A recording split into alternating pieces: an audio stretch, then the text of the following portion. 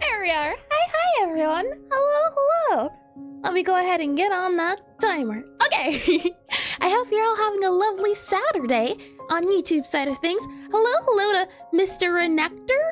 Was that it? Retector, I think. Retector? Welcome in. And hi, Wally. Welcome to you as well. And then on YouTube side, Twitch's side of things, we have Frost, Ame, Sanapa, and I think I saw one more name, Wacky Toaster. What a lovely name. Refactor time? Yeah. And Eska. Hello to you as well. And good afternoon. I hope you're all having a lovely day. My day has been, I say this every time.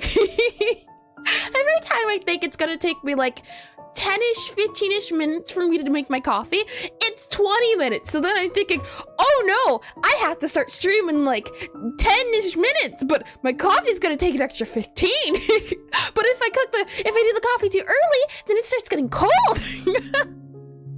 Time allocation and me do not get along. And almost 3 times? Oh, good, lovely. And you're learning? Yeah, I tell ya, it's gonna take a second, but I can learn. I'm so hyped for today's stream. I'm glad. I'm excited too. And Mix the fastest Dalgona no to me on. The thing is, thankfully, I have instant coffee too. So I can just turn on the kettle, add the instant coffee, but it's the blender, the frother that takes like 5 minutes to complete frothing process. And well, gotta be here to offer some bad puns. That was not very funny. Oh boy. Let me make sure this is stirred up. Let me get some water too. I'm all stocked and ready to go. And I think I'll be doing levels in parallel. Woo, what do you mean by levels in parallel? Level designing and stuff? Today we're talking about game structuring your game, since this is refactoring. It's the idea of going forward, how can I make sure future me knows it's easy to look at this code and I don't have to remember. I can just look at the code and is it doing what I think it should do? That sort of thing is what we'll be doing today, as my code is about 1 year old as of, I think, this month. And bonjour, Rodrigo. Bonjour, Rodrigo. Hello. Welcome in. Welcome. Let me get some water.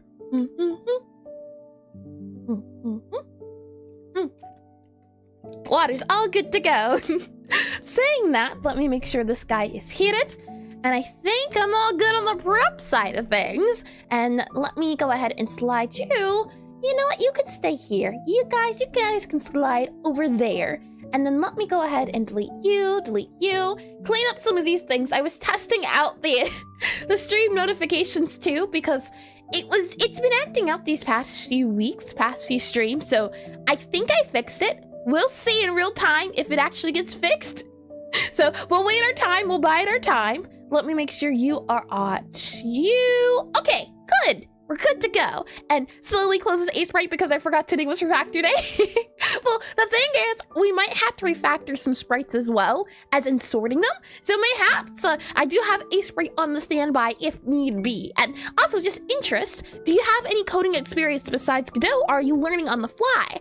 I was a college dropout. I was in college for about 2 years studying game development, so I got to learn a little bit about making games, programming games, and I learned C++, but then I ended up dropping out 2 years afterwards, so I have 2 years of experience and then learned Godot, so it's a little bit of both. Coding experience, game development experience, yes, too, since I did end up making some games, but game engine-wise, so things like Unity, Unreal, Godot's my first ever game engine, and this is the second game I've ever made, and rapidly reopens a sprite.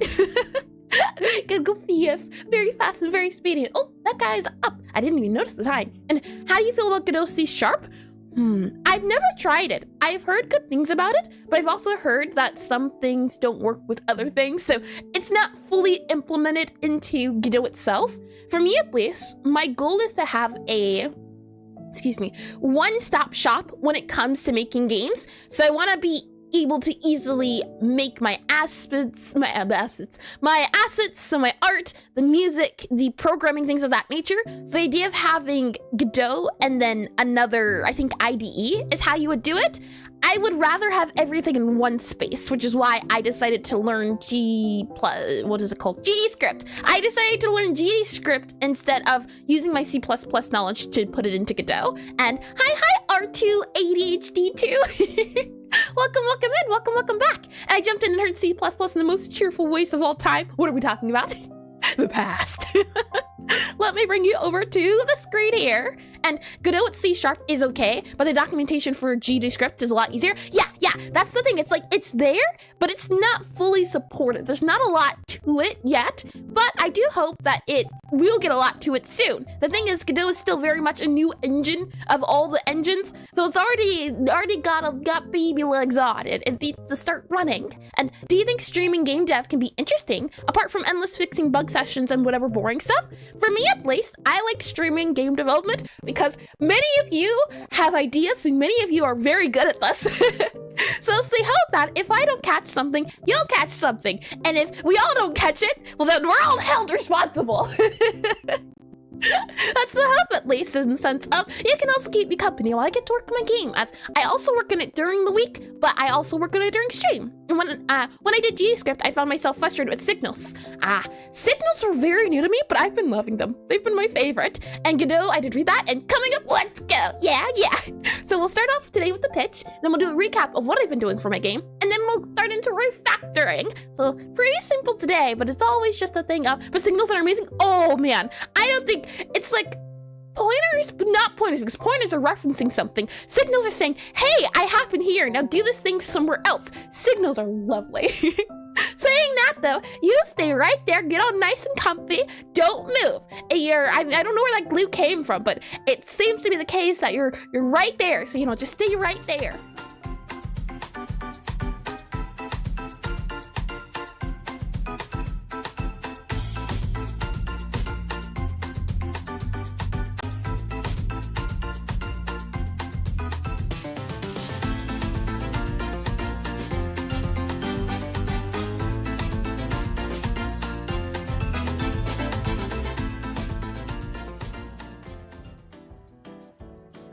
Hi. So, come here often? It seems to be the case that you are in this mysterious lobby business waiting room, and there's no windows, there's no doors, there's no stairs. It really is just you and the elevators, and you know what? It's me too. I'm here. You just can't see me. So, since you gotta go in the elevator, if the elevators aren't quite working at the moment, I'd say, if I had to guess, maybe 45 seconds until they start working. I don't know where I'm getting these numbers from. I just happen to have them. So why don't I happen to make myself approachable, since, you can't see me at the moment. So if I just, go ahead and,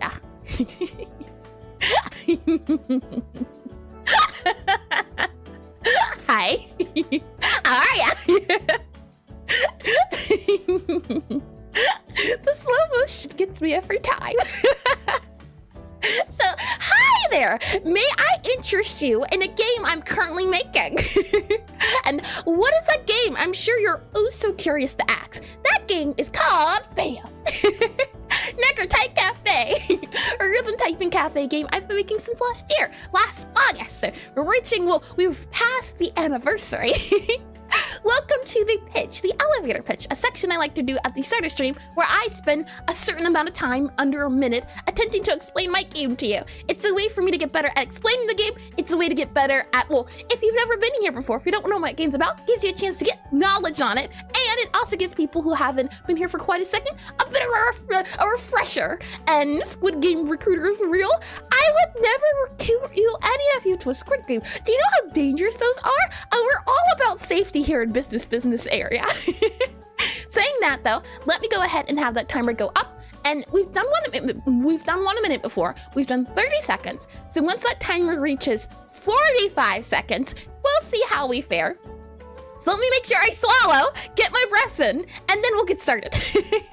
Welcome to Necrotype Cafe, a rhythm typing cafe game where you play as Gabriella, a necromancer sent to a prestigious wizard academy. But she doesn't want to become a necromancer. She wants to become a baker, a chef. So she opens up a little cafe in an abandoned part of the school where fellow wizard customers, fellow wizard students can come in and get their ideas in, get their orders in. And since it's a rhythm typing cafe game, the cafe cart comes from serving your customers, but the rhythm typing comes in the fact that in order to create these spells and dishes, you have to do spells. You have to type to the beat. You have to summon the food by casting spells, and spells are done via poetry. And as you go through the game, you'll get more poems, more spells unlocked, more flavors, more food, and the hope is that by the end of the semester, you'll be able to show everyone in the world that you don't have to be a necromancer, a lawyer, a doctor to become successful. You can just do your art.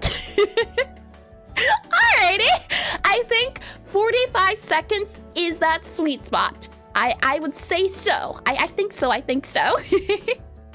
Saying that, are you sold? I'm sure you are. Let's see. I've seen that game somewhere before, but I don't remember. Was it in some feedback/game jam? Maybe feedback, but certainly not game jam. This has been a project I've been working on for I say quite a time now. 1 year. It's the second game I've ever made. And oh no, my worst fear, a business person. It's okay, Frost. We can talk about stocks and bonds and it'll be all right. And right on time. Yeah, that was pretty good, I think. Maybe I'd even give it like an 8, possibly. But, you know, since we're done with the business pitch, let me go ahead and get on my classical programming gear. If I just go ahead and take this suit off and grab my good business associate. Business programming. Oh, those are books. You don't see the books. Bobby. There he is. And why don't we move on down to the demo area? And I'll be right back grabbing my snack. Sure. And sell at 8.5. Lovely. And had to drop a bit to make it in time. Oh boy. Let's see. Let me go into Obsidian here. And from here, let me give the game a try. So if that pitch interested you and you want to try the game out for yourself, what you can do is do !necrotype, and that should give you the link to the game. And currently the prototype is out up on itch. So feel free to play it and tell me if you like it or not, as right now the game is still currently in development, currently still in prototype, and as we go along, we're trying to catch bugs, as many as we can. And hi, hold on with that name, uncreative nonsense. Welcome to the stream. Hi, welcome in. Let me move you down here. Let me go ahead and click play in Obsidian, like so, and the game should be good. And what's up, Giggle Mug? You know, saying Giggle Mug makes it sound like a mug shot, like I'm a criminal or something. And, you know, I've never broken any laws that can be proven. So I don't know where these, it sounds like danger to me. Let me go ahead and hide this guy here. Let's see, make sure you're here, make sure you're there. Then click on you, and you should be able to hear the game if I do this correctly, and I did not. There we are. That should be good to go. Let me make you bigger. Let me make you smaller. And move this guy since he was not in its desired position. And my favorite part of these streams is watching the red text pile up as I watch in terror. Eventually, I'll get a perfect, and then we won't have to worry about terror. And you've broken no laws, but you do frequently crack a smile. You know what? I'll take it. And bigger, smaller, or deer. We're back to the deer again. Oh dear. Oh boy. And let's go here. Let's make sure it's here. Alrighty. The sizing of the game should be complete. So let me show you how the game works. What you can do is click on Calibration here, and actually let me get on my gloves. Well, they're drawing gloves, but I also have like those, wrist bracers as well to make sure, because I have very dainty wrist, and I program, I type, and I also do a lot of writing, and I also do a lot of piano, so I need my wrist. Space,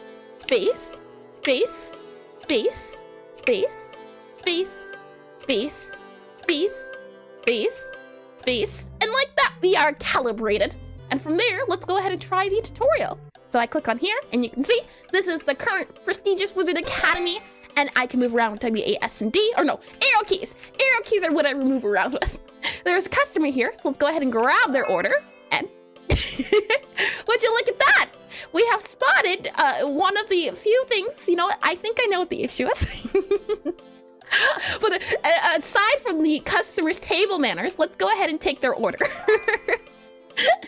We click E here, and then we open up the book, and you can see they want something something. There's a bit of pink, there's a bit of purple, and there's an icon going on here, and that icon represents that icon represents a menu. So what we can do here is grab that sweet, because it's what the pink is, and then purple, which stands for bitter, and then we can also go ahead and grab the cake, since the cake seems to be the icon here. There's multiple flavors you'll be able to unlock for products, and also, oh, note to self, don't do escape or do a funny version of escape as the, what is it? I don't remember, but it's okay. Let's click and hold down Q. And oh, yeah. When I was refactoring recently for the cafe, and I'll show you, it's an order layering thing. I think that's the issue. Very easy fix. So how the game works, how the mini game for spellcasting works is once letters appear on the center here, you have to type them. This is where the spell fills up. So once this is full, the spell is complete. And then up here is the fail meter. If this fills up, then the spell is over. You have failed the spell. And this fills up if you get a lot of misses. So I'll go ahead and click on close here, and let's see.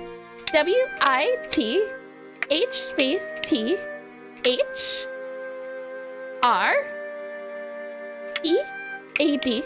space O-F space T. W-I-L-I-G-H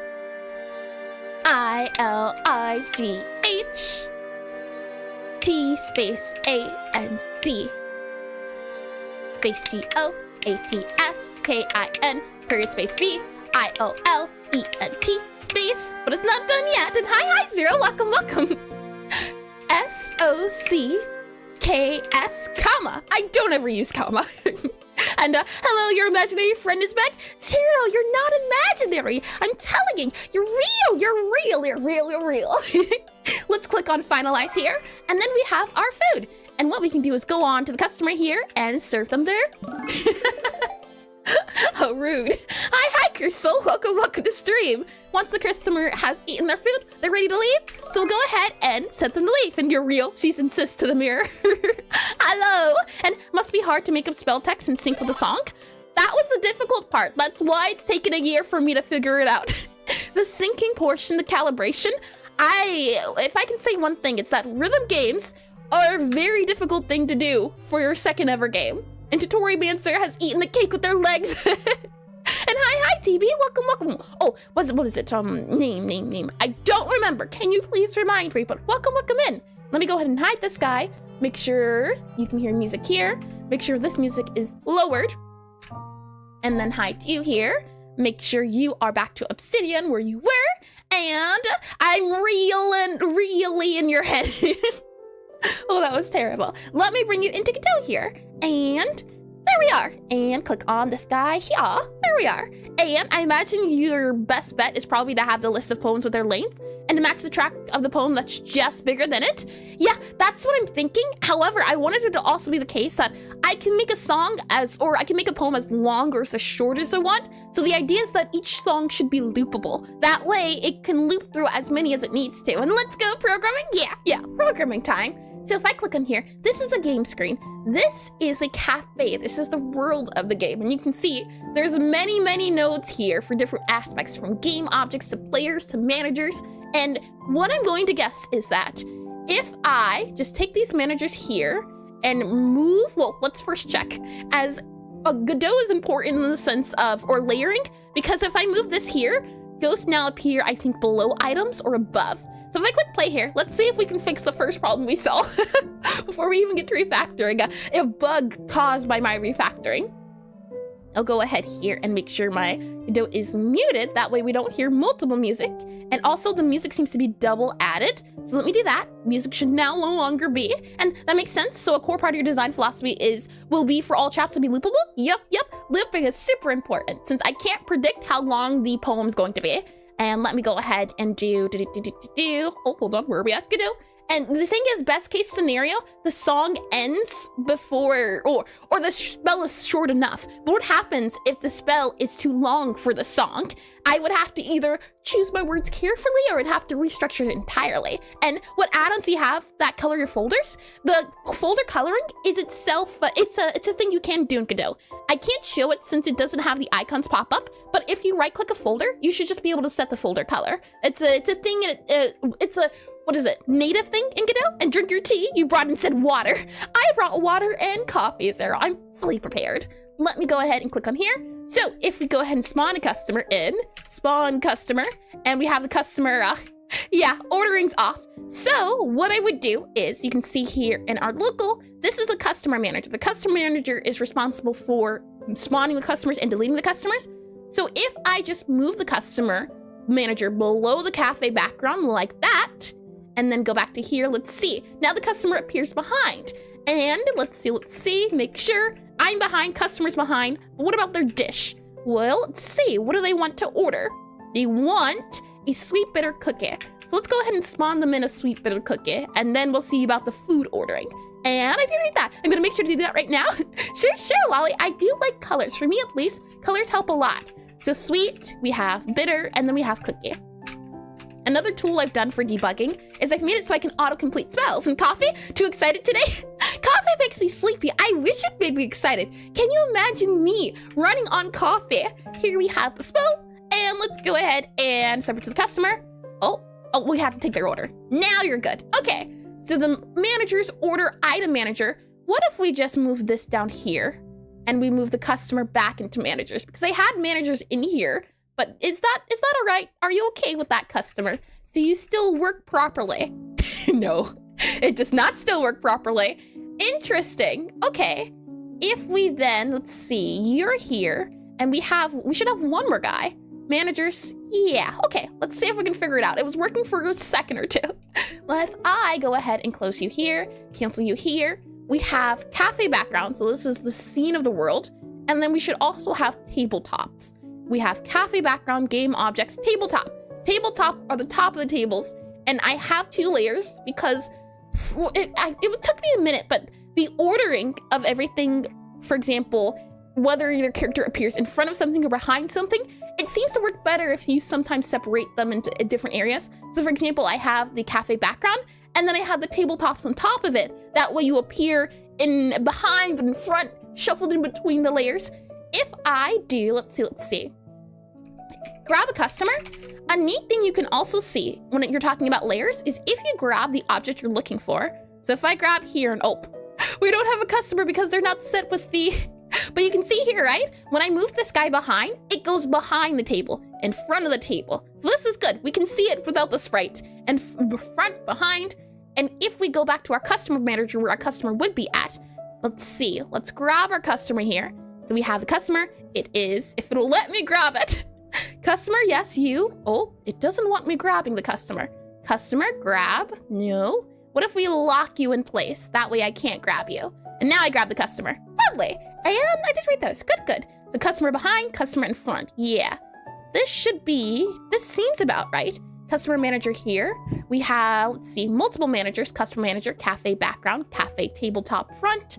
What I'll do for now is, just to make sure we don't break anything, I'll remove the customer, and then I'll have customer manager, let's see, appear below managers, below cafe background, and let's see how well that fares. Make sure we do that before we even, as I completely finished refactoring. If I hide these guys, no, this guy right here is a plugin. It is called, if I double check right here, called collapse folders. If you search it up in the asset library, you should be able to do, let's see, COLLAPSE, and I do FOL.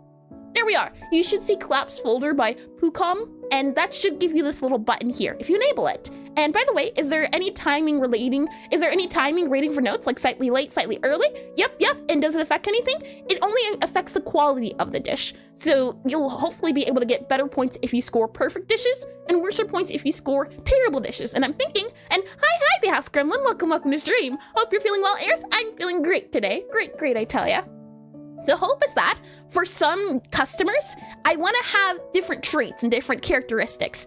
If I go ahead and close this guy, for example, and go back to here, and we do profile really quickly, and I grab necromancer profile, you should see here, there's different attributes. For example, their line patience, their order patience, their waiting patience. What I would like to have, for example, is maybe there's a class of wizards who only enjoy poor dishes. They like it when it's trashy. Or maybe the wizard class is so high upper crust that they require you to make a perfect dish for them. Like, it gives them challenge and it could mix things up a little bit. And so more accuracy equals more money, more ingredients to earn more money.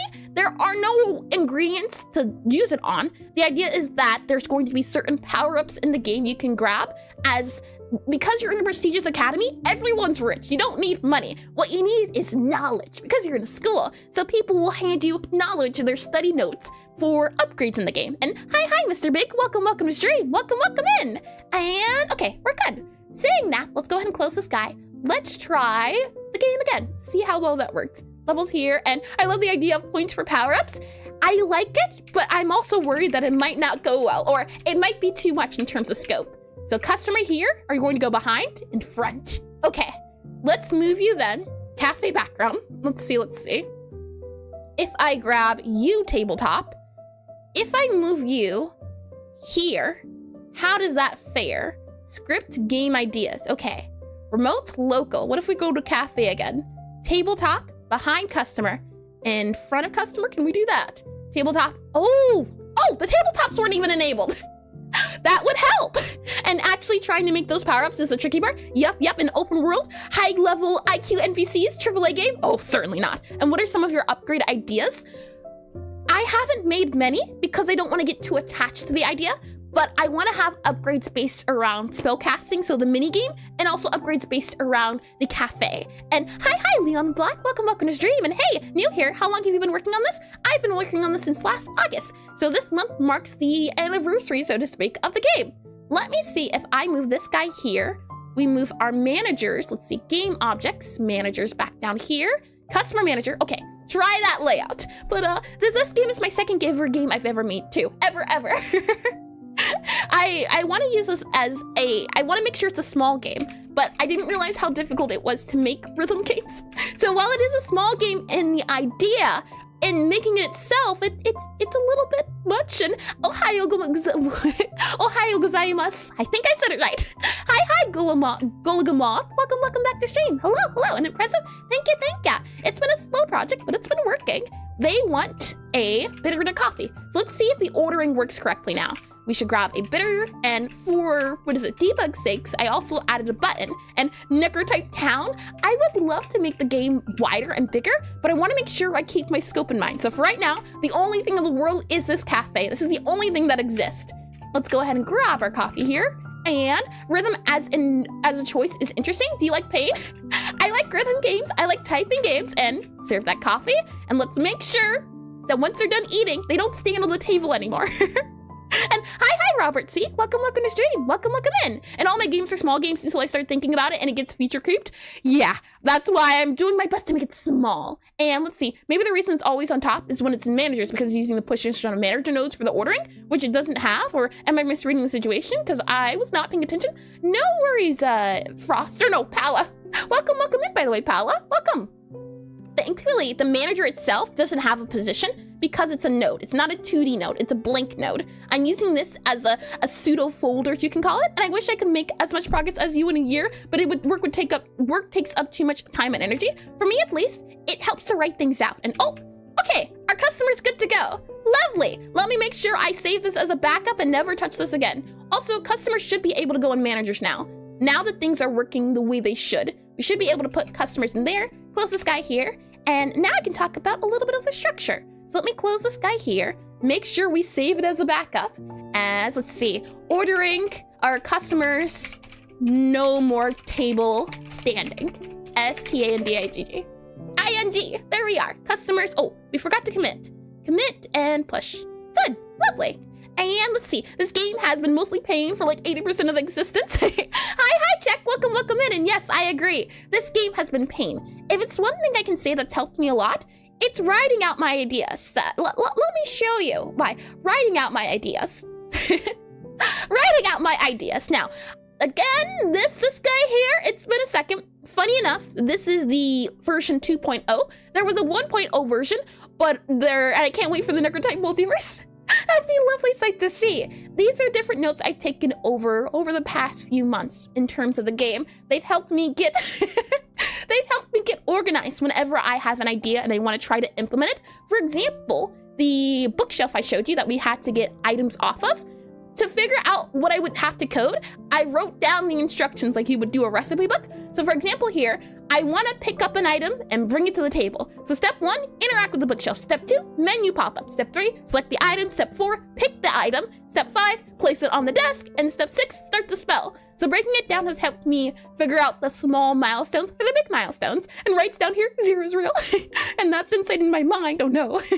And Insanity boards, this is a truly orderly board.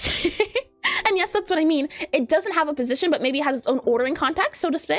Maybe. So everything inside it is the same layer, and since it can't be ordered, since it lacks positioning, anything inside can be changed as ordering.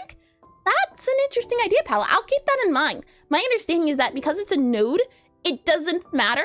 If it was a node 2D, then it takes position into matter, but there's also a setting you can choose that also makes it ignore. So we'll see. And that's pretty cool. And this board is so funny. It reminds me of posting a street discussion. Let me bring you down to, let's see. And it's completely orderly, 100%. I just lost where I was for a second. If I might have to start off a new area, which is fine.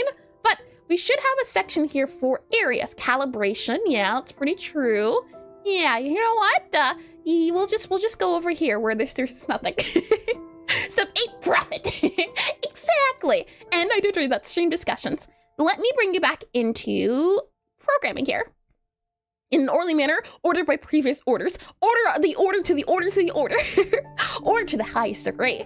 You can see here, this cafe that I was talking about, this cafe node, I have gone through and I've made sure to go through all the scripts here and organize them, sort them, and oh, I say that, and then this guy here is not good to go. Okay, there we are. But I've gone through and I've cleaned up the code. Right now, currently, my game is structured into three separate folders. We have cafe, we have common, and we have kitchen. The cafe is supposed to be the overworld, anything that can physically exist. So you have entities, you have game objects, you have the things you can interact with, you have the managers for spawning things like customers and items, you have the set dressing, so the backgrounds, and you also have the targets. The targets are just these purple guys that are the seats, so where customers can go, things of that nature.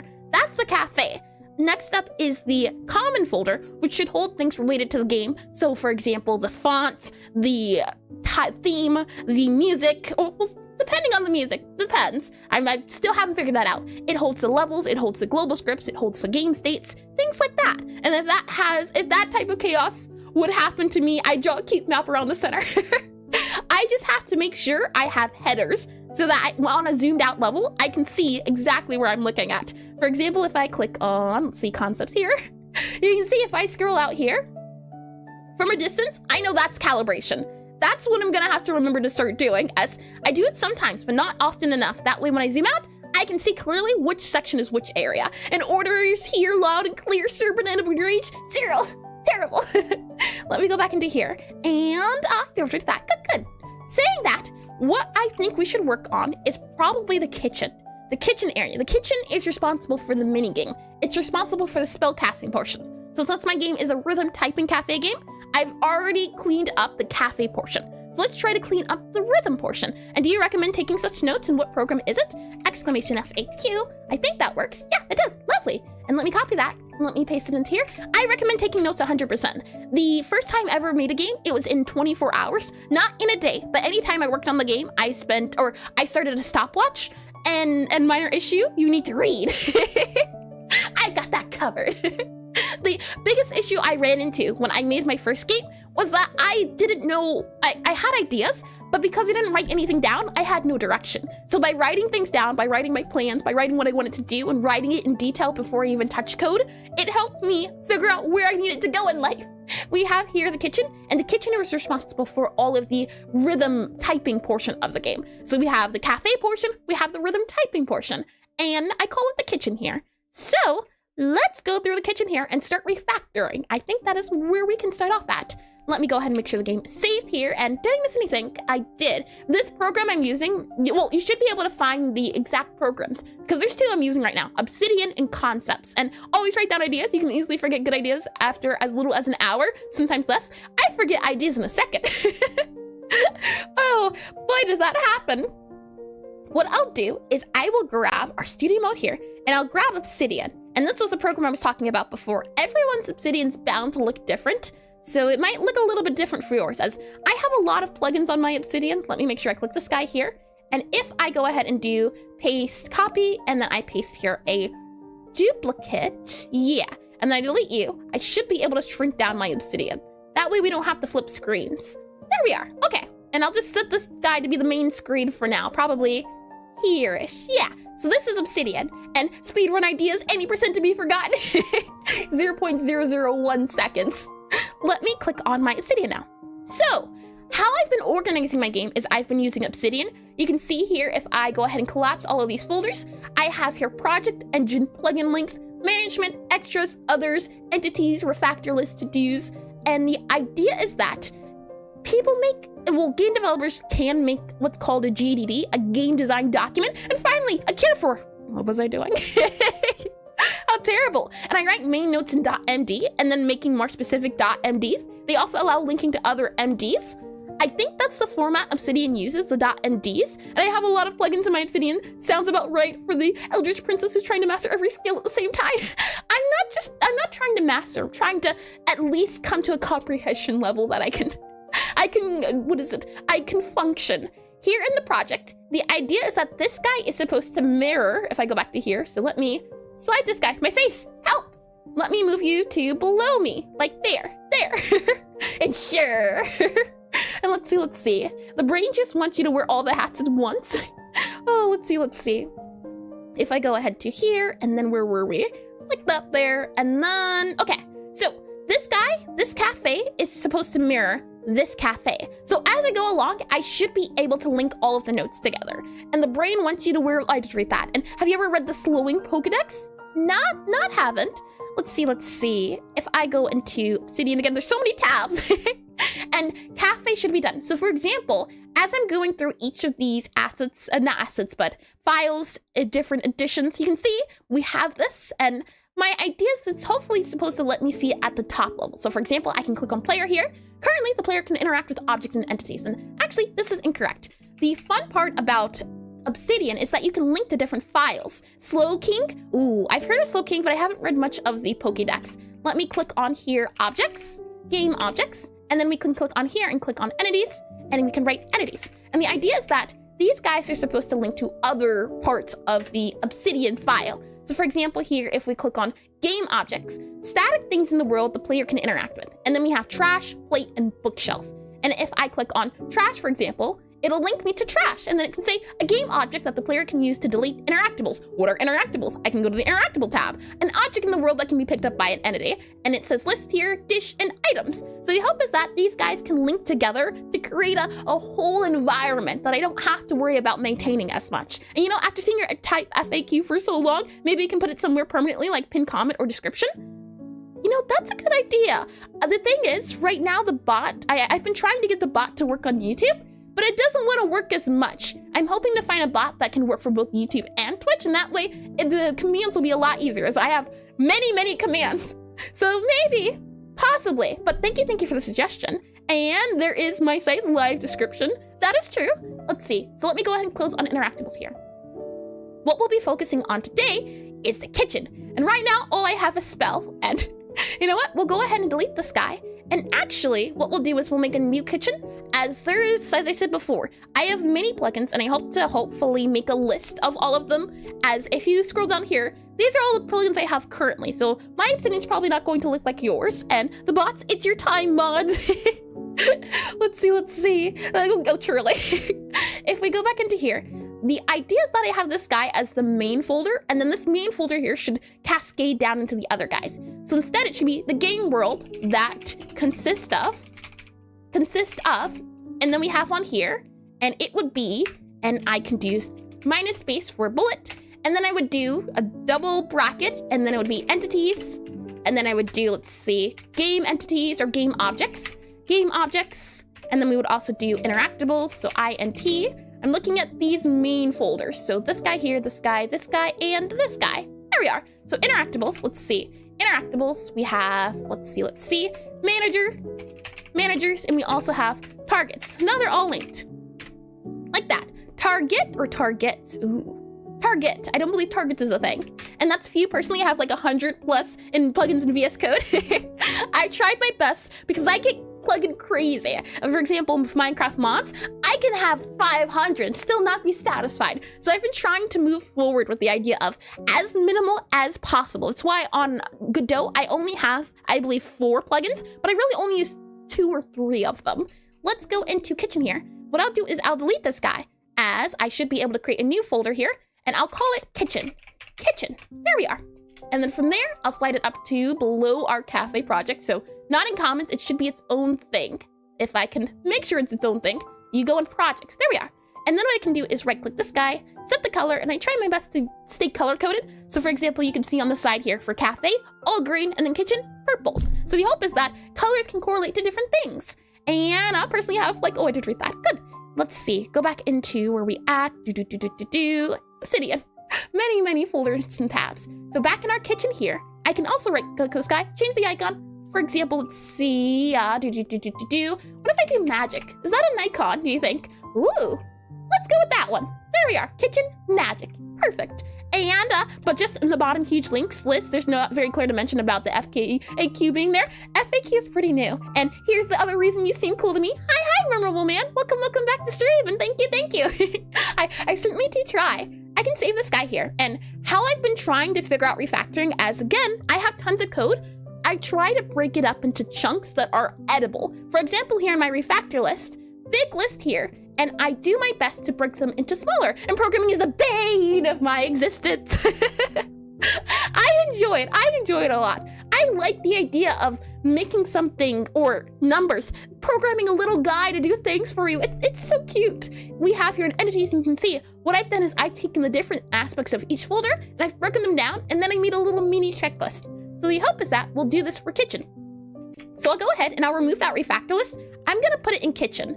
Then I can slide this guy over, and if I click on kitchen here, you can see the other guys, right? So what I'll do is I will make a checklist. So I'll say here, we have audio, AUDIO, we have flavors, we have manager, we have map, we have rhythm manager, we have, let's see, scorekeeping, we have screens, and we have spell UI as assets. Spell UI assets.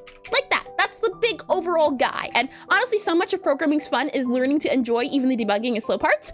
I love debugging. No, I don't love debugging. I love refactoring. Big difference, I tell ya. And edible chunks of code, that can't possibly taste good. You know what? You'll be surprised, check. And let's see. I did that. And a curl keyboard. Never heard of those before. Let's see. So back in our audio, right? When I expand this folder here, now we can see more things. And this is why I said splitting them up into small chunks, preferable, as look how big that guy gets. Huge, very big. So collapse the folders again, and I'm surprised this isn't native to Godot, this button here. I wish there was also a button here. For right now though, I'm surviving off of that plugin. And the best part is when 1K line of codes works first time, that's never happened to me. I'll admit the few times I managed to make something work, it felt like a big bang of satisfaction. Oh yeah, I like how you can see things happen in real time. Let's go to kitchen here, and we have audio. So for audio here, we have back style. Oh, I see. These are different audios for the game. And I'm wondering, how can we do that? For now, I think this is fine. I think audio's in the clear. Anytime we come across sound effects, we can just call that the audio folder. And for me, I have audio and assets. So anything asset related, so visually, audibly, I have as a yellow folder. And prove 0 is real. What's that icon mean, 0? And let me scroll up, make sure I didn't miss anything. Pokédex entry says that it is a super genius capable of thinking 1,000 thoughts per second. Most could solve all the world's problems by the time he already goes to tell someone he's already forgotten. What a shame. And hi, 4C. I think that's as close as I can get it number-wise. You can tell me a nickname, I can try too. And welcome in. And Binger Obsidian usage, thank you. And aside, wait, what do you mean the language is called GDScript, not Godot? What? The business is going to sue me? I have the mortgage my house? You'll be fine, Frost, and it sounds like a West European supermarket. Let's see. Okay, good. In our kitchen here, what I'll do is I'll create a new folder, and I'm going to call it SFX. So anytime we have anything related to sound effects in our game, we'll just hit it in the audio there. And we might even make it a sound effects, the audio folder itself, but for right now, we'll just call it this. And if 0 was real, then what is 1 divided by 0? And I think it's a checkbox. Oh, it did show up as a checkbox for me, and 4C exactly my nickname? Lovely! Well, welcome in. Let's go to our flavors. Now, flavors should be a lot of fun. We have flavor, flavor description, and a flavor description box. These guys are pretty new, so let me go ahead and put that in our Obsidian for now. What we can do is, if I make this into a brackets here, it creates it as a object or a folder or a node, I believe. It creates it as a, well, you can call it a node. You can also call it a note. But if I click on this guy, it creates a new one. You can see it down there. So what I'll do is I'll grab that flavors and bring it here. So it's now underneath our kitchen. And now if we click on this guy, it should reference to our flavors. So what's currently in our flavor folder? We have the flavor script and we also have the flavor description box. So let me go ahead and do this as self and then also the description box, DESCRIPTION description box. Alrighty, so let's take a look at these two guys and see what we're looking at. And okay, good, I did read those guys. So I'll go ahead and subtract it and let's take a look at that flavor folder. So in our flavors, we have the flavor GD. Oh, actually not too big of a file. Hold on, I think I might sneeze.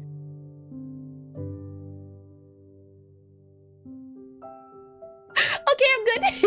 And hi, Rodrigo, welcome from the other side. And domain expansion, reset to 0. In our flavor, what's going on here? I believe, well, let's see. There's not a lot of comments. Added flavors to the jam. Ah, yes. The other week, bless ya, thank ya. The other week, what I hosted a music jam for the game. And the idea was that by the end, we'd have 3 new wizards and 3 new flavors. And the winners would get to have their credits in the game. And I believe the 3 that were the winners, as I can also pull it up. I should have it on standby. There we are. And let me drag and drop it here and here. That way you can see it. And it's huge. Hold on. There we go. So the flavors we'll be keeping are salty, floral, and I believe smoky, as those were the top 3. So let me go ahead and hide that there. So smoky, salty, and floral, as these will be the, I guess you could call it the canon. The canon flavors. Right now we have none, sweet, bitter, and memory. We'll go ahead and add smoky. We'll add earthy. Well, earthy, what's earthy in it? Oh no. Actually, I can check. If we do, let's see, Brinemancer right there. Brinemancer was salty. And then we can go to our, let's see, our Chillmancer. Our Chillmancer was, if I click on this guy here, Chillmancer was smoky. So let's see, we'll just grab you here. Smoky, salty, S-A-L-T-Y. And strange how you mute the mic and the music stopped playing. Interesting. And I feel both nerdy and dumbfounded by just looking at your Obsidian. I am trying to use Obsidian more since it's a tool I can have at my disposal. So the hope is that if I don't want to look at Godot and go through everything, Obsidian will be a quick place I can check. Let's go and see about, let's see, Chillmancer, it was Brinemancer, and then it was Herbalmancer, I believe. Let me double check. Herbalmancer, yep, Herbo. So I can type in Herbo, and then we can get the flavor here. Herbalmancer, it was floral. Okay, so F-L-O-R-A-L. Floral. These are the 3 added from the Music Jam, and I'll also add a thing here saying Music Jam, winners. That way we know. And to be added as well, I want to add the flavor of spicy and also the flavor of minty. But we'll keep these here since I think it makes it easy. And I think I instant followed Iris when I saw her Obsidian. Maybe it was one of the giga dumps she had. They're all quite wonderful. I do appreciate it, Frost. Let's see. We'll add here as well well, you know what?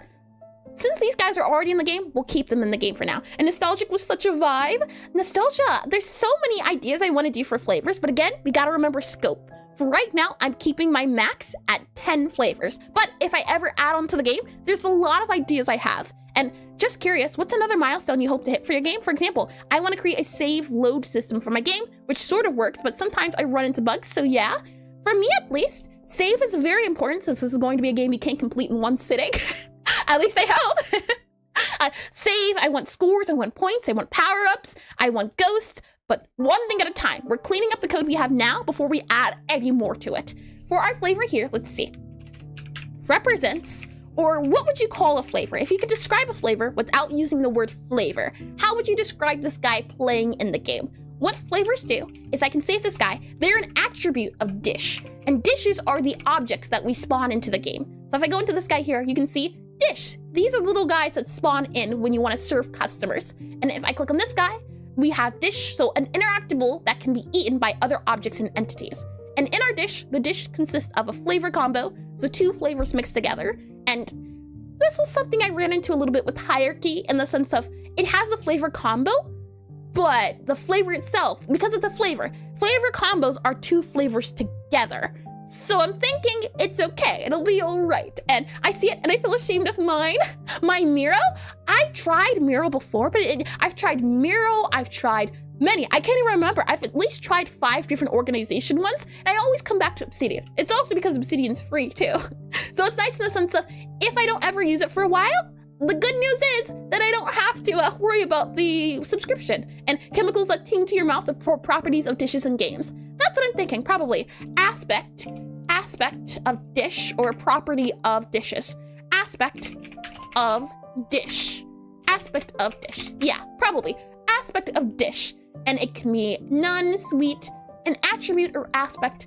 The wording doesn't matter too much as long as it makes sense to you. For me, aspect or attribute. And nothing beats Markdown. Really? Obsidian is also super customizable. Oh yeah, that's another reason I like it. I like the plugins. That's one of my favorite parts. So aspect of dish. I think that's good. That's fine. We have dish here, an interactable that can be eaten by or other objects. You really won't ever use flavor aspects of dish. Yeah, I think that's fine.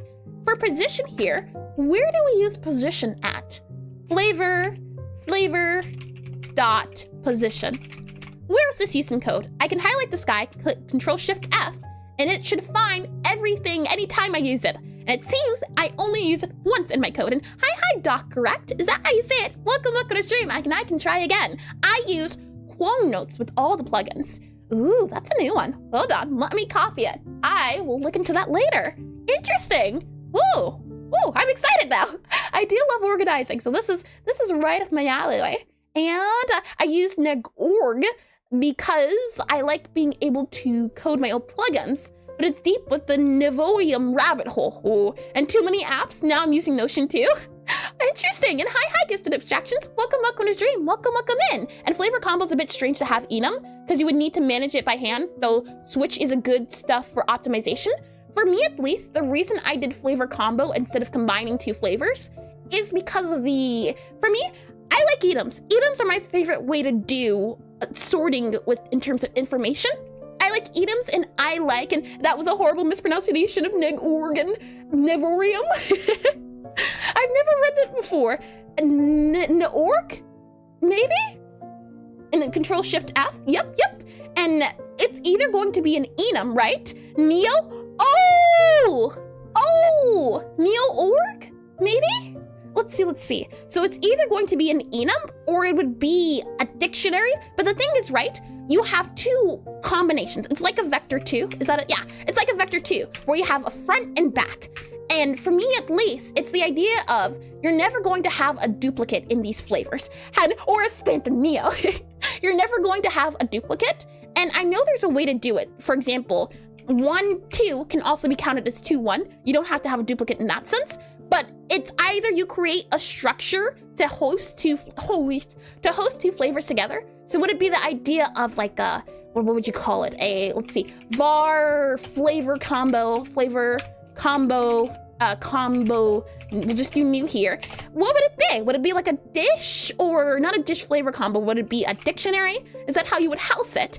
I think enum's the easiest idea, and I think I still prefer pen and paper. Pen and paper works for me too, but then I lose pen and paper. What I've been doing, and this is the way I've been saving my code, when you have so many different types and attributes, things can get crazy really fast. So let me go ahead and open up this guy, and I can bring you to him. Godot documentation, let's see. Template, nope, that's not what we want. Create new base. Never heard of base before. Let's see, CVS JSON, nope. Let me make sure it's open and enabled, as I should be able to bring you to the screen, but sometimes it doesn't want to work the way it should. Force iframes, Godot documentation. Yeah, you should be add to ribbon icon. Wand sparkles, is that? Oh, I found ya. Okay, good, I can show you then. Let me bring you into Obsidian here very quickly. And also, it's a bit of work at first, but it's really not too bad if you're willing to learn Lua. I have so many programming languages I want to learn. And also a little off topic, but are you following some pieces of indie game dev? Hollow Knight, Silksong, Deltarune? Deltarune, yes. Silksong, no. I tried Hollow Knight once. Well, not once, a few times, but it's just not my type of game. But I have heard a lot about it. This is how I'm currently holding the data of my game and its flavors and flavor combos. So if I ever want to add a new flavor, the idea is that the game will be able to parse this data in an easy and manageable state. So for example, we had that, what was it? That salty flavor. So what I would do is I could copy this guy, paste it over, and if it lets me, I should be able to copy you, paste you here. I should be able to add this guy, for example, our salty. So it would be salty, and then it would be, I'm gonna guess blue. You would add done, and apply to all, And now we add salty. I would add salty here, and then I would go through each flavor and combine them. So the hope is that doing it this way is easier, because then for this enum at least, it only ever uses it once. So any terms of sweet, bitter, bitter, sweet, it has, for me at least, the mapping is easier in this visually, because I'm also using this, not only in just the code, but looking at this, because then I can export this table, import it into Godot, and then bam, I have all my tables. I think having a flavor combo be made of two-size array with flavor combo enum as elements is the most straightforward way to do it. Maybe, but then also, I'm not sure how this could also come into play. For me at least, looking at this is easier to see visually. And so combinations of 3 flavors bring us to 3-dimensional cubes and 4. First, we should talk about multiverse. There's only ever 2. And ads are about to start, so I'll let them do their thing. And let me make sure I didn't miss anything. And bitter, let's see. But there's a difference between sweet, bitter, and or you could have Boolean maps. For right now, there's not a difference because I only use this guy here. So anytime it's sweet, bitter, or bittersweet, I just click that guy there. So it would be only these guys are sweet guys. So this guy keeps it so I don't have to type it twice. And so that I don't make a human error, the idea is that I can just click this guy if I want to switch it out. And yeah, okay, we did read those guys. And let me make sure we're good to there. And let's see. And there's a Godot add-ons you can download from the store that makes you added resources. I've tried one that works like that. I don't know if it's the one you're talking about, Doc. And welcome, by the way. I don't know if it's the one you're talking about, but I have tried a plugin. But it didn't fare well for me. It didn't feel it wasn't the feel I was going for. And let's see, we'll scroll that down there. And you don't like Metrovanias? Is that what it's called? And you can write Python scripts. I've never done Python before, and it isn't hard enough that could translate to and put in the assets? Yeah, maybe. And I deleted all my resources. Oh no, and got by an ad by their first dialogue. Let me blow my nose, give me 1 second here.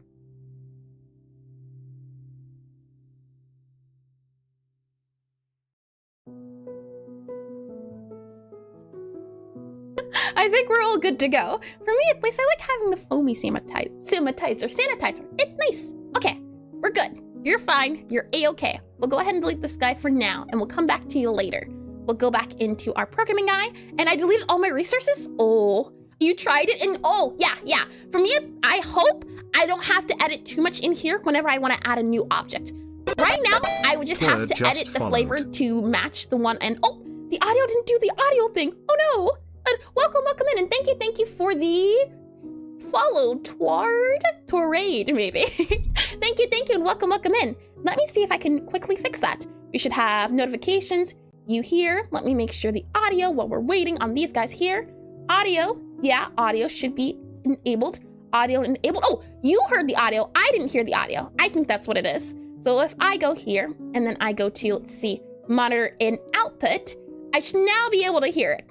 Okay. There we go. And it did the audio thing? Yeah, I messed with the settings earlier today, and I think we're good to go now. Let me get some coffee, and then we'll continue. Yeah, for right now, enums works for me. And if anything, let's see, sweet, bitter, yeah. Anytime I want to add another one, I can just add it onto that guy there. And let's see about that coffee. It might be a little bit too hot for me, though. We'll see. Not too bad. Not too bad. I never know the flavor because it's too hot off the bat. But we're good to go. So flavors and interactable that can be eaten by other entities and dishes. Yeah, I think that's fine. We'll save you here. Go back to our flavor. It is an aspect of dish. Yeah, I think that works as well. And okay, I did read that too. All right, good. And welcome back from the ad break. Welcome back in. Okay, so to continue, we were talking about this position first and second and what it meant. And I'm very curious now. This could be, I think, an argument for the idea of having an array of 2 things, but you won't have bug that if someone would add firstly sweet and then bitter, it would have different results. It doesn't have different results though. If you do sweet first and bitter, it's still going to be sweet bitter. Or if you do bitter than sweet, it's still going to be sweet bitter. It all goes into one. And maybe Necrotype Cafe will eventually give you master coffee skills. I do coffee as a hobby. Welcome back, Frost. The flavor position, it appears here. And my question is, could not parse flavor. Well, this is fine. This is a-okay. It's in spell manager here. Let me close you guys here. And in our flavor here, flavor position, that way it won't give us the error. There we go. But this guy here, I didn't have a way to parse what was the first one and what was the second one. So this could be where it's very handy to have that different structure, the one all of you were suggesting, but I only ever use it once here, and I'm getting the flavor from the flavor combo. And the idea is that you either do position, flavor, position. So instead of position, I think we should just do a number. I think that would be fine, instead of position. That way we can get rid of this guy. Right now for me, it's not a big problem. So I'm gonna keep it still a small problem, small guy. And I'm going to try dumping sugar into black coffee with no milk and see what sweet bitter tastes like. Make sure you add a little bit of salt to the coffee. That should hopefully help with the bitterness. But if you want bittersweet, oh boy, I wish you luck on that one. I never have a coffee without a little bit of salt in it. I'll go ahead and remove this guy here as we don't need our position anymore. And then from here, we can go back and our position is going to be an int. And it will be position int, and it will be first or second. So position, let's see, position, and yeah, position int equals 1 or 2. Let's do 1 or 2. That's more natural to me, the first or second one. And really, I'll try the salt tip. Yeah, I was so surprised when I tried it first, and just eat the beans. The true flavor combination. What I'll also do is say, as if you do a double hashtag, I believe, it should let you see the function's name when you hover over it. So do the double hashtag and say input combo gives position, or gives flavor based off of position, P-O-S-I-T-O, position in combo. So it's either going to be 1 for first, 2 for second. There we go. I think that's fine. That feels intuitive to me. And crunch, but like warped. And I did read that. And hi, Abraham. Welcome to stream. Welcome in. Enum's better than int, because now you need to check. Yeah, the thing is, I think I only use this code once. So for me, it's not worth it making a big system to fix one small problem. For now, I'm gonna hope that this guy right here will keep me safe, and we'll also do a check. But if need be, we can go back to this guy. But for right now, this is the only time we ever get flavor from flavor combo. So we'll see. And hello, I'm new to game dev with Godot. Any tips on the nodes and collisions being too messy? For me, I can't really give too many tips. If I go to my bookshelf just really quickly here. Oh, no, not that guy, ignore that guy. Bookshelf scene, that, here. I keep them as the scene names, but when you start adding a lot of, don't use defaults. I use defaults depending on what it is. You can see here area 2D and then collision shape 2D. And if I go into, let's see. It depends on the item. If it's something that's filler, for example, UI, I might not bother. If we go into, let's see, what's a good example? My book here that I was just talking about. Some areas are important for the UI. For example, this here wasn't important, so I kept it as margin container. But for things that I needed to keep track of, like right customer tab grid versus left customer tab grid. So it just depends on if it'll be an object I'll be referring to. And friend, you heard the streamer, time to over-engineer 300 lines of spicy engineering to fix 10 lines of messy code. Oh boy, that's something I do as well, over-engineer. So I've been trying to hone back on it. Less saying that, let's go ahead and make sure. If not in range, And again, we could do a function as well to check for the range. And I think maybe that could be a fine idea. That way we make sure it'll be fine. If we do func, we'll say check in range, or set range, set within, WITHIN, set within range.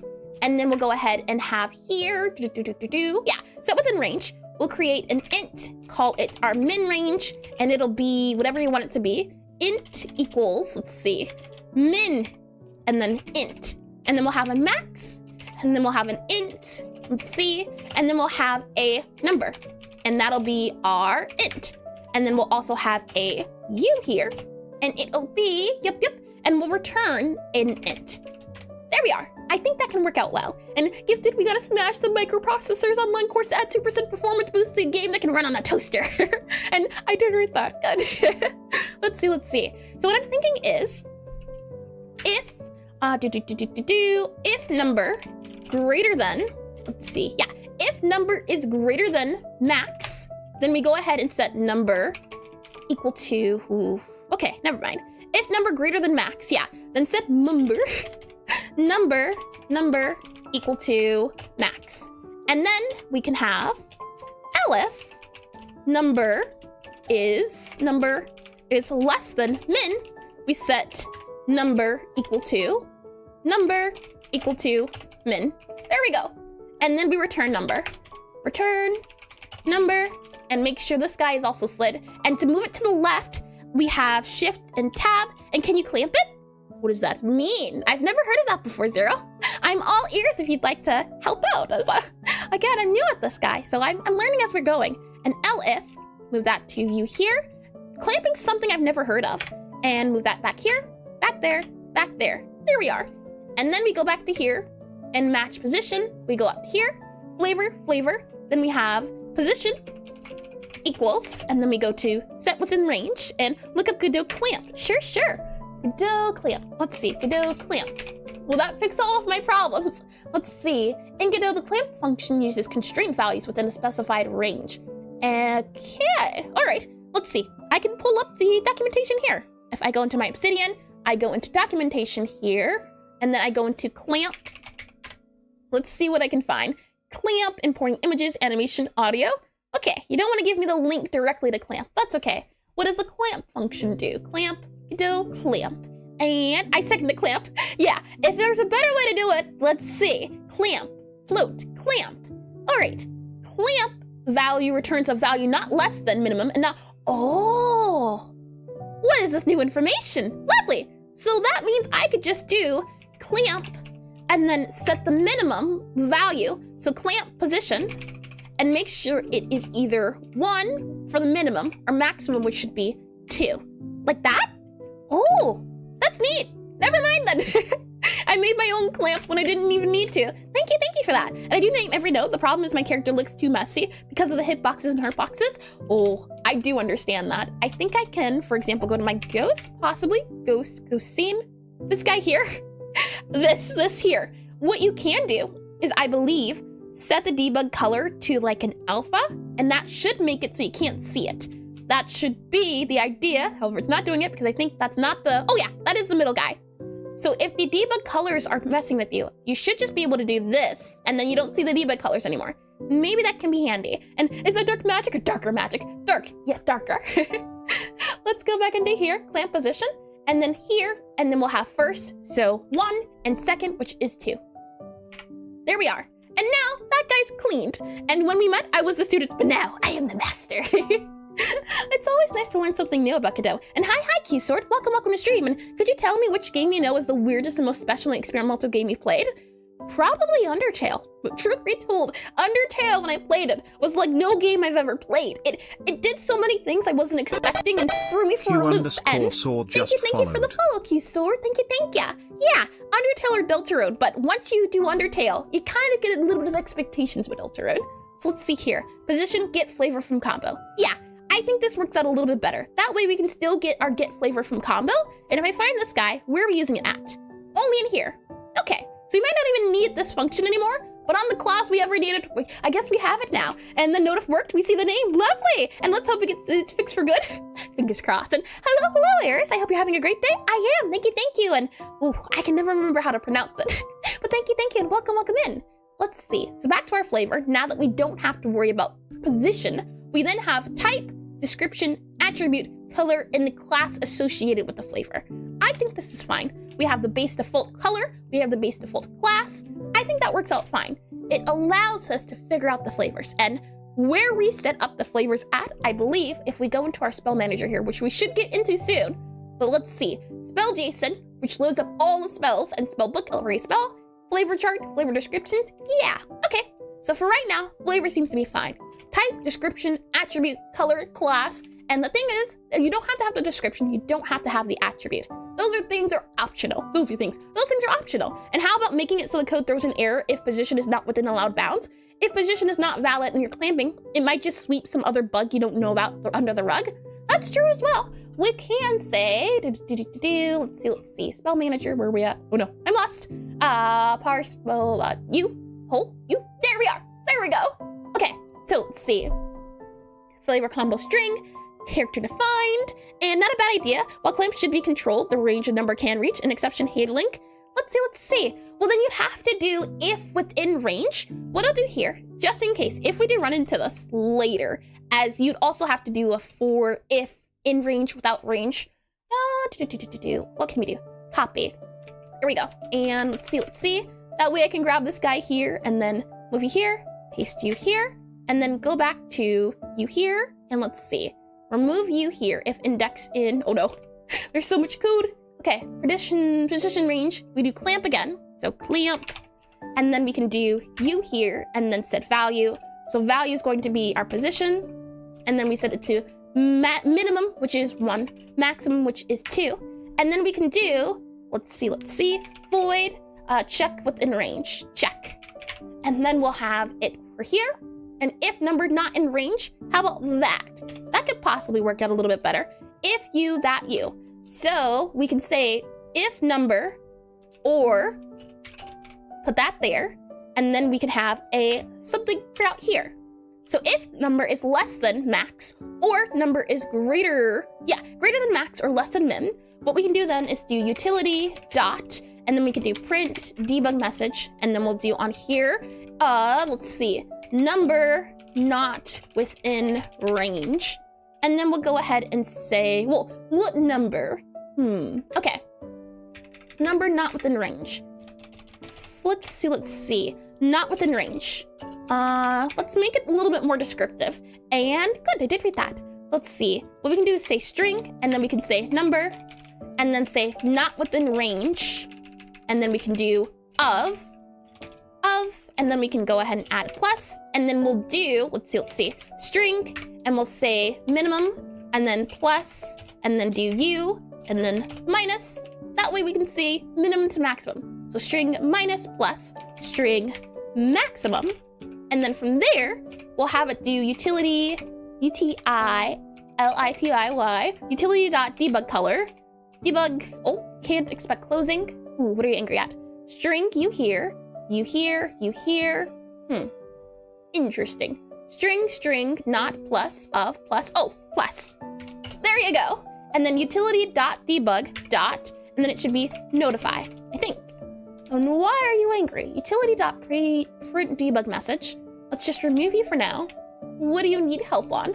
We have, and do debug messages print where the code is they're called? Because otherwise, a couple of streams later, you might be wondering where this message is coming from.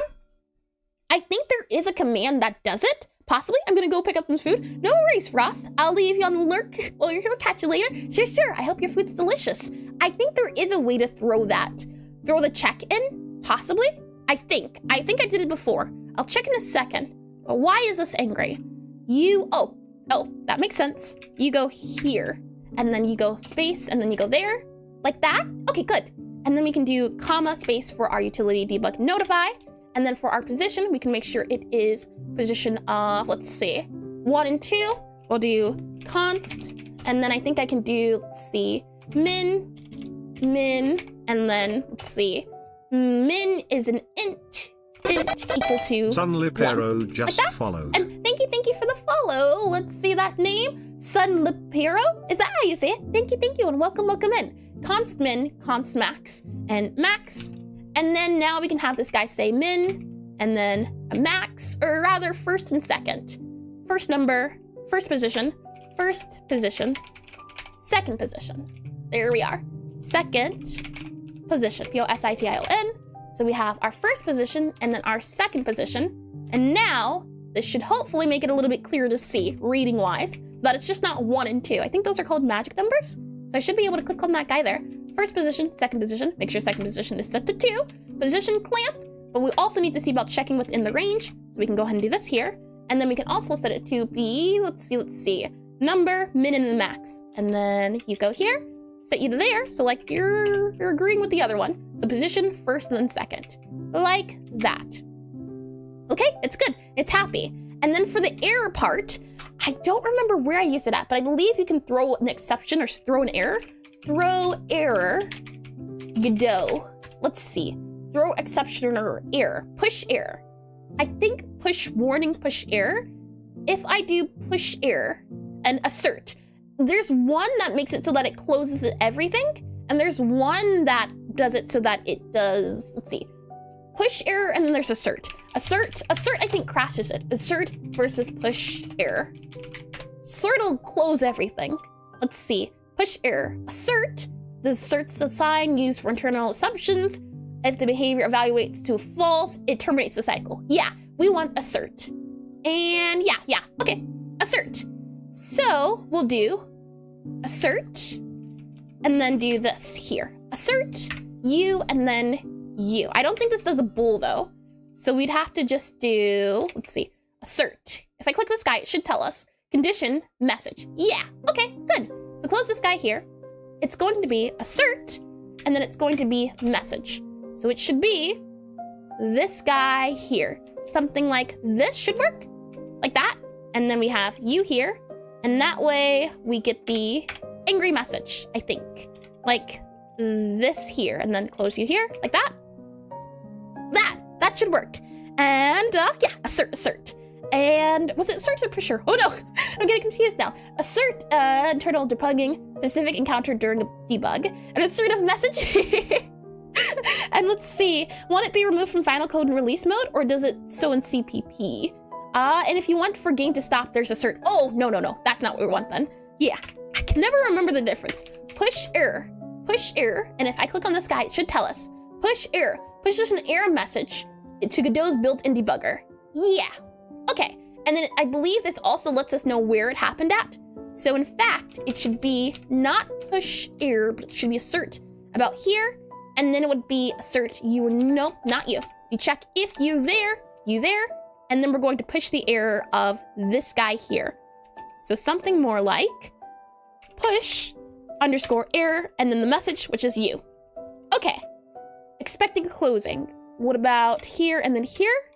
Or let's see, you there? Good, okay, not within range of. I think that should work now. And then from here, I'll also remove this from Spell Manager, and I think it's safe to put this in utility since this could be used everywhere in the messages. And this will be utility dot check within range. We'll go into our utility, and utility is something I'm glad we won't be touching today, as so many signals. We can go down to the bottom where I have all of my utility functions.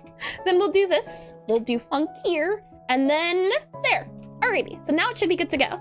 And yep, it does. Okay, good. And let's see. So utility, good to go. Spell Manager, good to go. Well, for now at least. And yeah, the utility has a lot of old code. A lot of these signals don't even work anymore, but I haven't had the chance to sit down and remove them. But I just operate with thoughts of fixing all assert errors until release as they're critical. Huh, that's a smart move. I didn't think of it like that. Yeah, you probably shouldn't have a assert to begin with, or if asserts are happening, something's gone awry. For me at least, it's the idea of the expected results versus the result that happens, but the expected result might not be an error, it just might be something else. So for me, it's more of a warning, not an error. If we go into our flavor here, let's check. So aspect of a dish. Type, we have none, sweet, bitter, memory, and then we have smoky, salt, and floral. We have type, description, attribute, class. I think it's safe to say our flavor is good to go. So what I'll do is we can open up our Obsidian again. I can grab this guy here, Obsidian. We can go into our flavor, and what we can first declare is the label. So it's going to be an aspect of dish. Aspect of dish. And if I click on you here, aspect of dish. And for our dish, we can make sure we do you here and then you here. And that should give us our dish, which we can click, and it'll show us, yep, and hold flavor combo. An aspect, ooh, tricky.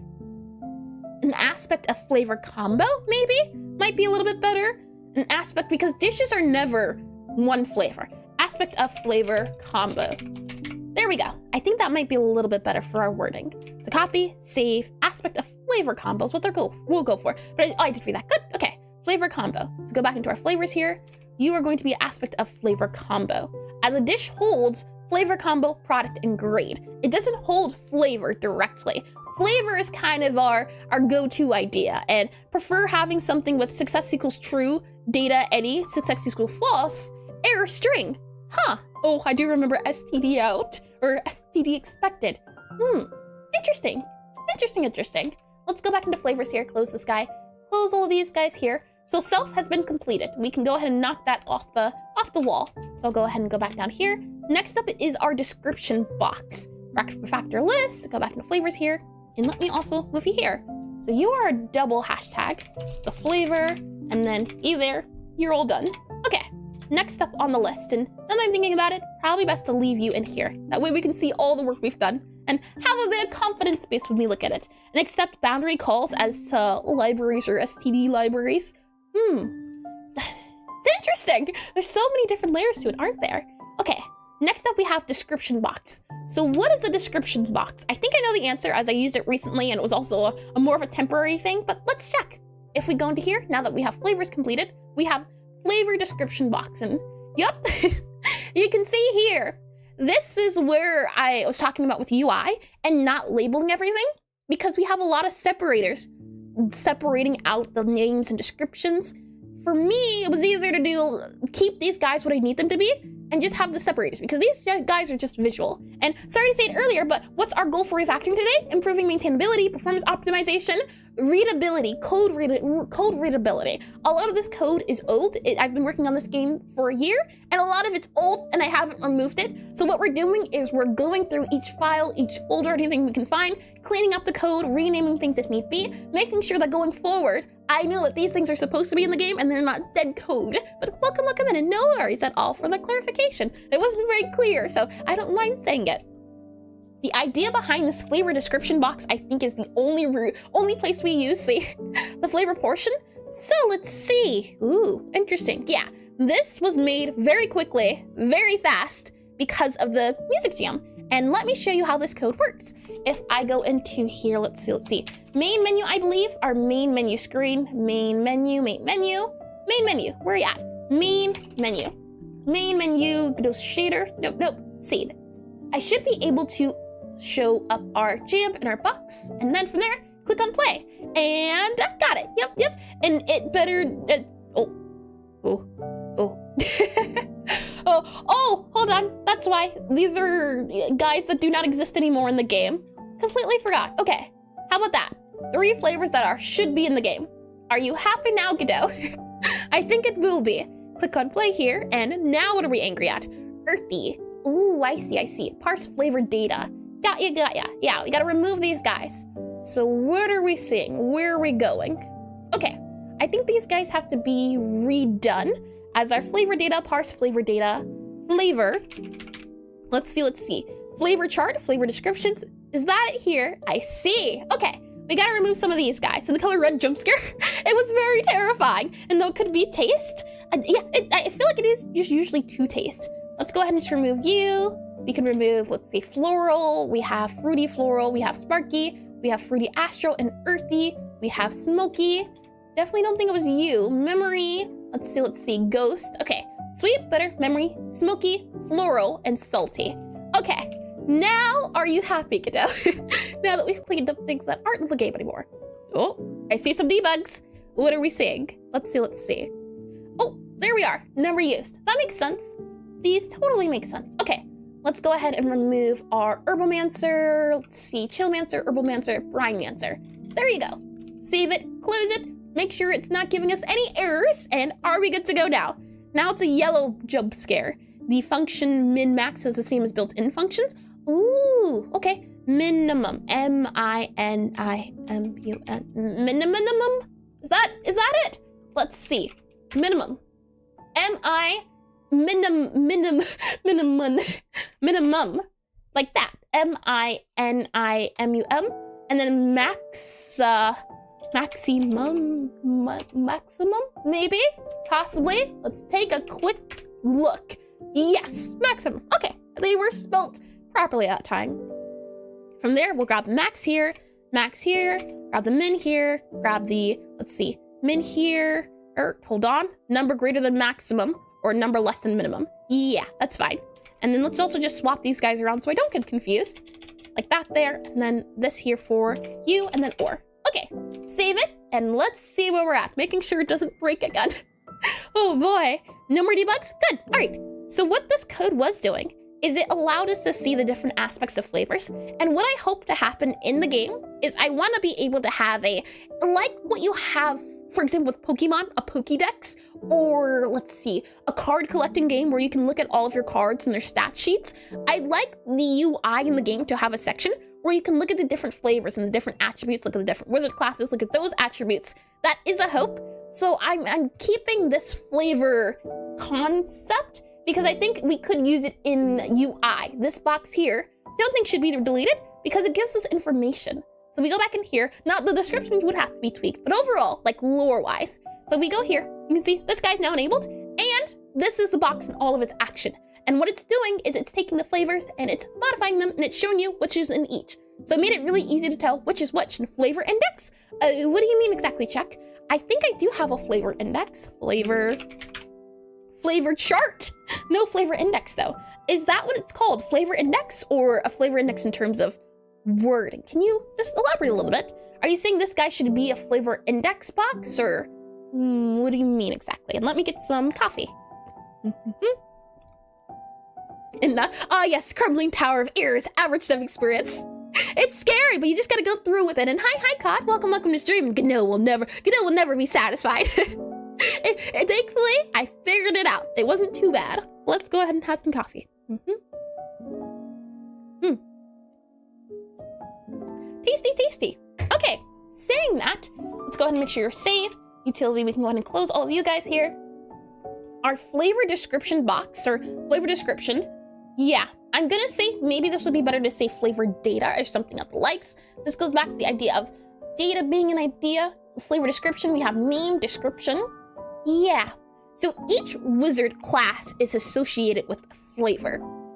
My question then is it possible to link these guys up so that we can have it all in one spot to have a whole profile? So this wizard has this flavor preference and all of them have a different flavor one. So is there a way we can maybe redo the code to where the profile exists? And just to explain a little bit more what I mean, let me grab this guy here. Grab you, let's grab Bitter. Since we're dealing with necromancers, let's grab you. I'll bring you into concepts and then we can take a look together. As I think this guy can be merged into one, or the structuring or the sorting or something can be made so that this is a little bit cleaner. So we have name, description, attribute, color, and class. And then we have necromancer here. Let's see, necromancer profile. Yep. And I can grab you here. So currently, these guys are separate systems. I'm thinking, is it possible to make them a whole system or a whole profile? That way we don't have to grab from two different guys. So we have here the flavor class and description. We also have here the customer profile for necromancer. And I'm thinking maybe we can link to, because this is a resource that we can edit. This guy becomes this guy's a variable. So var variable. This guy is a resource, which are two different things. Resources are edited outside and the variables are created. So let's see, resource RESOURCE,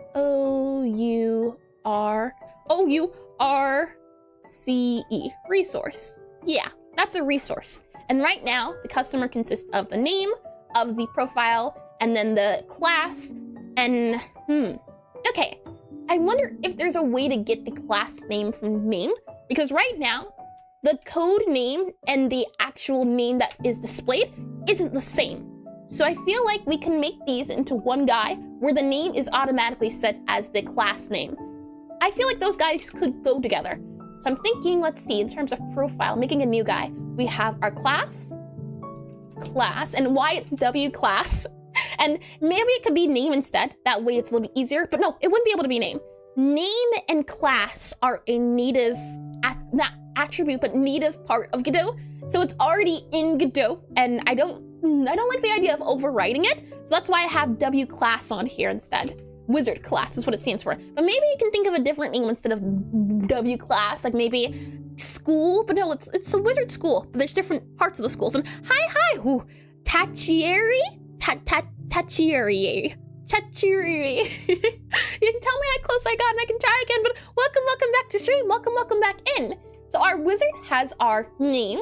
Let's see. Name, or I guess you could call it type. Right now it's a customer profile. So maybe we can call it profile, customer profile.profile.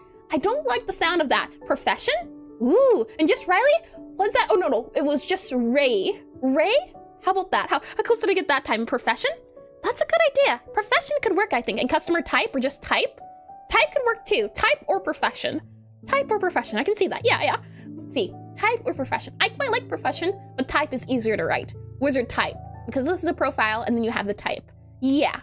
Type might be easier just because of the naming, and I already use type in other areas, so it's more intuitive. And speciality, what you gotta remember as well is anytime you want to draw upon the name, can you remember to say wizard dot or customer profile dot speciality or customer profile dot customer type, I think, or customer profile dot profession. For me, customer profile dot type is easy enough to say, as I also have things like flavor.type or things of that nature. So type feels like it rolls off the tongue. T-Y-P-E. So we're going to need a wizard class that has a type. We're going to need it. It has the spelling. Yeah, that's the thing. That's why you gotta keep in mind, because this is, I had to think of future me. Gotta look out for her. So we have type, we have patience. Let's see, so type, flavor associated with it. F-L-A-V-O-R. And this is where I'm not too sure, because that flavor should link up to this, and let me grab a different color here. It should link up to this flavor, because right now, this guy doesn't know anything about this guy. These are two different systems, and my hope is that maybe we can find a way to merge them together. If I go ahead and see about flavor. So we have flavor. We also have disliked flavors. So let's see, disliked, D-I-S-L-I-K-E-D, E-D, disliked, and then we'll say, yeah, likes, flavor that they're associated with, and dislike flavors. And is type not a reserved keyword in Godot, like class and name? Nope, not as far as I know. Or, hold on. Type may be lowercase, but not uppercase. I think anytime I use a type, it doesn't eat them. So it's just like flavor.type or something.type, and it's in all caps. It might be. You know what? Let me check very quickly. If I go into here and then do type dot. Nope, it doesn't seem to be a native guy. Interesting, yeah. What I can show you is if we go into programming here, type's not showing up. But if I were to do, for example, something like name is a thing. If I do something like class is a thing. So type is not, which is surprising. And hi, Best Creeper. Welcome to stream. Welcome in. And I primarily dev and TypeScript, so this is crazy to me. I've been using C++, and I feel like there was a type, but in Godot, GDScript, I don't think there's not. We've checked, but I don't, it's been a little bit of a shift, but I've been on Godot for a few years now, so I can't even remember what it was like using C++. So let's see, we have on here type, flavor that's associated with them, their dislike, and then we also have on here, let's see, their patience. So a lot of just stats associated with them. So let's see, patience, P-A-T-I-E-N-C-E, patience, E-N-C-E, patience. And do you have like built-in Obsidian Godot guides where you check docs or use your Godot itself? That's a thing?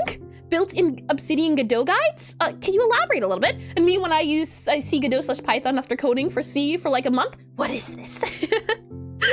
Oh boy, my hope is that I won't have to swap to too many languages, says. I forget very easily, so unless I'm doing a lot of things all at once, I'd rather focus on one thing and get good at the one thing, and instead of doing so many things, because I'll forget very easily.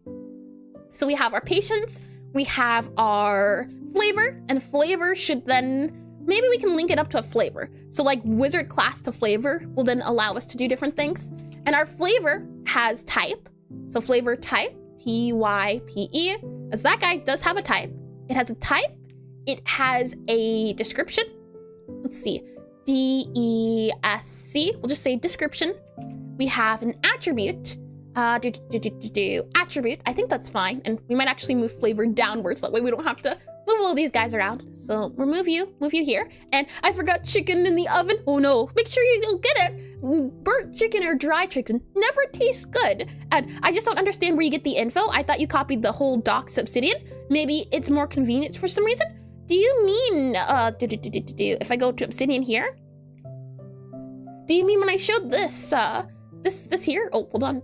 This guy, where we at? This, when I showed this in Obsidian, the script style guide in here though, it doesn't want to load up. Refresh, refresh, refresh.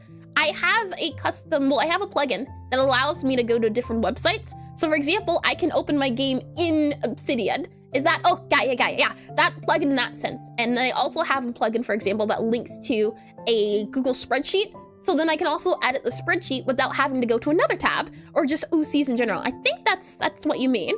And I did read that good. Okay, so let's go back into concepts here. So we need some sort of structure, I think, that would be need to change. And that's nice, thank you. In Eris versus web page wins. This time, I won't be bested every time. For our flavor, we'll go ahead and drag and drop our flavor down. And yeah, I want our wizard, I want it to be as simple as possible. So we have flavor down here. Our flavor has a type, it has a description, it has an attribute, ATT, that's what we'll do for now. ATT. How is attribute usually spelt? What do you think? For me at least, I don't ever use attribute. So what's another, is there another word? Because it's an idea of what is the attribute of this flavor. This flavor makes so-and-so happen. ATTR, oh, got ya. Attribute then, we'll do attribute. Thank you. Okay, attribute, we have color, and now I'm wondering, should the color be linked to the wizard or should the color be linked to the flavor? I'm thinking the color should be linked to the flavor. The idea is that for each flavor, so for example, if you have a bitter necromancer, the color is purple, and therefore the wizard then wears purple clothing. That's the idea behind linking the two. That way when you see the colors, you what's the word I'm looking for? You instantly know this person has bitter, this person is this one, and attribute is the usual shorthand in web development world. Got ya. And thank you. Reactor solid, which do you prefer? Let me go ahead and erase this guy here. So we have type, we have attribute. Yeah, maybe we make all the flavors first, and then we can link said flavors to the wizard, or something like that. We can do some sort of linking in between. So flavor, type, description, attribute.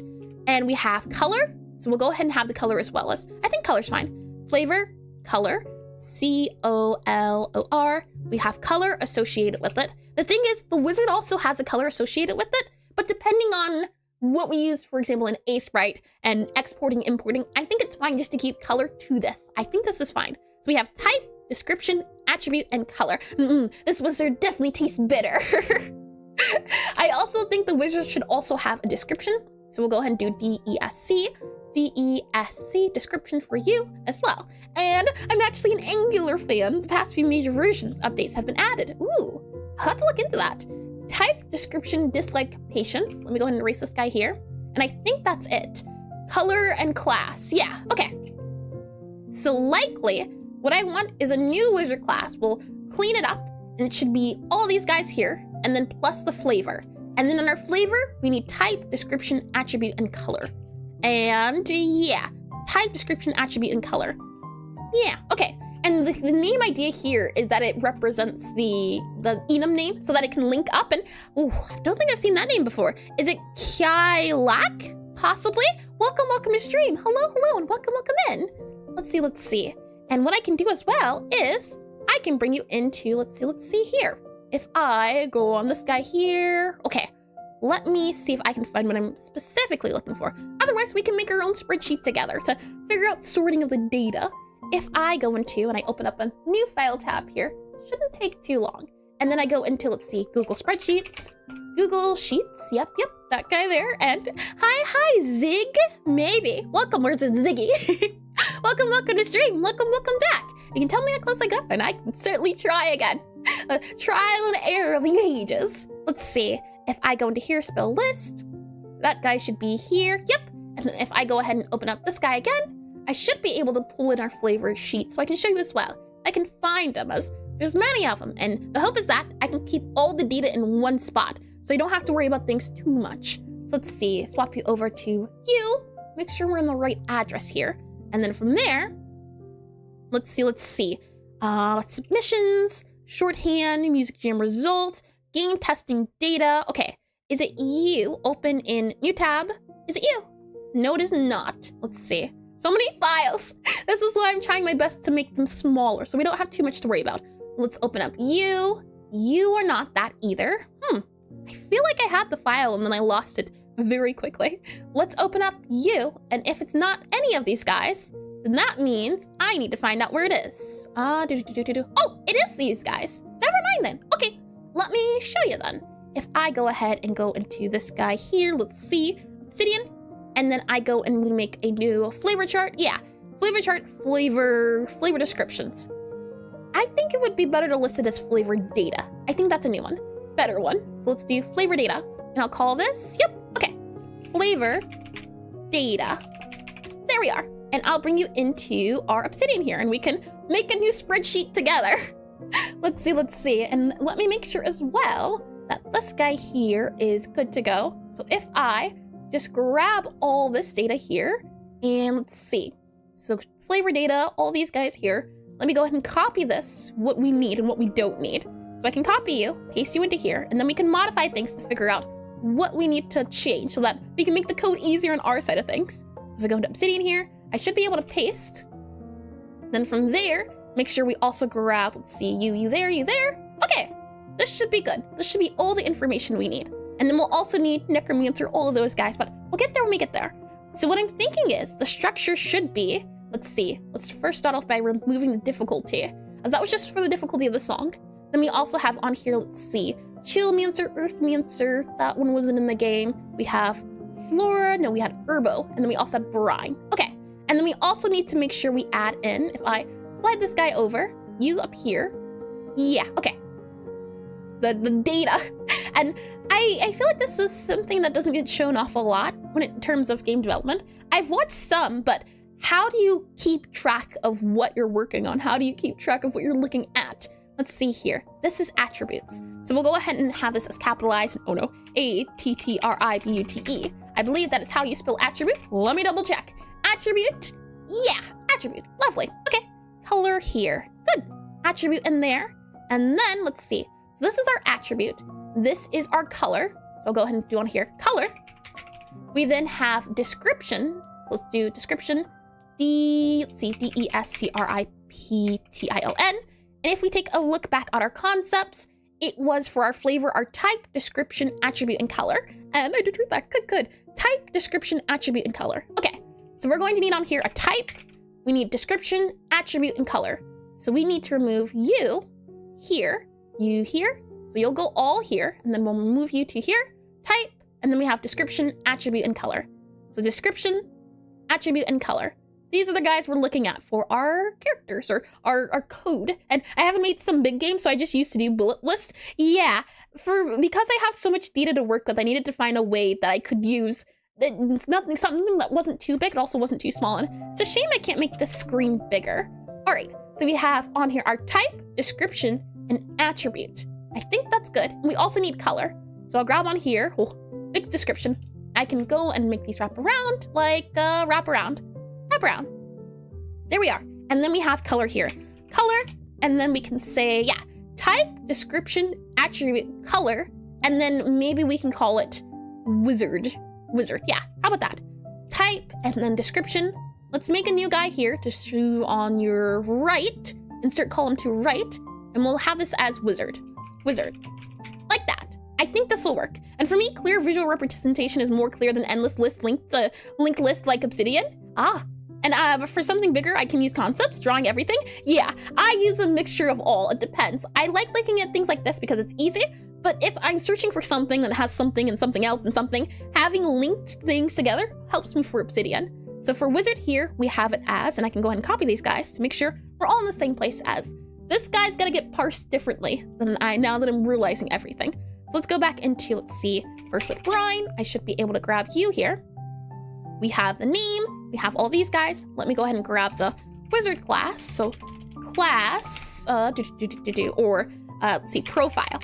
And by the way, enums are actually just numbers. So in the flavor combo code, you don't have to redefine what 1 and 2 mean. Since you already have an enum, I meant to type this a lot earlier, but got a bit focused.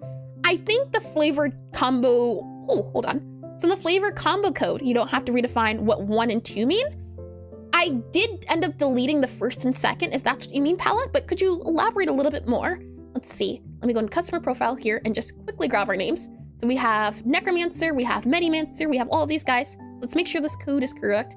So we have smoky flavor. We'll also move these guys down since these are the additions. Let's move you down here like that there. Oh, one more down there. And then we'll add wizard, which should be necromancer. And then we'll add all the other guys. So we have necromancer, we have medimancer, we have tutorimancer, and enums have different values. Oh yeah, I use the int idea a lot with enums. I can certainly agree to that. Let's see, you here, wizard, yep. And then from there, let's make sure we have our chillmancer, which should be, let's see, lots of copying over. Chillmancer, we have our, let's see, herbalmancer, copy, and go to here, where are we at? You here, so our herbalmancer, and then our brinemancer. And I should also be able to copy and paste all of these guys here. Make sure we're up to date with everything. And yeah, but if you don't define a different value for the enums, by default they are numbers. You can do different things other than numbers. I only know about being able to use numbers for enums, but if you wouldn't mind elaborating, I wouldn't mind hearing. Let's see, type, and then this for here is bitter. You are, let's see, sweet. You are smoky, S-M-O-K-Y. You are floral, F-L-O, oh, hold on. F-L-O-R-A-L, floral, and you here are salty. Oh, if it lets me, S-A-L-T-Y. There we are. Okay, and then from there, I think we're good. We would also have to add the flavor of memory in here. So let's move you down a little bit. Let's do memory. There we go. And we'll also do on here none. That way we have a default if need be. So let's do none, or yeah, type none, wizard. We'll go for our T-U-T-O-R-I mancer, our tutorimancer. For our memory, it's going to be ghost, just to make sure we can, oh, memory, you're a flavor, but you're not a wizard class. So for right now, we'll keep you as that. These should be our flavors. And let me make these also bigger, that way they're easier to see. And Godot can only do numbers and enums. Got ya. And last thing I remember, you made 2 new variables. First flavor equals 1 and var second flavor equals 2, or something like that. Yeah, I did do that.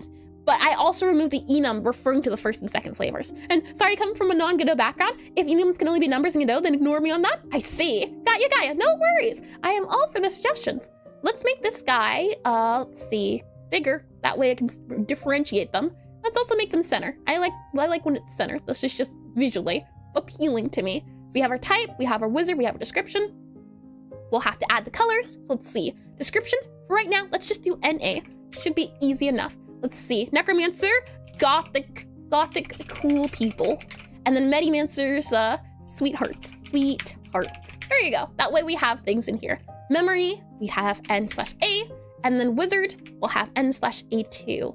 That guy there, we'll leave blank.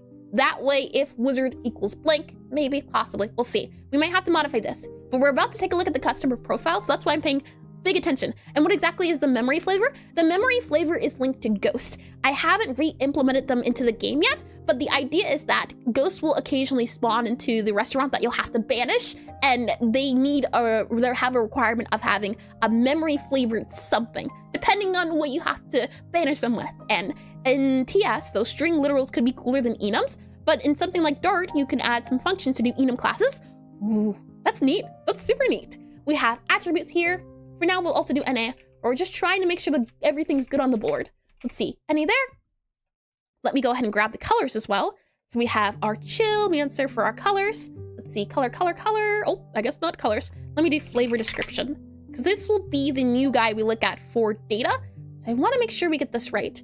So our sweet is this color here. And I'd like to see if it's also possible on this chart to add a color reference or something. Because in Godot, you can see the colors. And yeah, ghosts exist in this game. Their comeback's gonna be huge. The hope is that ghosts will come once we finish refactoring everything. So I'm super excited. I really am. We have sweet here. We then have, let's see, bitter here. Then we have memory. So sweet, bitter, and then memory. Let's see. Oh no. This is where tabs come into play. We have sweet, we have bitter, we have, that's memory. Slide you up. And let's see, so much brain usage. Hi, welcome to stream. Is it you Raj, maybe? Welcome in. And yeah, right now, brain usage is a little bit at the, well, it is currently being the thing. Let's see about memory, and then we need smoky, and then we should be almost good to go for data. And then we can go back over to Godot and parse this data as. One of my favorite things to do is parse the data. I think it's a lot of fun. Let's make sure you are copied and then you are pasted into here. So you're all centered. Oh, no, we want you copied. and then that'll center everyone here. From there, our tutorialmancer. Does anyone know what white is as a hex? I think it's like 0000, but someone wouldn't mind checking. Let's see, for smoky color, we have you here, and then we can go back to you here. And do you work on game off stream? Yep, and how much weekly, daily? It depends. The thing is, I get random spurts of not feeling well. F. Thank you. All right, let me copy that in there. Alrighty, so if it's white, we know it's the default. That is good to know. There we are. So tutorialmancer, you get white. So that's not white, is it? Let's move you to there. Okay, and then for our floramancer, let me go ahead and grab that, or herbalmancer, and then copy you into here. And then we should be almost good to go. We just need brinemancer, which should be this guy right here. Okay, I think that takes care of all the data we would need for our flavors, possibly. And yep, thank you.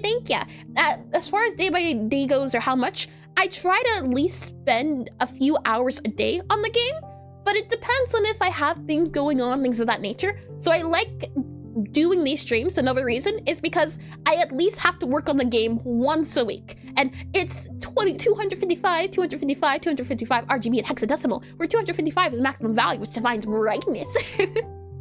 Actually, let's go ahead and save this guy here.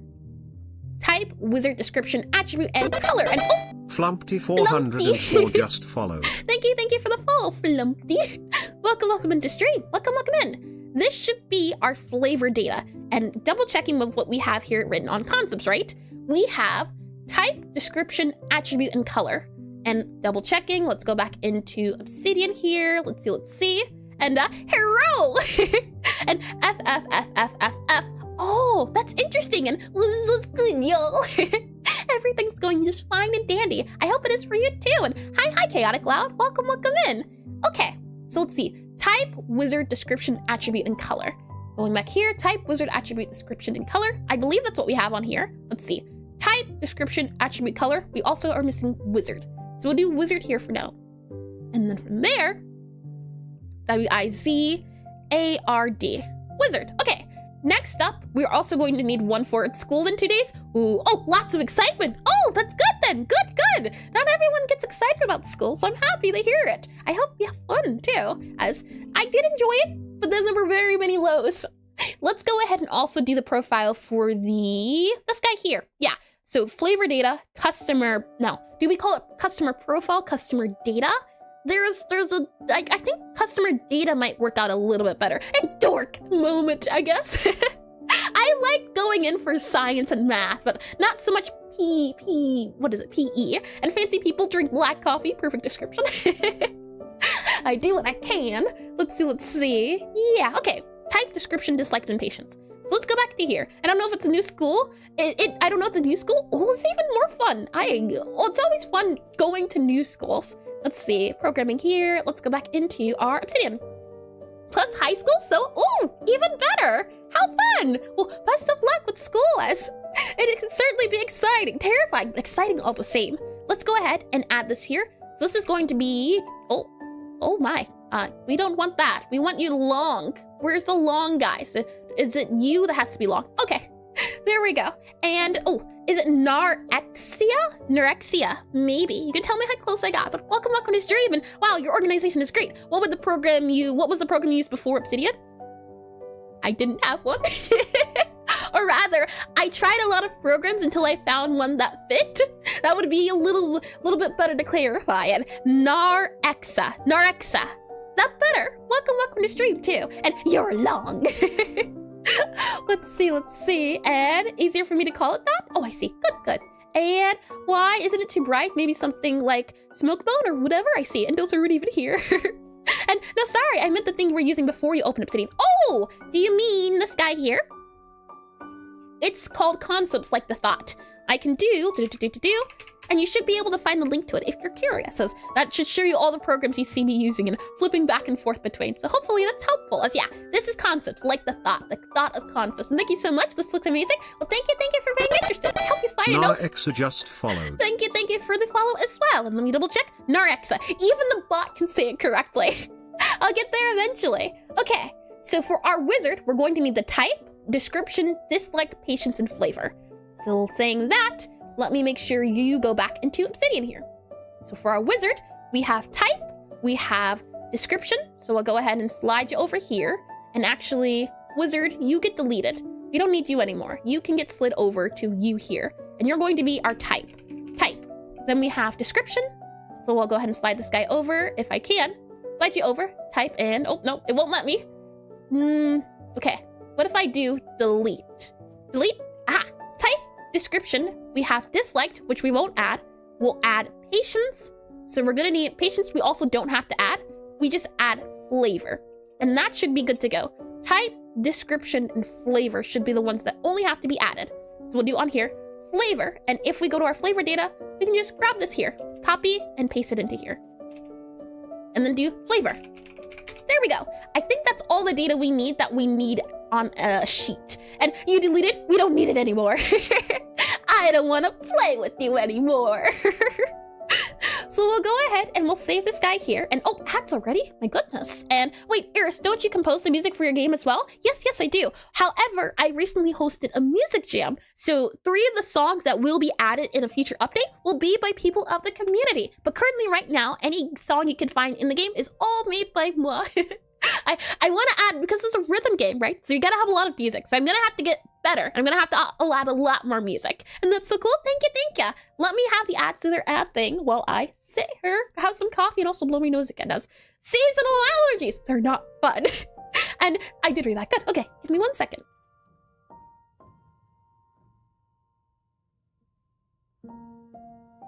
I ran out of tissue, so give me an even bigger second. I'll be right back.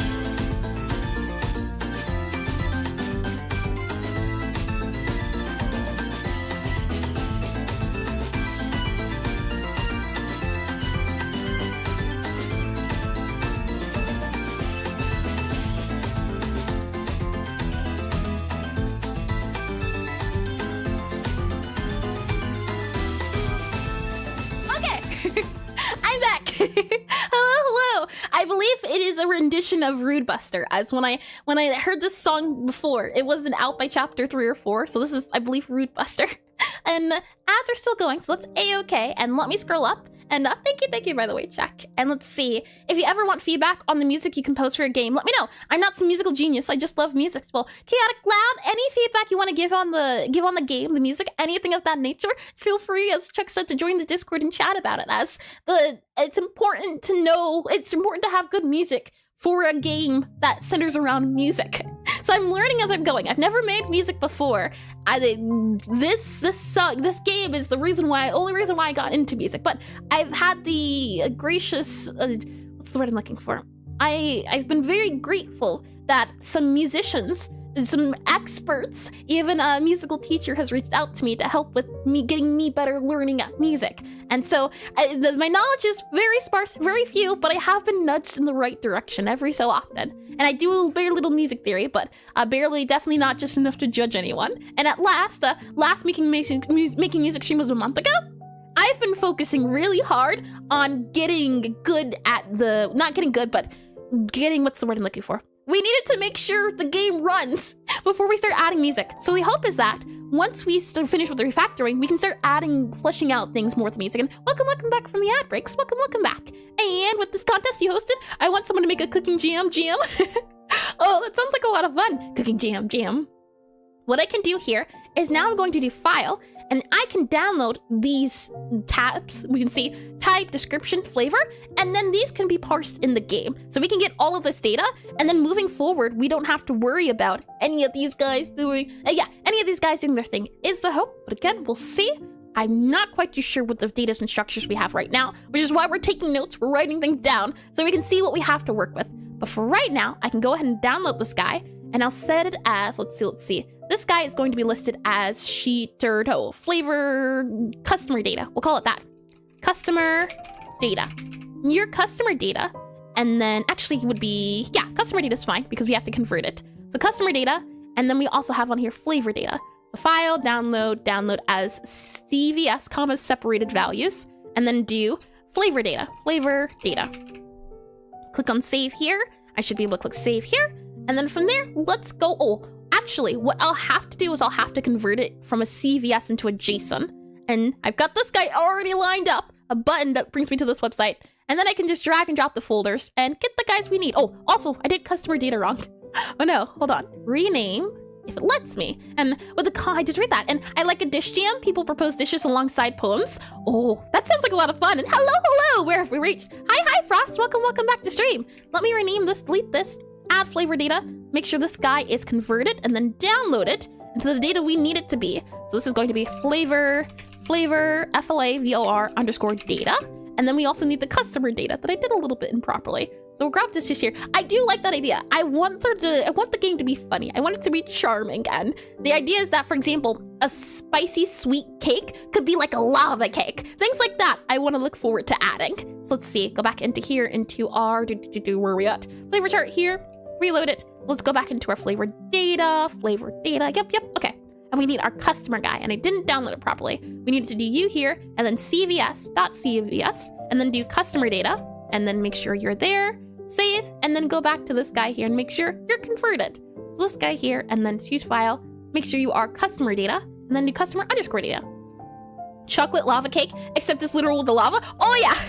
I want to do like things like that where we have lava and fire coming out of it. Let's see. We'll do customer customer _ data. And that should be good to go. And then download here. And then let's see. Customer _ data. Good. Okay. So let's go into Godot and see if we can figure out a new sorting idea. And I did read that. Good. Lovely. Okay. So saying that, let me slide this guy back up so we can see it clear. We have a few things. We're working on flavor, but I think it might be better to, for a quick second, move on to managers. This flavor chart, it was already on our list of to-dos, but I think looking through this here will make things a little bit easier to see. And maybe add some script and feature to check consistency of data, like test stuff. Could you elaborate a little bit on what you mean? I do have a test or a none flavor, if that's what you're saying, or test consistency of data. Could you elaborate a little bit? And it's hard to make something truly funny with only one person's humor taste. I mean, Toby Fox's humor, he was one guy, but I mean, he had so much input from other people like Temmie, and that's the thing, it's like, he's already naturally humorous, but he had a lot of people helping him, and I'm hoping I'll be able to do a lot on my own, but also get a lot of help. So let's see, spell manager here. What we'll do from here is audio flavors. We'll do here data. I think that's a good idea. We'll just have a folder, we'll call it data. Any data we need, we'll go here. And from there, now we can say and drag and drop our customer data and our flavor data. These guys here. So any data that's needed, we can put it here. That way we don't have to look anywhere else for it. Oh no, yeah, that's a good idea. Something to check the data is clean and follows the format you want.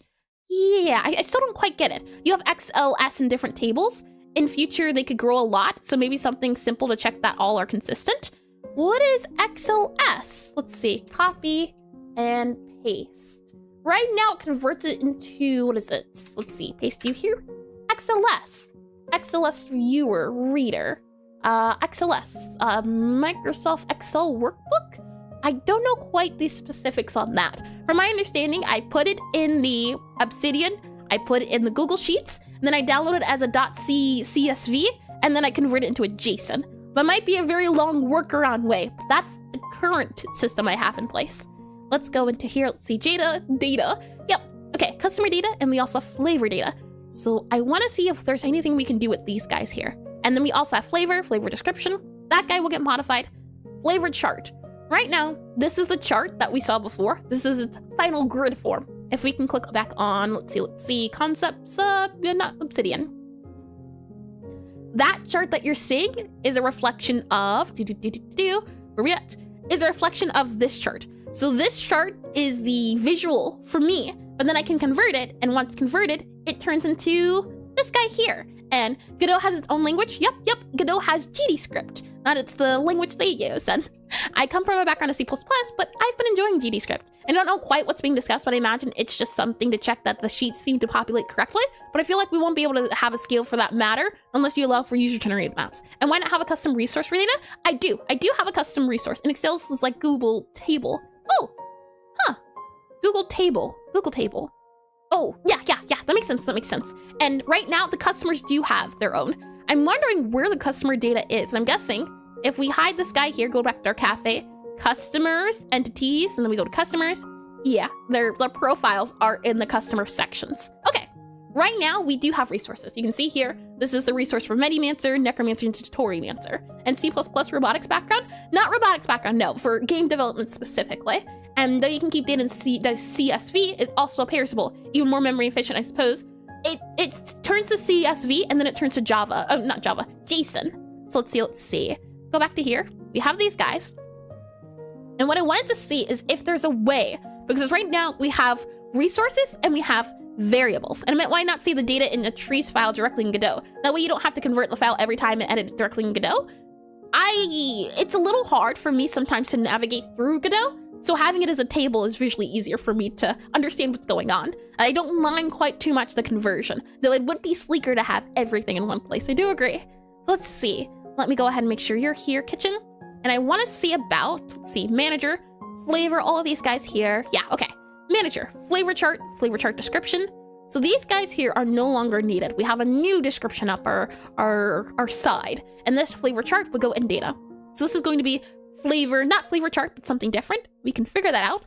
We have spells here, which is what a spell is. That needs to be moved. We also have spell list, which are the lists of spells. For example, here, this is something I wouldn't want to have in Godot because it's a little confusing to see, especially if you're searching for it. So having it in a table version, I find easier. I think I have it pulled up. If I can go back to here, let's see, spell list. Yeah. So that spell list then would become, if I go into here, it becomes data that looks like this. Like this guy here. And from here, I find it easier because I can scroll up and down. I can see which flavor mix results. I can change the flavor combos if need be, and then I can just export it. And that's a lot easier to see. And I'm surprised there's no plugin. There is a plugin, Frost. I just don't like it. There's only one plugin I know of, unless there's another one, but it wasn't intuitive enough for me to understand what I was looking at, that I ended up finding the workaround, which is just using Google spreadsheets. And as long as it's not producing euros, yep. That's what matters, as long as it's a system that works for you. So let's go back to programming here. And saying that's our spell list JSON. And I definitely do want to change the name of that. We can also as well move this to data because this is our kitchen data. We also have flavor chart, which can also be moved to data. We'll also change that name. We have spell here and spell manager. Alrighty, spell manager, what are you working with here? We have spell JSON, flavor chart JSON, flavor descriptions. Yeah, this is the guy we will have to do a lot of work on. And I see, makes sense. Your approach looks pretty nice since the sheet's so easy to the eyes.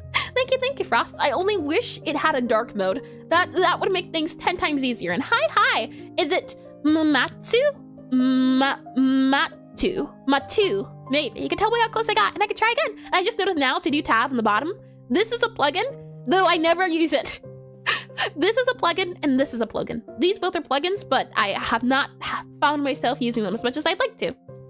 So let me go ahead and have some coffee. We can get back into things.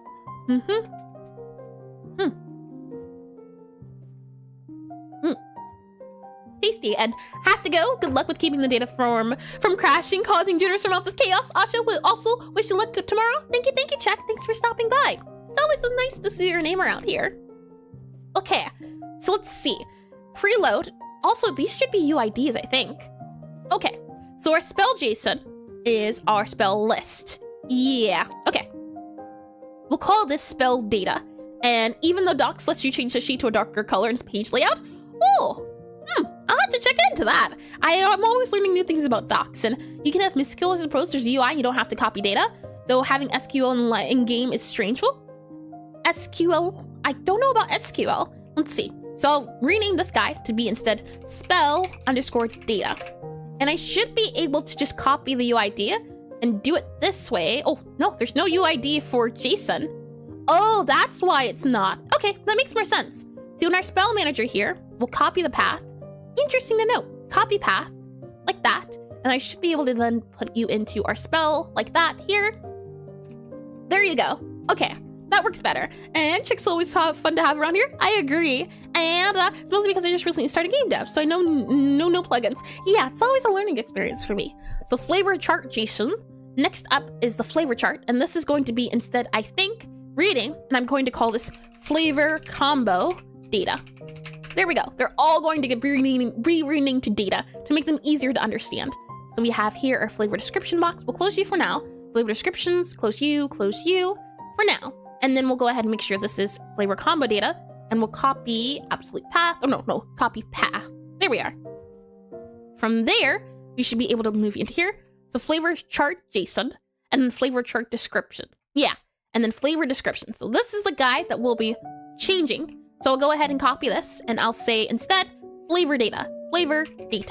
And then we'll make sure that you are you, so we'll copy path. Alrighty, now let's take a look at this code and see where we're at. And SQLs for databases. You may have heard of Postgres. Nope. A lot of this stuff is really new to me. And SQL is a very simple language used to pull things from a database. It'll definitely give a performance over JSON reading, but might be a scope creep as well. Interesting. And hi, Eric with a K. Hey, how's it going? It's going great. Hi. Welcome in.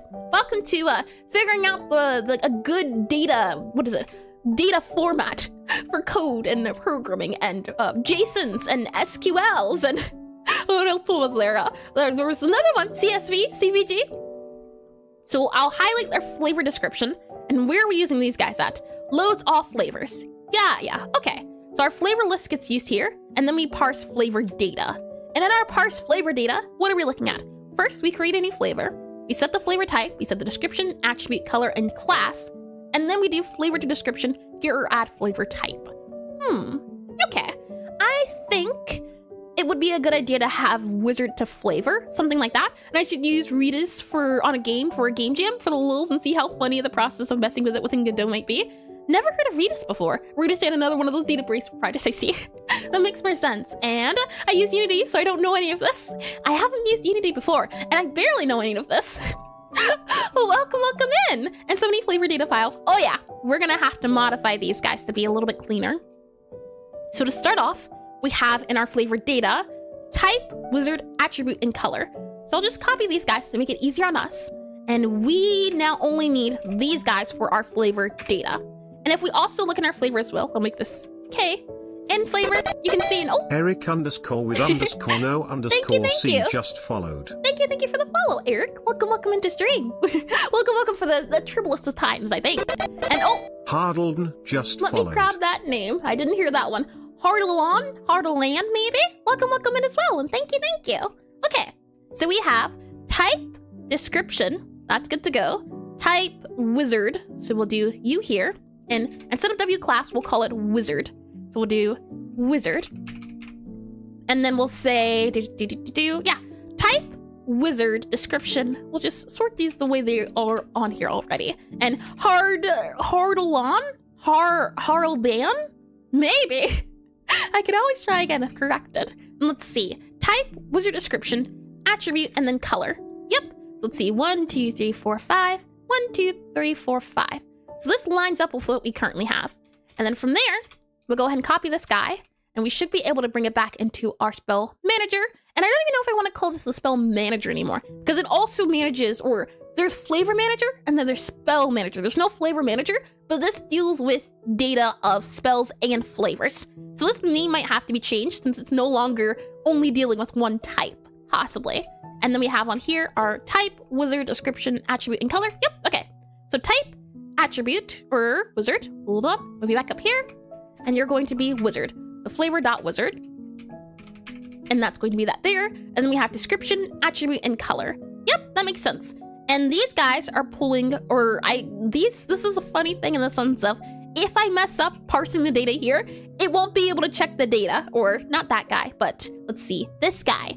But we only use it once here, so I think it's fine to leave these as strings, but strings are a very dangerous thing to use as a way to classify. If you can, enums would be preferred. So we have here, let's see, customer profile.new class to upper, yep. And then we have description, and yeah, that makes sense. And don't you just love when Spell Manager turns into 70 different managers? That's so relatable. I try to have my managers manage one thing, but since we used, for example, I think, well, we'll see. We'll see if we can use Spell Managers or move us and separate it. Probably better to separate it. And you can make constants for string identifiers. Oh, you make it for point pala. Yeah, strings, constants for strings. Yeah, we only use this here. So I'm fine with keeping it here, unless we want to make the const up here, but I think for now, these are fine. But if we do have to use strings, constants would be preferred. Yeah, 100%. So we have flavor, we make the new flavor, and then we add flavor to descriptions, get or add. So you here, what I think would be preferred better is what we'll have is flavor to description. Yeah, and what is flavor to description? It is a flavor.type to flavor, binds flavors to descriptions. Yeah, I don't quite like you. So flavor.type to flavor. That doesn't quite seem right, but I'm not sure how you could call it, because this is where resources could come into play. But I don't know if I like the idea of flavors being a resource. The hope is that I don't have to do too much work modifying things, but if we were to make flavor a resource instead, it wouldn't be too bad. Or it would be in the sense that it would just move editing elsewhere. The flavor type to flavor descriptions would then become var, and then it wouldn't be flavor anymore. It'd be like flavor to wizard, which I do want to have, but like a flavor to wizard. And then I would like it to be something like, let's see, dictionary, and then it would be flavor. Yeah, but would you do flavor to wizard, wizard to flavor? I don't quite like the idea of that. I feel like they should be able to go back and forth, like easy peasy, but it would be like flavor, and then it would be the customer profile. Something like that would be the idea. This idea of flavor to description is it's getting the type, and then it's linking it to the flavors that we are parsing. So that's why I'm not too sure on that idea. I think, let's see, type to flavor. Maybe that could work better. Flavor description, rename to type to flavor. Type to flavor. I think that would work out a little bit better. Type to flavor. Yeah. Flavor type, the type to flavor might work out a little bit better in terms of wording. And if we go back down here, let's see, type to flavor. Oh no, I'm lost. Oh no. Oh, there we are. Type to flavor, get or add flavor type, and then we add the flavor. Type to flavor, I feel like rolls off the tongue a little bit better. And I did read that. Oh, I love seeing the random red line at the bottom whenever it looks like you look at stream. It's so much funnier when it's not on my screen. This guy here, it's here. It'll leave. It just comes and it goes. And it has a mind of its own. So we have here our parse flavors. So this should be all the flavor data we need. It'll go through if we go back up here. And yeah, you know what? Let's make a flavor manager. I think that should be a good idea. So flavor manager, flavor parser. I think I like the idea of parser instead of manager. Since in my cafe at least, managers are responsible for deleting and spawning. Parsers are parsing the data. And it's the emotional support error. Let's go with parsers instead. I think I like that idea better. It makes it, I would find it cleaner. It's a parser. And then what we'll do is have this guy here, and this might modify things. I don't think it will. So let me also save a backup just in case. But we're doing it for the sake of making the code cleaner. And I do like clean code. So let's see, before parser, P-A-R-S-E-R. Okay, and then commit, and then sync. So if we make any changes, I have a backup now. That's always step number one. From our parser here, what we'll do is see about kitchen, flavor, yep, data, and where's parser? Parser's there. Okay, and we'll do a create new, and we'll do script, and we'll make this our flavor parser. Flavor underscore parser. So anything doing with data will be a parser. I think that's a good idea. Parses data. Parsers parse data. Yeah, and then managers manage nodes and classes. I think that makes sense. So we'll grab our flavor parser here, and we'll go to our, let's see, flavor data map parser. Yeah, map already is a parser, and then we have spell manager. Parser makes sense. There's a few words that are not making sense around here, and I think think this works. I'll go ahead and copy you. Remove all these guys for now, as we don't need them. Remove, let's see, flavor, dish, you, customer profile, customer data. Yeah, we don't need you guys right now. We just need this. Okay, we'll scroll up here and do extends node. So this is going to be a global node that we can call upon, which is fine. So let's do project settings, and then we'll do globals. And this is going to be path. We're going to do kitchen, parser, flavor parser, and click open. So it's not a class, it's a global, which we should be able to call upon anytime we need it. And then click on, let's see, add. Flavor parser has been added. Okay, so we have spell JSON. Nope, we only need our flavor parser. So flavor chart, and this is flavor chart data. Let's see, flavor combo data, combo data, flavor description data. Nope, no longer needed. We don't need you. We don't need spell books. We don't need spells by flavors. Yeah, I see. So we want to parse flavors, then spells. That'll be important. For right now, we're just worrying about flavors. So spells by flavor combo, nested dictionary, product of flavor combo, sorted spells, flavor grid. We don't need any of you. And these are all flavor related. This is spelled JSON, so we'll go ahead and remove you here. Loads all flavors into a double map. That makes sense. We have sort spells. That's no longer a thing anymore, but we'll hold off. We have get flavor from flavor combo, create calibration spell. Not needed for you. We have parse flavor data. That's good. Parse flavor chart, good. Parse flavor, print flavor grid, print flavor combo recipe. Yep. Parse spell data, don't need you anymore. Sort spells, nope. Get random spell. So it should make this shorter, which should make it hopefully easier to understand. And all right, I'm gonna be in the background for a little. You definitely know how to distract and memorize in a good way. I'm glad to hear it. It's an emotional support error. It reminds us that we're not perfect, Frost. But thank you for chatting while you were, Mr. Hold On, Refactor, I believe. And thank you for lurking. Let me get some coffee as well. And it's their way to say hi. They just want to be noticed. There's just a little bit. I don't mind noticing them every once in a while. Let me go ahead and stir this.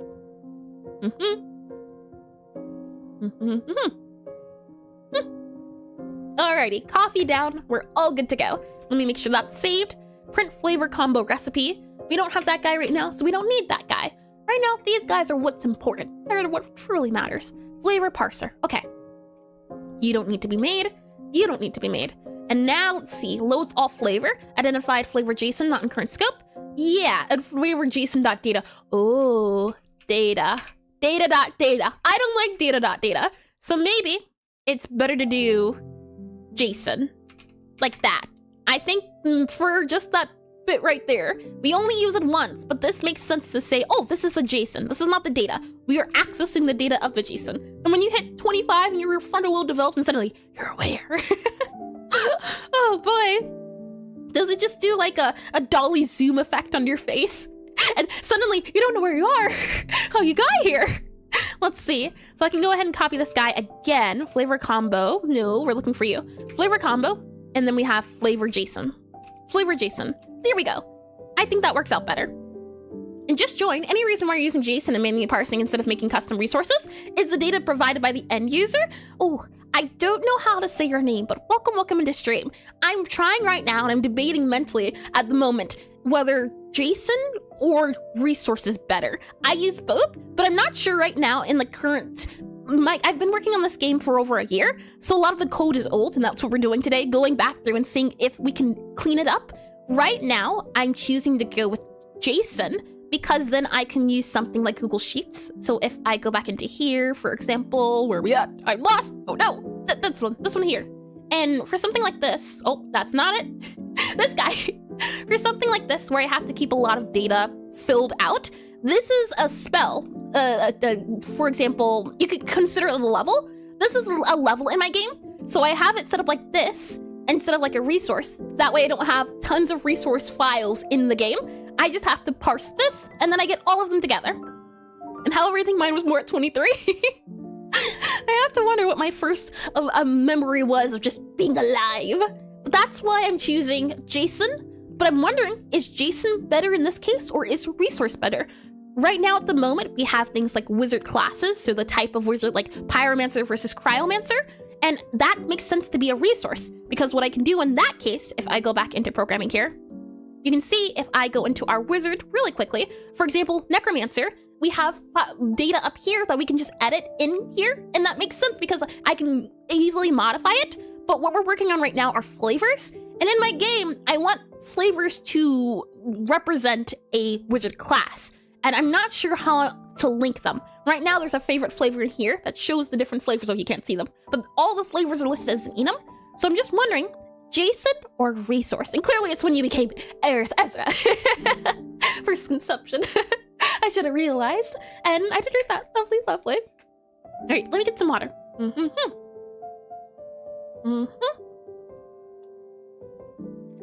Okay, water achieved and acquired. Let us continue. So in our flavor parser, we don't need a calibration spell. We are removing everything from spell manager, and right now spell manager is managing spells and flavors. We only want flavors to be managed.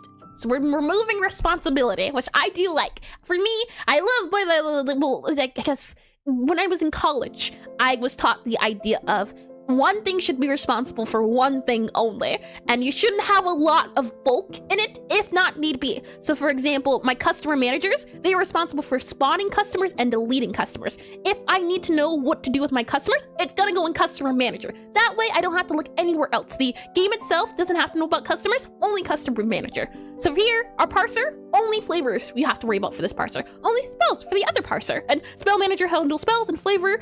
We want to only handle flavors. Wait, what? Flavors? Exactly, Frost. 100%. You're getting it now. So let's see. Flavor initializer loads all flavors into a double map. So let's see. Loads all flavor combos. I think that works out a little bit better. Loads all flavor combos. And that from there, print it. We don't need the print anymore because we're not testing. We can always add the print if need be. So, get flavor from flavor combo. Let's clean it up so that we have what we have at the moment, and then we can see about cleaning. So if I go down here, for example, print sorted spells. Okay, there we are. Good. All right, save you there. And then from there, spell manager, and the spell manager, no, I did read that. And I did read that, good, okay. And then for our spell Jason, now we can remove anything related to flavors. This is probably going to break many things, but it's okay. That's why we're here today, to clean up anything that gets broken while we're cleaning things up. So those all flavors, we don't need you anymore. You're not being played with anymore. Create you here, and my favorite thing has re-entered the bottom box. It's not too much. Thankfully, it could be worse. It could be a whole line. It's just a few lines here and there. Let's do flavor here. Then we have flavor. We have flavor. And I think that's it. I think that's spells and flavors now completely separated. Yeah, okay. So you happen, and this initialize. That's the guy we really need to pay attention to. And the emotional support errors are really coming strong. They keep me going. Let's see. I'm gonna guess that our main menu is the guy that is responsible, or not a main menu, but some menu is responsible for parsing or starting the initializer. So if I go into, let's see, out of game screen, I think this guy is responsible for initializing everything. Ready, init? No. Okay, so where do we initialize this guy at? Where is this guy having its ideas at? So I can do copy here, and if I do spell manager, and then I do spell underscore, spell manager, yeah, spell underscore, we'll try that. Manager dot, and then underscore init. Let's see, well, the dot init means that it's in here. It gets initialized somewhere in here. Ooh, okay, something's off. Let's see, find, okay, that didn't work. Let's see. Maybe, I'm wondering, where are we initializing this guy at? And, hi, meme god. Welcome to the stream. Welcome in. And let's see, can't clean an omelet without breaking a few eggs. I like that attitude. Yeah. Gotta go a little bit messy first. And hi, Lex. Welcome back to the stream, base Godot developer. I try. Let's see. And it gets initialized somewhere in here, one would hope. Usually, how it works, and from what I've read, is that if you put an underscore in front of your function, that means you only use that function in the script. So if it has no underscore, you know it's used outside. But for whatever reason, when I was doing this back a few months, almost a year ago, it's not in here. It's somewhere, and I don't know where it is, so we gotta go find it. And British spell manager, in it. I'm looking with my one eye. I know you came back. I see. Yep, okay, we're good. Okay, okay.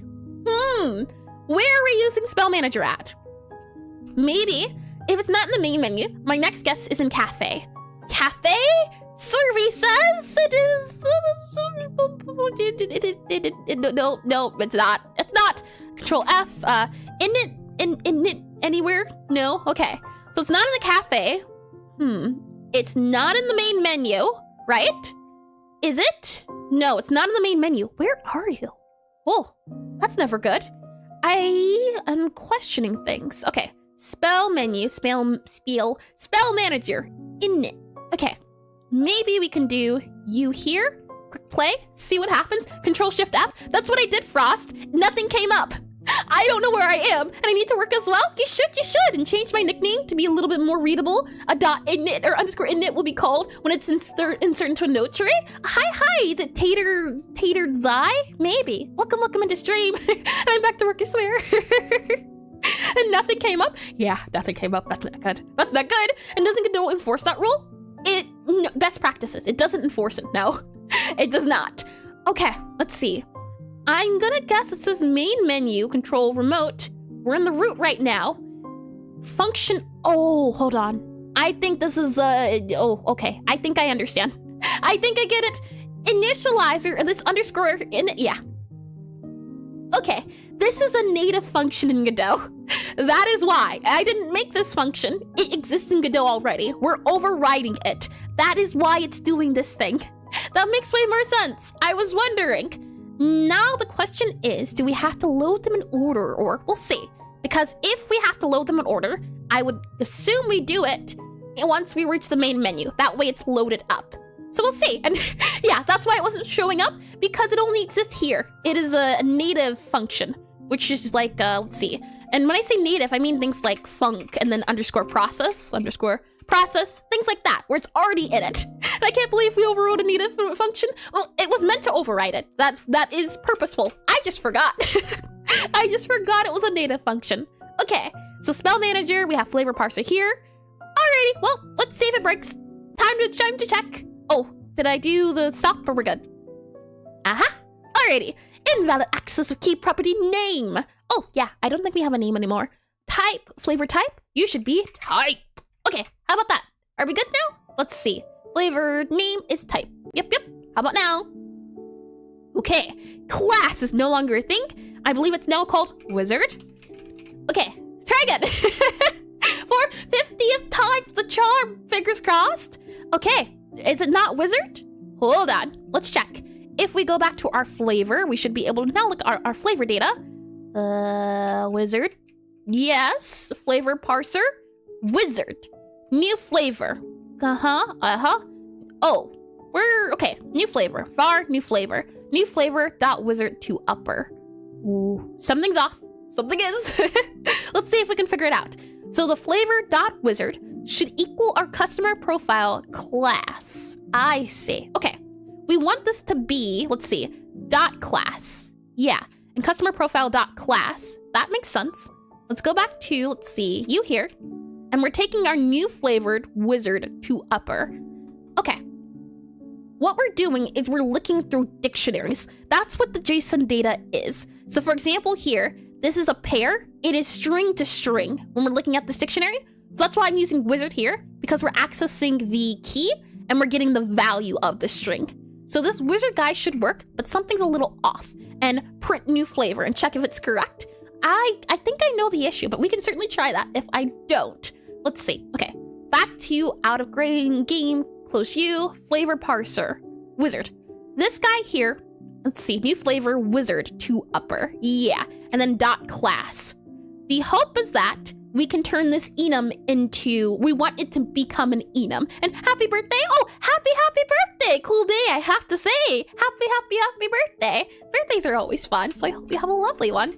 Right, new flavor, wizard to upper. I do the to upper just in the case that it isn't to upper. And then we need to convert this because it's going to be, let's see, wizard to upper. For example, it's going to give us here necromancer. necromancer. And from here, we need to turn this string into an enum value. And I think that's what the dot class is doing. But let's see. Turn string to enum value. Godot 4. Let's double check. So looking at this here, you should be able to outputs, assuming rogue, character class string. Okay. So what it's saying is customer profile. This should be this case. Customer profile to upper. So we might have to print now and check it if it's correct. Yep. Print new flavor. So we'll do here, and we'll do, actually, we'll cross you off for the moment, and we'll do print just really quickly, just to check. Print new flavor to upper. This should give us the flavor or the wizard names. And we'll do maybe that there. Okay, click play. And a streamer who reads the docs? I'm in disbelief. The docs are very comforting to read. Oh. Huh. Oh, no, this makes sense. Can you see it? Let me do this here. And hi, Saturn. Welcome to stream. Hello. I like that name. Space is very neat. I'm not biased or anything. Let me go ahead and make sure this is enabled so you can get a better look at what I'm saying for the prints at least. If I click this guy here, you should see it does print what we want it to print. It does print the wizard names. We just need these names to turn into enum numbers. So let's close this guy back here. And now what we'll have happen is copy this guy, and we'll make you this here, and it should give us numbers instead of names now. If I grab you here, put you here, save it, click play. What happens now? It should be numbers. Do we get numbers? We do not get numbers. That's why. Okay, print customer class profile. So it's something to do with this. It's not giving us the enum number we want. So let's see. Class has error handling, explicit values, how to convert a string to enum. Yeah. Should be able to do that. Let's see. First of all, enum means a name. Now we can refer to the enum, value. It should already give the value. Value dot. Let's see. There's a way to do it. I did it before. And looking at the docs, it seems like there's a JSON.parse method that can convert JSON to a dictionary. Does it not actually do that? Is that why you're writing your own parser? I am a beginner. If there exists an easier way, I am by all means up for it. The solutions I find are intuitive, and if I can't find a solution, then I Google a solution. So the solutions I might come up with, they work in the moment, but maybe they're not actually the thing. Like, I think you were here for it, but the the clamp, and I would use map for that. I don't believe Google has maps. I remember not liking maps, but I don't think Google has maps. I think it just has dictionaries. Let's see. Convert JSON, yeah, and I did read that. Good. Okay. What is a JSON.parse? Let's see. Godot 4. JSON.parse. Let's see. JSON.parse isn't the only parse you need here. You only might need to translate the dictionary to game object, so it's okay. Yeah, I'm making a game object and then I'm filling it with values. But the JSON.parse does interest me, but we are taking in a dictionary. I don't do no GDScript. I actually genuine curiosity. I see. We can both not know together. That's lovely. The best way is always through experimentation. Let's see. JSON.parse. What we do up here is we take the data. Maybe that would be where you do JSON.parse. And to solve one's problems rather than looking at what exists as a sign of go-getter. I try to solve the problem for at least 30 minutes. If I can't figure it out, then I Google it. And crash test, dummy coding, am I right? And HB Rudy, yeah. And maps and dictionaries are essentially the same thing. They are, yeah.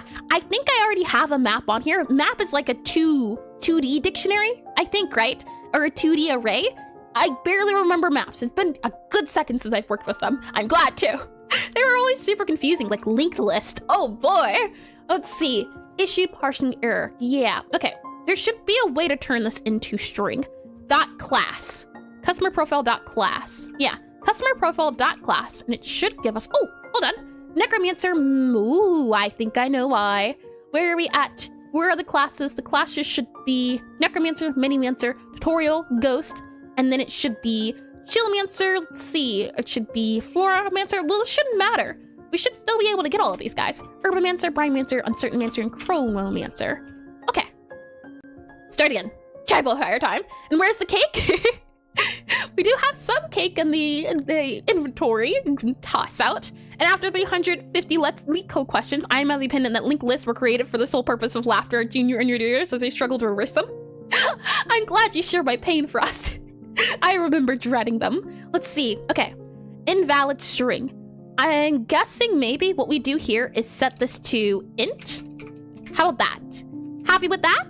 Hold on. String cannot be set. String name. What if we do, let's see, you here, new flavor.class. Would it be string then? Like that. Let's see. There's a way to do it. I've done it before. I just can't remember. And do you just add until function near enum function class string to class? Could you elaborate a little bit? Oh, hold on. This guy isn't right. Hold on. Let's see here and then there. Okay. Click play again. Now what? Okay. Yeah. Invalid on base dictionary. Okay. Undo. Customer.class. And this is the enum. And then you cast that as the enum. The new flavor wizard. If I just curiously do this here, necromancer, does that work? Click on play. Are you still angry? Because if not, it's a problem on our end. It's a problem on our end. Okay, good. Figured it out. And undo, wizard to upper. Okay. So, something here is the answer. necromancer. Go back to you here as the wizard did work. And you should print what you should print. Okay. Something's weird with the data. And I know I know that linked lists are made so you don't need to allocate another array and copy values, just append it. And C. I worked in C++. I know they're a little similar. If I do this guy, what about now? And let's see, they don't use the general stuff. I see. Okay.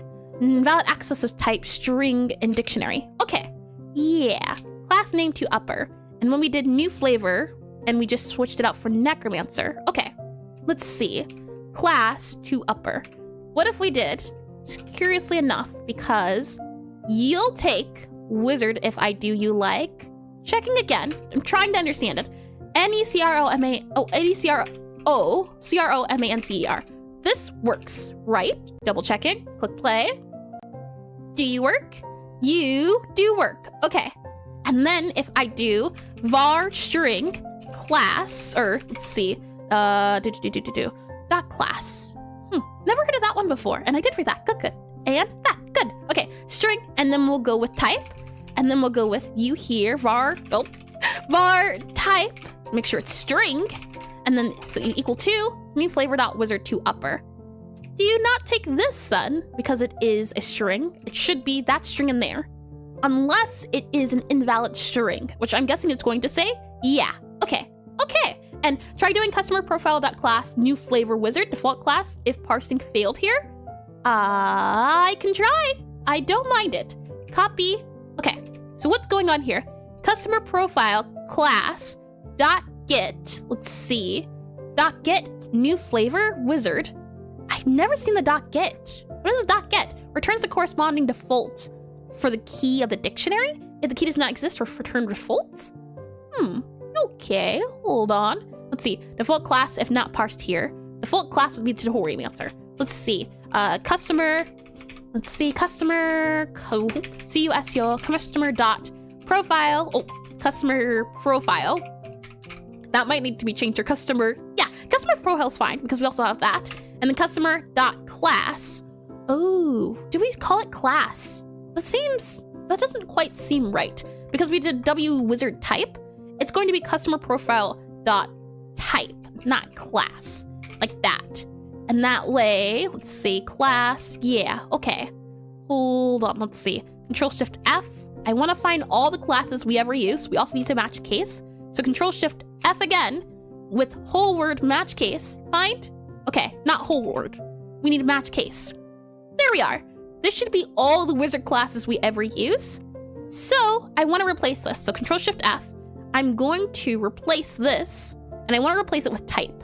So type dot and replace all. Oh, type dot. There we are. Type dot replace all.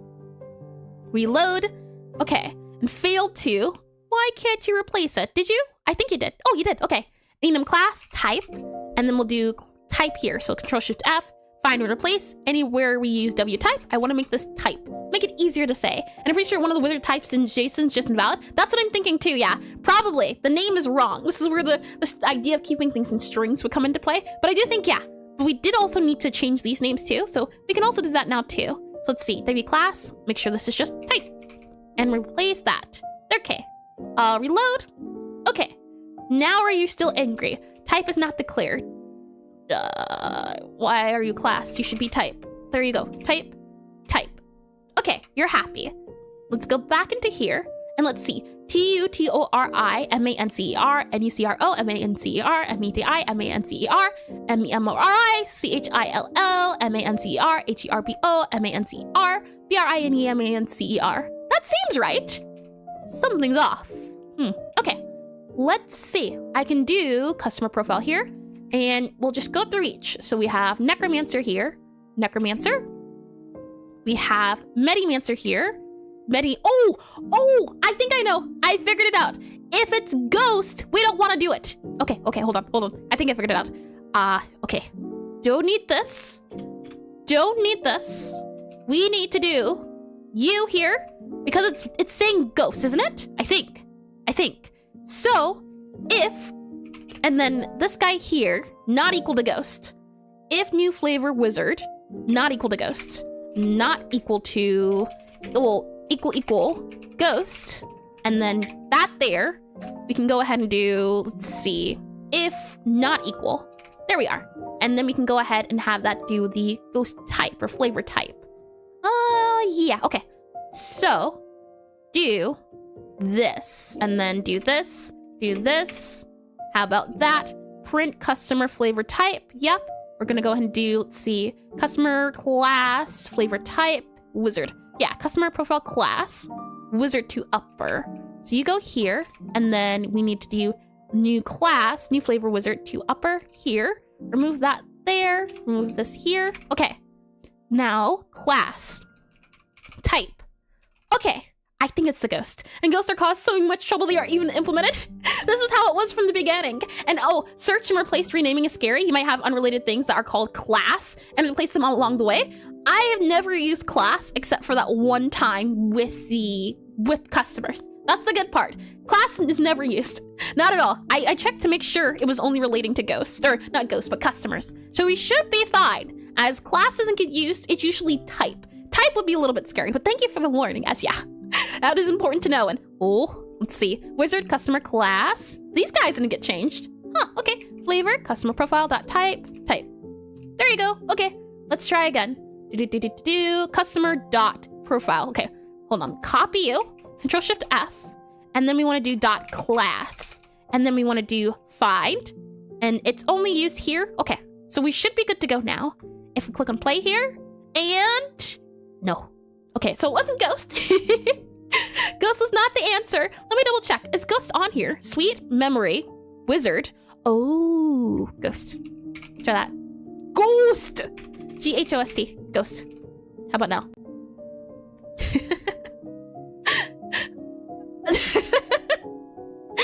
I did it. Thank you for all the help. And I don't know, are you just sure about the empty one? The empty one was ghost. It was just never filled in.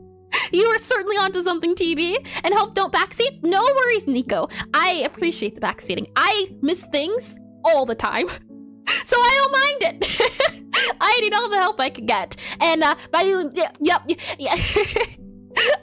eventually figured it out. I only wish I understood what all of you were saying sooner. Thank you for that, though. Thank you. It has been solved. Oh boy. Okay. So where were we? To make sure this doesn't happen again, let's just go back to Obsidian. Just a quick second. Where we at? Where'd you go? Where are we at? Ghost. Just gotta make sure you are ghost. Ghost. There. No more mistakes. Oh boy. We're good to go now. Lovely. Congratulations on your first victory. I couldn't have done it with all about you. All of you. Oh boy. Okay. Good. Let's continue then for parsing the data. Let's see. Go back into here. Go back into Godot. Let's go ahead and close flavor parser. Okay. So now we can go ahead and do flavor.wizard and make sure you're you, and you are now this guy here. So flavor.wizard equals you. There we go. And if new flavor not equal to ghost. So let's see. Okay. For now, we'll do this here as ghosts aren't wizards, but maybe they should be considered a wizard class, or possibly. The ghosts, the way they work currently in the game is that they're not in the game, but when they were in the game, they work differently than customers, so they were their own entities. I don't know if I want to have a wizard class of ghost, as I don't know the lore right now currently when it comes to the ghost. Are they past wizards of the academy? Are they ghosts brought on campus? I don't know. And didn't stand a ghost of a chance. Let's see. Flavor, go here, description, attribute, color. Okay, there we go. I think we should be good now. Okay, let's click on play here. How about now? And Eris, I'm starting to have a feeling that a lot of your problems can be fixed by implementing some sanity checks. The thing is, these are the only place where some sanity checks would be the case, or at the very least, what's the word I'm looking for? Excuse me. Hold on, my nose! Necromancer just followed.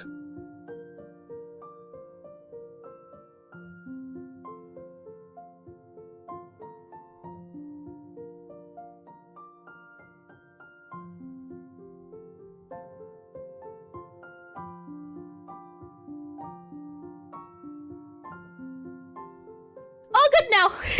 My sinuses are so much better. Thank you too. Let me get that name. The name was Nico. Thank you for the follow. Welcome in. And hi, your Walker X. Welcome in as well. And hey, I've seen your YouTube shorts about pixel art. Neat. Lovely. Glad to hear the algorithm doing it work. The algorithm is doing its work. And this is the only place. Yeah, this is the only place if something's gonna break, because this is where we're setting the data. So if this is solid, this is clear, then we know the data is good. However, I do also like the idea of, for example, in the future, what if we happen to miss a variable or something? I think that would be a good idea. And you sneeze the follower, your sneeze fall, you sneeze the follower? Sneezing them in existence, oh no. And oh, you're very sweet, Frost. And let's see. What I'll do then is I think we should do that const idea or something of the sorts. What we can do, and I think it would be an idea to maybe do some sort of function or something, but we should do a check to see about what we're looking to have here. So, func, and I actually think it should be new flavor description. If equal null, I'm guessing null or nothing, I think would be the right guy to do. Null or nothing, because we're having a lot of guys here, and we want to make sure whatever we're accessing is, yeah, okay. So, func dictionary, and it's going to be a string. Func, check, check, check, is valid string. Func, is valid string. Something like that, maybe? And let's say no, but jokes aside. Oh, jokes aside, it's really fun to see her approach. It's been so educational for me. I've improved considerably since starting watching her. Oh, thank you. I'm glad I can help out. Let's see, we're looking for string, or no, hold on. We need the name of the thing, so string, and then we're doing string, and then we return bool, or how can we do this? What would be a good way, do you think? Because what I'm thinking is, I want to have a guy say, or return, we'll just say return false, or to aren't false. So we don't run into that issue again. I do think it's a good idea to make some sort of check.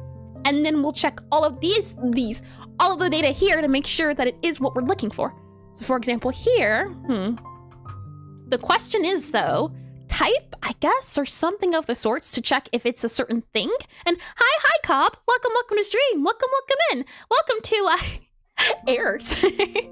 Let's see, flavor type, new flavor type, upper, yeah, okay. So we have flavor type, and that itself is an actual enum in the game. And customer profile type is also an enum. But these guys are strings. They're just strings. And pixel art, I think, you know what? It's pixel art GS. I probably would need to figure it out or make it a little bit easier to understand. But it's pixel art GS, Frost. And in case you haven't run into the shorts, oh, thank you. Yeah, there you go. I should make them more explanatory.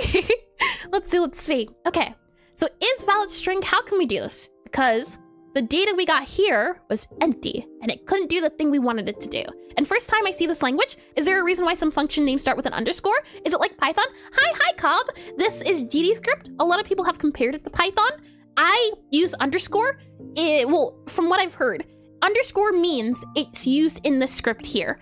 If underscore isn't used, then it's used outside of the script. Is the idea, I believe. As I just before, it's in have a utility function that would check if strings okay and return a correct mapping or default value. I think I do remember you saying that, TB. That was what we added for our utility. If I go back to utility, oh, hold on, not you, utility.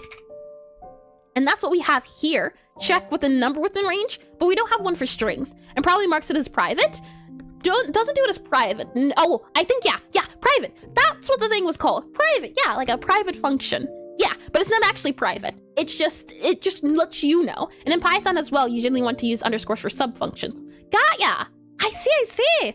Oh, I'm glad. Well, thank you for reminding me of the name. So let's see here. Let's go back into this guy here. Save it here. Parse flavor data. Yeah, okay. Flavor and type, customer flavor type. Okay, so what we'll do is string, and then to upper type. How about that? And type can be anything, is valid from string. And we'll do from string, like that. And then what I'm thinking is, what we can have happen is, if, or type equals, and type can equal off the bat string, or, no, that wouldn't work, because this is casting as a default. Never mind, I take it back. Not a good idea. Don't go down that road. And it just like hides it from initializing, I think. I don't think it does, but I think it's for your mind. It's a thing you keep in mind yourself. And okay, so let's see. Utility function that works to check if string is okay. Yeah, okay. So if string, and oh, ads are about to start. Already, I'm surprised. Okay. I think we'll be able to get through both parsers today, though. I'm pretty sure, at least figure out the wizard ideas, the spell parser and the flavor parser, and the customer idea parser, and we have about an hour left, but I can certainly go a little bit over if need be. And IntelliSense is the little drop-down suggestion that pops up. I is not declared in the current scope. And let's see here. All right, let me get started coffee. I do think having some sort of, what is it, clause case or something like that is good, but I'm wondering, at least when it comes to these guys, is there a way we can do it all in one line or not? Because we could do a bool, if this and this, then that and that. Or do we have if so-and-so, so-and-so? Maybe we can make some sort of dictionary? Possibly? That wouldn't be too bad of an idea. Maybe. Possibly, but no. Maybe an array of sorts? And let's see, you can use template function. Ooh, can you, I remember hearing template before. Can you remind me, TB? As I've done them before in C++, but that was years ago. So I wouldn't remember how to do it. I remember there's things like structures in C++, but again, I remember the name, I don't remember the details. Flavor.type equals new flavor. We have flavor, we have description, we have attribute, color. Okay, how about flavor dot, and we set it in flavor. What do you think of that instead? Flavor dot set, and we make it a set, and that way we can do its own thing in here, and then we can also say, if it's invalid, give it the default guy. Don't it have one? Oh, I don't know. I don't remember, or I don't know. But I'm thinking instead, setter functions would be better. Setter, I'm thinking setter. So for example, flavor.description.set so-and-so, and then it's going to give us it depending on the string. I think that would be a good idea. I think that would work out a little bit better. And a new flavor color.html. Yeah, okay. Let's do setters. I think setters would be the best way to do it. Maybe we might have to do this in other areas too, but I think just naturally, setters would be better. That way we can also do default values as well. That might be your best case scenario. Instead of trying to make a function for all, going bit by bit. As setters and getters, I used to use them everywhere in C++, but I scarcely use them now, and I do miss them because it's the thing of why use setters if you can just do the dot? But setters can also be a function, so they can do other things. It has a relaxed type system, so if you want to have a function that accepts any kind of type, you can just do variant. Oh, that's what it's called. So would it be something like, I do know it has relax because I typecast everywhere, but would it be something like test and then variant? Like that? Or, I know you can do this. That is the thing. But I was trying to do like a default of string, but I don't think you can do a default of string. And let me make sure that's good to go. Save, and we'll go into flavor here. And we'll copy all of these guys too. And welcome back from the ads. I think the best solution for this guy would be to make a setter. I think a setter would be the best case scenario, and then we can check to make sure it's in. And oi! Hi, strongly typed. Welcome to the stream. I think to check this, make sure this data is valid, making setters is a good idea, as it would help us for different things. And Twitch thinks I love this stream. Is that so? Well, I hope you'll love this stream. And I tend to agree. Lovely, lovely. Well, welcome on in. I hope you like it around here. Let's see. We're just working on figuring out how to make sure we don't get errors in the code. And setters seems to be the answer. And Twitch was right in my case. Welcome in. Let me go ahead and remove these guys here. And we're gonna make setters for all of these values here. And I think that works. Now, I don't know. I wonder, is there a setter already? Like a Godot setter? Possibly. I would expect as much. Maybe we can override it or something of the sort. Let's see. Godot setters. Or do you have to make it? In Godot engine, setters functions are associated. Directly under variable description, setters and getters. All right, let's see. Post was deleted. Oh no. Let's see. Here's a simplified example. And he uses setters. And I did read that. Good. And this is Godot. Did it change a lot? I remember it looking a lot like Python. I have been told GDScript is similar to Python, but it's not Python. This is Godot though. Yes, certainly. This is, it might look a little bit different because I have a plugin that makes it look different. I think well, no, I don't know if I can disable it, but I think these guys aren't usually a thing in Godot. They're usually over here. If you're curious about the plugin, I think if I go to project settings really quickly, the plugin, if you're curious, is called Script IDE. So if you go over to asset libs here, you go to Script, S-C-R-I-P-T, IDE, you should be able to find hold on. Let's just try Script. Hold on, give it a second. Script, this one. This is the guy I use. That's why it looks different than regular Godot, and still use scope indentations. Ooh, scope indentations. I forget what that means. And let's see here. Hi, Basie. Welcome in. I can try again. Maybe it's Bazzy. And if I did read that, good. Lovely. Okay. So what we're going to do is do a func, and then we're going to do set type, like that. And then what we're going to do is take a string. So new type, and then we're going to do, actually, you know what? We'll just call it string. Make this really simple on us. String, and then we're going to do string, like that. Yeah. There we go. Probably shouldn't do string. We could probably do other things, but for right now, a friend of mine works on GDScript. I should check it out sometime. Oh, yeah. I've been enjoying GDScript. Granted, I haven't done other IDEs before, and I just hack on Pygames. I've heard of Pygames before. GDScript's the only one I've ever used before, so I'm not too knowledgeable on different IDEs. So func set type, and then what we'll do is do if string equal, and then we'll do this here. And then we'll do, else. And then we'll do type equals type.none. Well, it's already void. Okay, sure. You know what? We'll do that. Yeah. If string not equal to. Or if string, for now, if string not equal to. And can you pass type in Godot? Like function 12 string. 12, hold on. Flavor profile, function, can you point out a little bit more specifically? I can see if I can find what you're looking for. Buzz11x0 subscribed thank you too. Hold on, let me grab that name. It was Bazzy. Or was it Bazul? Well, it said Bazul also, but you can let me know how close I got. But thank you for the subscription. Thank you for the subscription on YouTube. There we are. And to me, at least, GDScript feels like Python. Yep. People compare it to Python, but not quite Python. And pass type in Godot, like function 12 string. 12 string. Maybe. Hold on. Function. Test function. FUNC. Test. And then we have, let's see. The var. No. String. And then we have void. And then we do pass. And then if I do test. And then we do string. No. Built-in types cannot be used as a name on its own. So I don't think so. I don't think that is a thing. And I prefer Unity because C#, or Unity because C# is easier than GDScript for me. It's hard for my mind to wrap around GDScript. Interesting. That's understandable, yeah.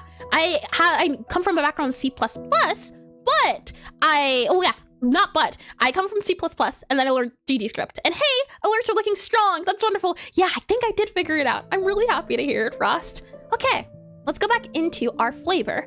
So if string equals, or, thank you for the subscription, strongly typed. _e subscribed for a total of 6 months. But thank you for the subscription. Welcome in. It seems Twitch was right, which I'm really glad to hear it's doing its thing. No. I think we both jinxed it. All right, so if string not equal to blank, then we can go ahead and do type. Strongly typed underscore just followed. Thank you for the follow as well. And I would give my left arm from GDScript to have I++ or I-. Oh, I agree. I do remember those. I do miss them. It does the same thing for subs, I guess. I don't know. And I believe it plays with Susie joins the, yep, this is the joins the party song or sound effect. So let's do type equals, and then we'll do string. Something like that. And let's see, type equals string. Oh, set type equals, and then we can do if string, because this is a type dot. What we need to do also, well, actually type if string equals not equal to. And how do we check to see if an enum exists in? How do we check to see if an enum exists in an enum? That's the check we need to do here as well. If enum in enum, Godot for, let's see, if enum in enum, like if it exists, how would you check it? How to check if enum in contains, if enum in enum, Godot for. And now they are one of the most important things. Let's see, the plus side, as a veteran Python guy, plus and minus are overrated. I don't know about that one. I do like me a plus. If I can't do a plus, I do plus equal. And why is that? It's such a shame. Okay, let's see. You here, you there. How do we check to see if it exists? I think it's dot has. If I do, if, and then I can do type dot has, yeah, and then you would do has, and then you would do like a, let's see, has, and then no, yeah, something like that. So if type dot has, and then we'll check with you, like that there, and then we'll do, or not this, and then I think that should work, possibly, and then we'll cast it here. I think that'll work. And maybe, but it's more like in terms of feel rather than practical use. And I plus equals 1 doesn't have the same, doesn't hit the same. It doesn't. I agree. I like my plus minus makes me feel cool. And plus equal minus doesn't hit the same. Yeah. And nay, that's a bug. This guy here has to be typecasted. So we go back into our flavor parser, and then we grab our type here. And then what we can do is do this guy here. Make sure it's set to upper. So, go back to here, flavor profile. Where are we at? I'm lost. Spell manager, don't need you. We're in flavor. Okay, good. So there's a few things that get done, and which is the correct thing to do. Let's see. I think not having plus encourages you to do less manual loops. Yeah, but it doesn't hit the same. Let's see. So then we do type equals, or actually rather, string, and then we want to make sure string equals string, and then we can do dot to upper, to underscore upper, like that. And then we can do has string, and if not, then we can do type equals, and then we'll do this here, type, and then we'll do string here. So this should work, something like that. There we are. And then we just have to do this for wizard description. And this is the case where you could say, maybe make one function to rule them all. I think it depends on you. For me, I'm only going to use this once. I'm not going to use this everywhere. So I think it's okay to do it this way. But if it becomes a case where I have to use it everywhere, I'd follow the rule of 3, and this is, I think, 5, so it's not quite the rule of 3. I don't know what's going on. It isn't okay. Oh, also funny off topic, but I honestly think that versus Susie function is underrated. I wanted to have Second Life versus Lancer. I don't remember the names quite exactly. And string not equal, that is a bug? What do you mean? If string equal null, like this? Null?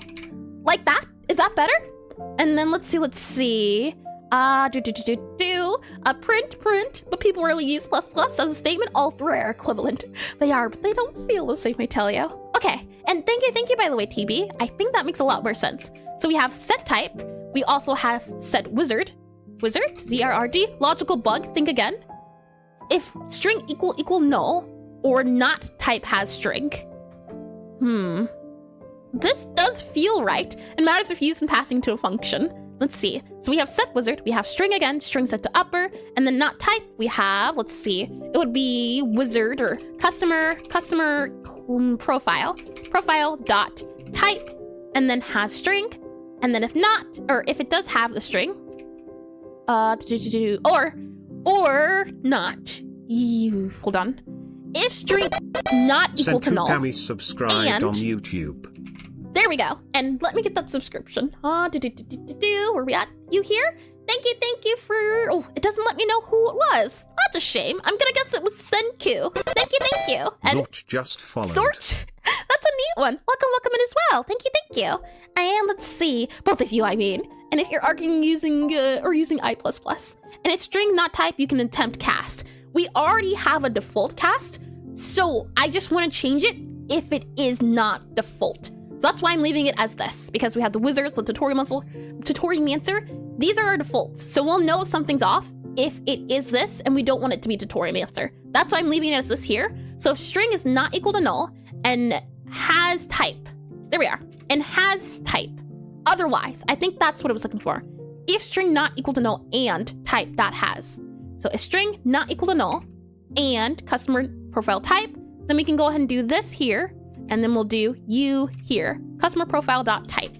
I think that's what I'm looking for. But also, if I see I++ or ++ I in any code, I'm going to stock up on garlic, vampires, and it should be type that has string, type. Oh, I've never seen that before. Hold on, and let's see, type dot has string, string, or hold on, type dot has string, string, type equal type dot string.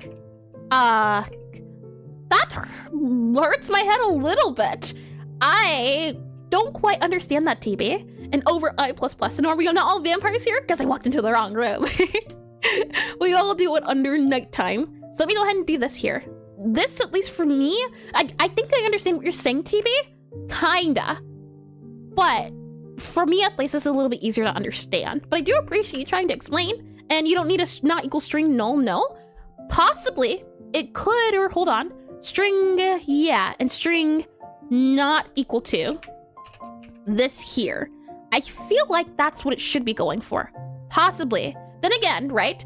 No, that makes sense. If string is not equal to this, yeah, that feels like it makes more sense.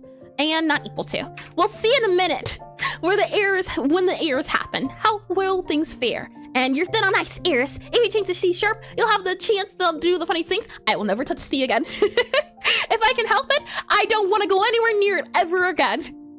Let's see. Set description, string here. And for this guy here, we just do if description, if string not equal to, and we can go ahead and do this here. And then we can go ahead and do this here. Make sure you're not double spaced here, like that. And it already is checking in has. Well, we can see. I am not sure just yet, but again, I'll keep your words in mind, TB. And team++. And fair, I think it's less ambiguous. I++ has the same. I want the value to change afterwards. And remove this guy here. Okay, so if string is not equal to you, then we can go ahead and make you description equal to, like that, and description equals string. Something like that. Yeah. And I think I get what you're saying. Because it's checking for if it's null or not, it doesn't matter if type has. Yeah. Okay. I think I'm picking up what you're putting down. Eunice has teaching bad habits as always. Oh man, Eunice. Like that, right? That's what you're suggesting, TB? If type has. That makes sense. And then if string, and then we can do set description. Then we need to do, let's see, this guy here. Set description, set attribute, and then set color. So let's see if string here, and then we can do, let's see, color equals string. And for this guy here, attribute should also be, yep, set attribute, attribute, set attribute, and then last we need color, right? And thank you again for blah, blah. Thank you again for helping me, as again, I'm still really new at this. This is only the second game I've ever made. Let's see, well, ever made on Godot. I've made a few other ones, and hi, Ray March. Welcome to stream, and everyone prefers ++ I. It's best practice for a reason, no? I mean, I enjoy it. And I have to think more about why I enjoy it. There's just something, it feels like you're gaining points when you do it. Well, set attributes, and then set color. So set color, And then for here, at least, I'm thinking for color here, if we go back to flavored data, no, we need to go into hue. We need to go to hue. Yeah, color HTML, and it's just color. And let's see, how can we check if it's maybe a hex or something?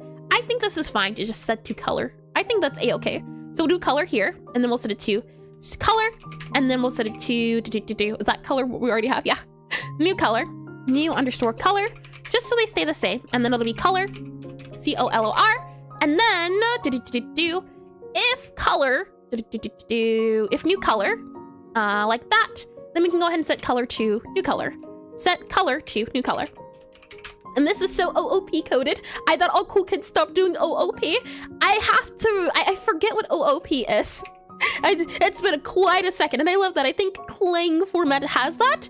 Clang, never heard of that one either. And I++, I like I++, I minus, I'll take them all.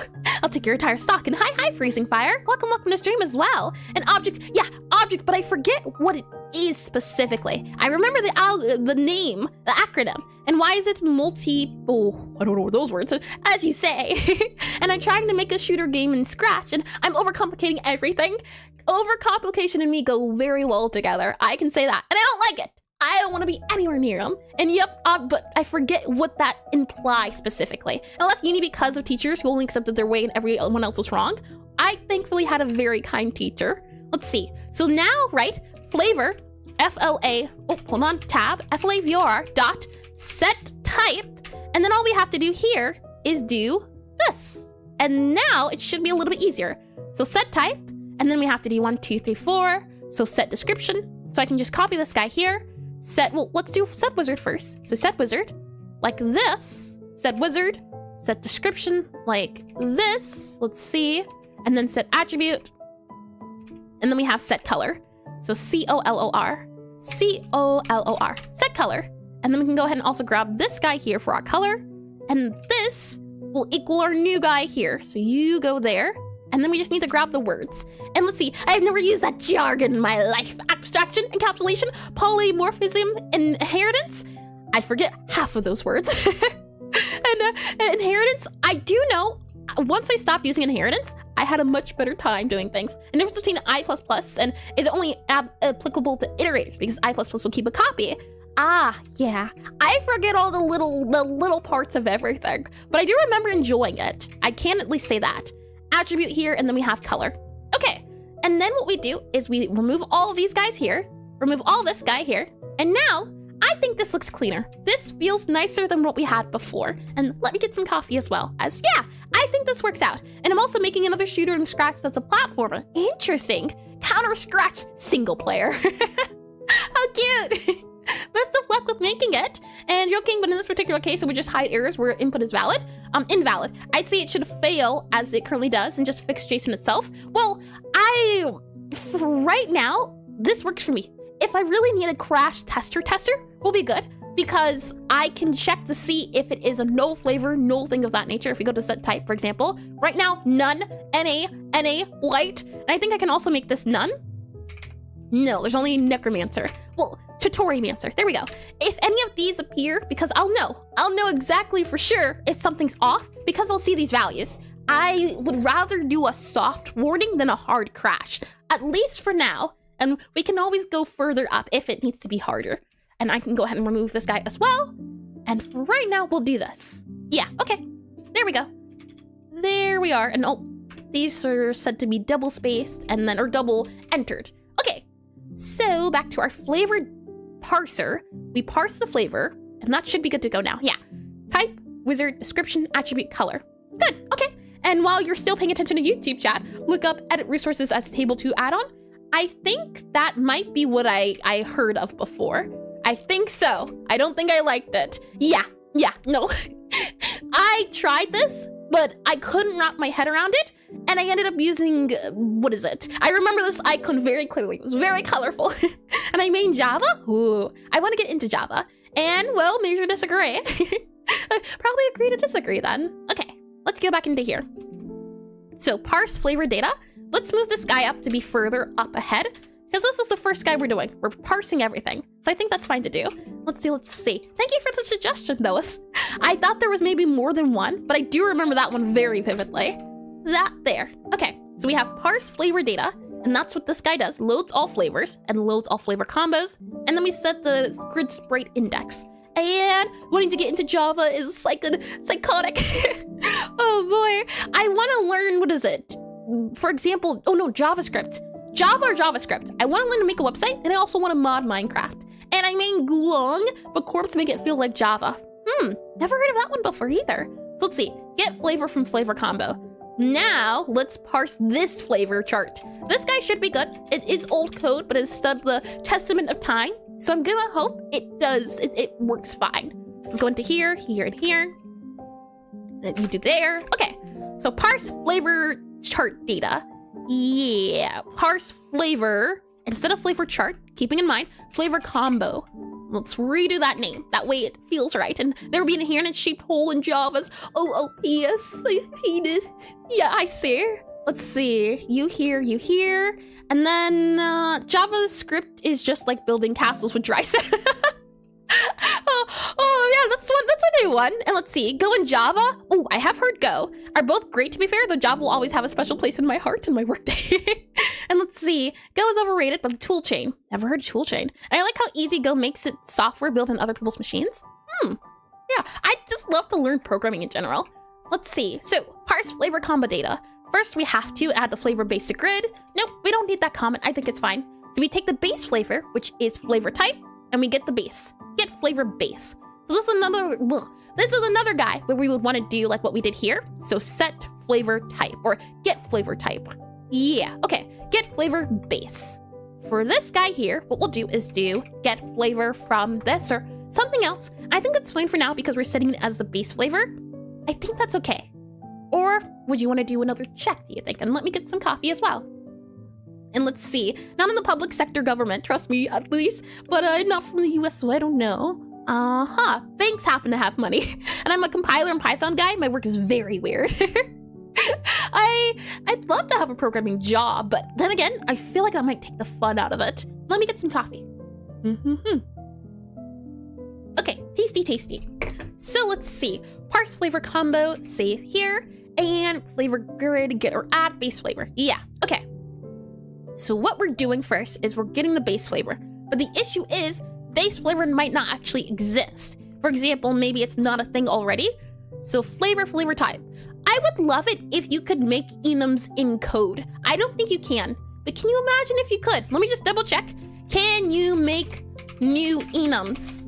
Godot 4. I don't think you can. I don't think that's a thing, but imagine. Let's see. To define an enum, keyword must be followed by the enum's name. Yeah. I don't think enums can be named outside of enums, I think. And as my guess, you're a coffee person, my guess. What do you think of tea? I'm a tea and coffee person. I drink coffees in the mornings, teas in the afternoons, and any tea that's a red tea. They're delicious. No, you can't? I wish. I so wish. Imagine if I could just set the flavors here. Then I wouldn't have to worry about it anywhere else. But it's just a shame. You know what? We do what we can. And do you use Linux? No, but I might have to if the computer forces me to swap to Windows 11. So let's see. var base flavor. Flavor type equals flavor type. Get flavor base. Yeah, okay. What if, let's see, base, there should be a none. So what I'll do is I'll do this here. var base flavor type equals none. And then we'll go ahead and copy this here. And then we'll do flavor type, flavor, flavor type, FLAVOR dot type, and lowercase, FLAVOR, flavor, and BRB, no worries. And I had a cold brew with vanilla today. Ooh, that sounds good. And hey, Eris, what's the coffee of choice today? I did not have enough time to go all out, so it's instant coffee today. Instant coffee with a little bit of milk and sugar. I do, you know, depending on how much time I have, I go a little crazy in the bean grinding, but today, just instant coffee. So flavor dot type, and then we do dot none. There we are. And then what we can do is if, and then we can do, let's see, flavor dot type dot has, and then we'll go ahead and do this here. Do you here, copy, you here, and then we'll do this, base flavor equal. That way it sets it up for whatever we need. Base flavor equals. like that. I think that's a good check. That feels about right. And oh man, love bean-based coffee. They have such wonderful taste.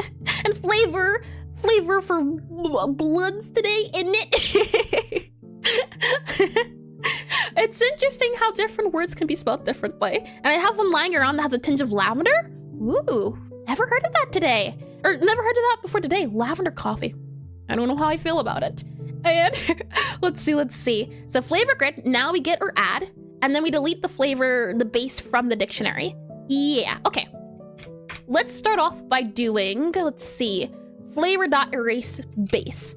What this is referring to is the fact that if I go back into Obsidian really quickly so I can show you, this guy here, there is base. This base guy here is just the corner guy to make sure we have our bases going this way and this way. So I delete this base so we have all the other flavors. As we need the sweet, but we don't need the base. That's why base is there. Let's go back into programming here. And it's very easy, just give it a shot. I believe in you. And let's see here. I love vanilla cold brew. I want to be able to make a cold brew at home. You just put coffee grinds in some water, shake it around every few days, or every day for a few days, and beast is beast. And British lads today, I see. Let's see. So flavor.erase base. My guess is going to be base flavor. Let's go back to our flavor. Let's see. FLAVOR. Flavor combo data. Where are we using our base at?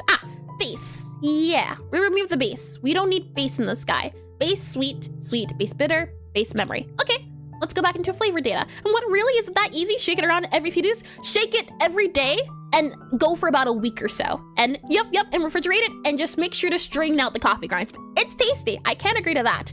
I don't remember the ratio, but you need a lot of coffee grinds or grounds for the cold brew. And then filter the grinds. Yep, eat them. Hold on now.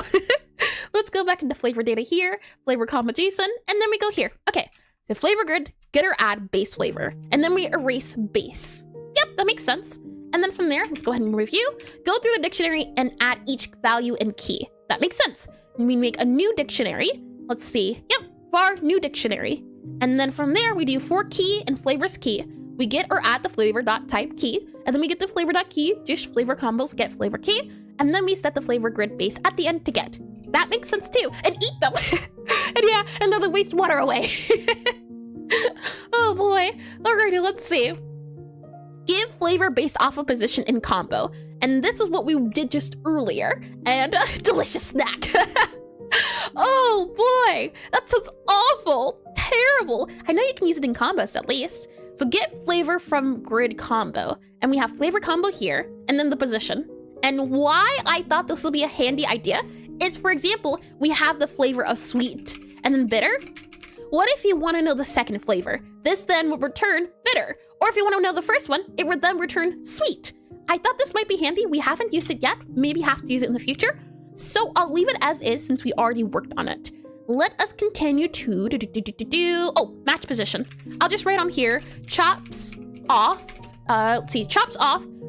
First, chops off string, or flavor that isn't selected. That makes sense. Chops off flavor that isn't selected. And angry. Anyway, I hate tea and coffee.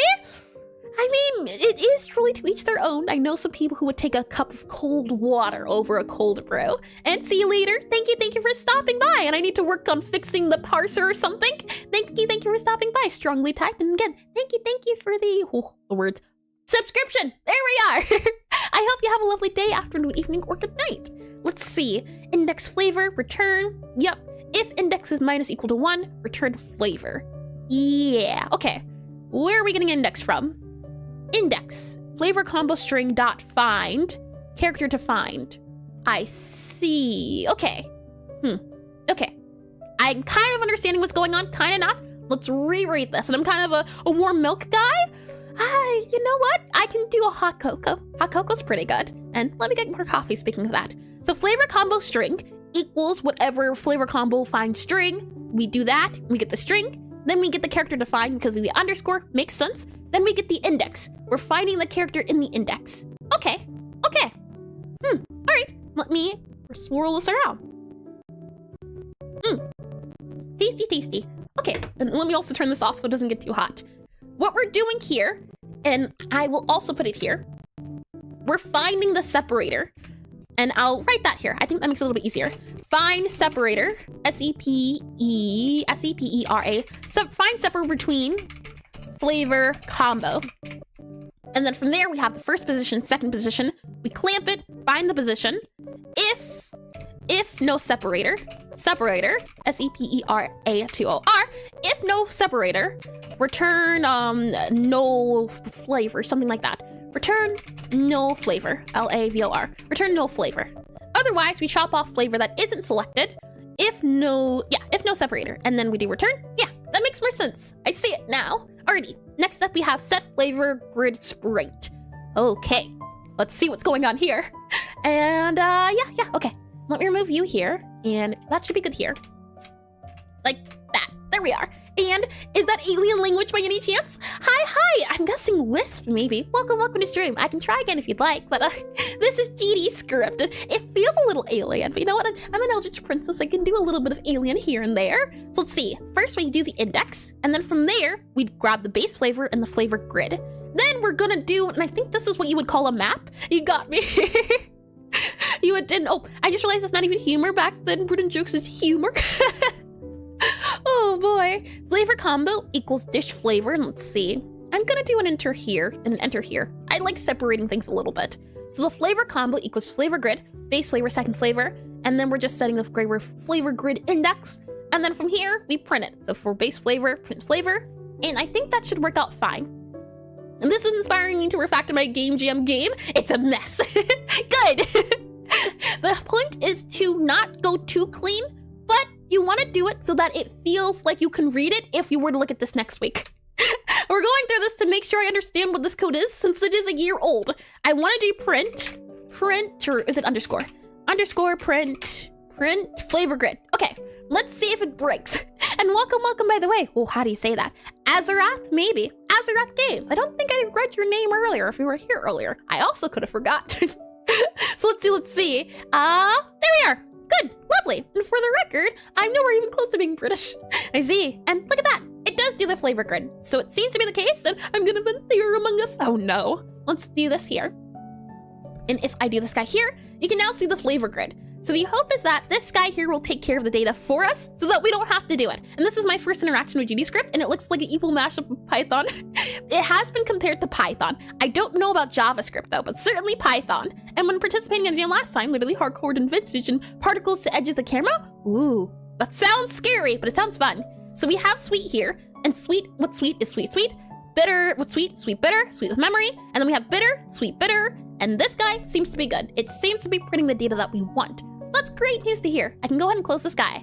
And that means flavor parser is complete. Great. Now let's work on spell parser and then customer parser. Let's start off with customer, since we were working on customers and flavors and things like that. I feel like that would be easiest to do next.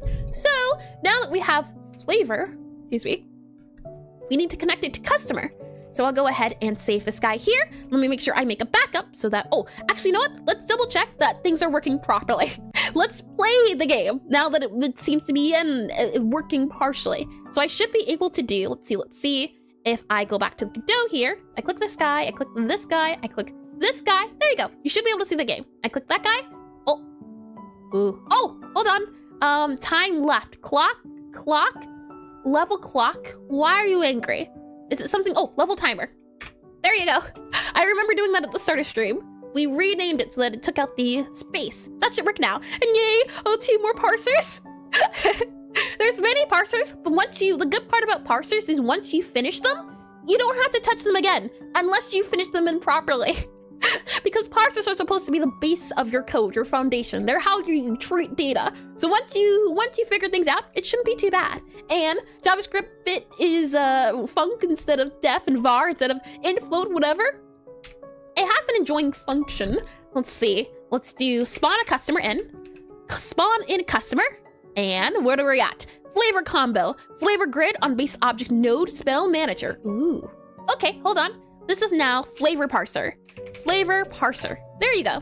Flavor grid, flavor grid, flavor parser, flavor parser. These guys were referring to flavor before. Flavor parser, flavor parser, flavor parser. Okay, I think we're good. Let's go ahead and close this guy. and Jojo. Let's see. I did functions in JavaScript is named just as function. I see. Interesting. Again, I don't know too much languages, or I only know C++ and very little of that. I only have 2 years of experience in that. Spawn customer. Customer has been spawned. This, oh, that's not good. Ordering is off. Hold on, let's see. Let's go into our cafe here. Go into customer manager. Where's our character at? Player. Player, do you have to be below? Like here-ish, possibly. Try that. Give that a go. See how you feel. As customers should not go in that direction. Spawn customer. Nope, that did not help. For some reason, these customers decide that they want to be up high. And let's see. So move the player back to where they were. I believe they were here. Why are customers appearing up top? Manager, let's see, process, physics and inflation. This should be fine. And hi Jojo Games. welcome to stream. Call and these shall appear. Why are customers in front? That should not be a thing. If I make you go here, curious to see, above the player, how does that work out? And I did read that. Good. Okay, click that guy there. Spawn another customer again. Spawn customer. Okay, customer goes down there. So then is it the case of managers, customer item, undo, customer here, player here then? Below you? Try that. Does that work? It might not. I'm learning things, and I think this whole joke came from One Piece is real. I don't know too much about that anime. Spawn customer. Interesting. Okay, you know what? I'll play your games. Fine. We'll move this guy back to where it was, and we'll move the customer manager below, since it seems to not like to work with the managers, which is okay. And yep. And using TypeScript as we speak. I love TypeScript. It's a lot of fun. I feel like the easier it is to read in English, the easier it is to see the code. Okay, customer, you go sit down. You want a bitter cake. So let's go ahead and have a bitter thing spawn in.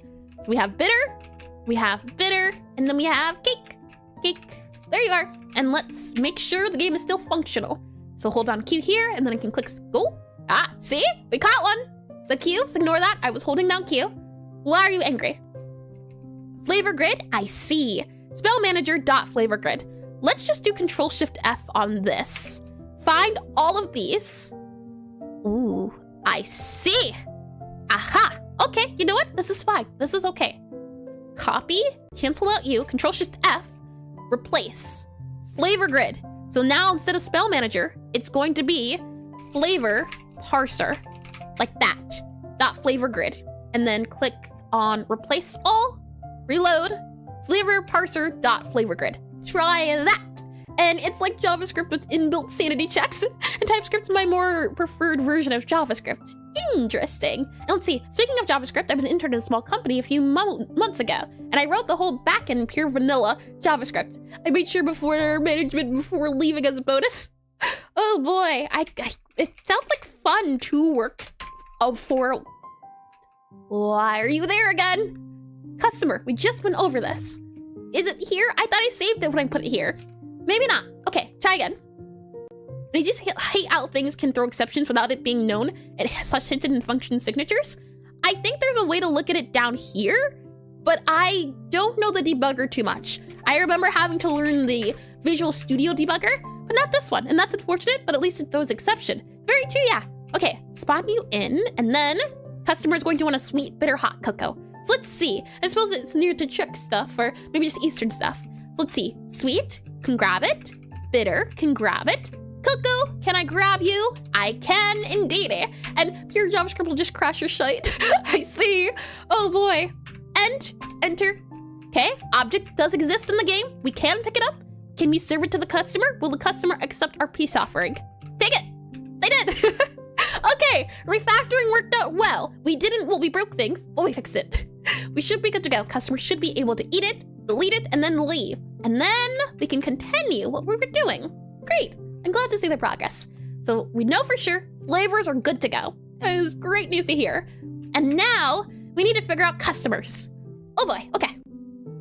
All right, and let me draw what I would want to see and why I want to make sure we get this right and we didn't break something, hopefully. hopefully I'm gonna do a save point here. I think it's worthy of a save point. Unless there's an unforeseen bug I haven't seen yet. We'll do flavor parser, P-A-R-S-E-R, flavor parser, commit, and sync. Okay, there we are. Lovely. And then from there, let's see. Is there a way to edit resources in-game, or can you only edit them outside of the game? For example, if I wanted to edit the necromancer profile in-game or in script, I wonder if there's a way to do it. Because there's some things on here I'd like to keep, but again, maybe the idea is not to mix, what is it, variables, not variables. No, maybe variables, but items from here, these guys here, with this guy here, and get commit time. Oh yeah, gotta commit every so often. I learned my lesson. Let's go back into you here, and you here. And my goodness, you're really good at programming commentary. Well, thank you. Was it Torch? I try. I feel like the easier I can explain it out loud, the easier I can do things. And sometimes I like to do it in Unity, or if bug testing was my project, I randomly run a debugger and see what's being stored in variables during a run. I know there's a plugin, the console one I have, does help with debugging. And backup stuff, oh yeah, I just did. I 100% just did. What I would like is, in my game, at some point I hope very soon, like I said before about the idea of a Pokédex, where you can see a collection of customer profiles. So for example, you start off the game with the necromancer, and then you've got maybe the many-mancer, and you got all the other guys, so maybe it takes, let's say there's 6 profiles. And when you look at the profiles, maybe you can select them, maybe you can hover over them, but it then tells you, Happy Louie just followed. Thank you to Happy Louie for the follow. Welcome into stream. Hello. Let's see. I'd like to have maybe a symbol of the wizard class. So for example, necromancer, for now we'll just have this guy as a circle here, and then maybe a skull. So let's see, this here, and then a skull. Skull.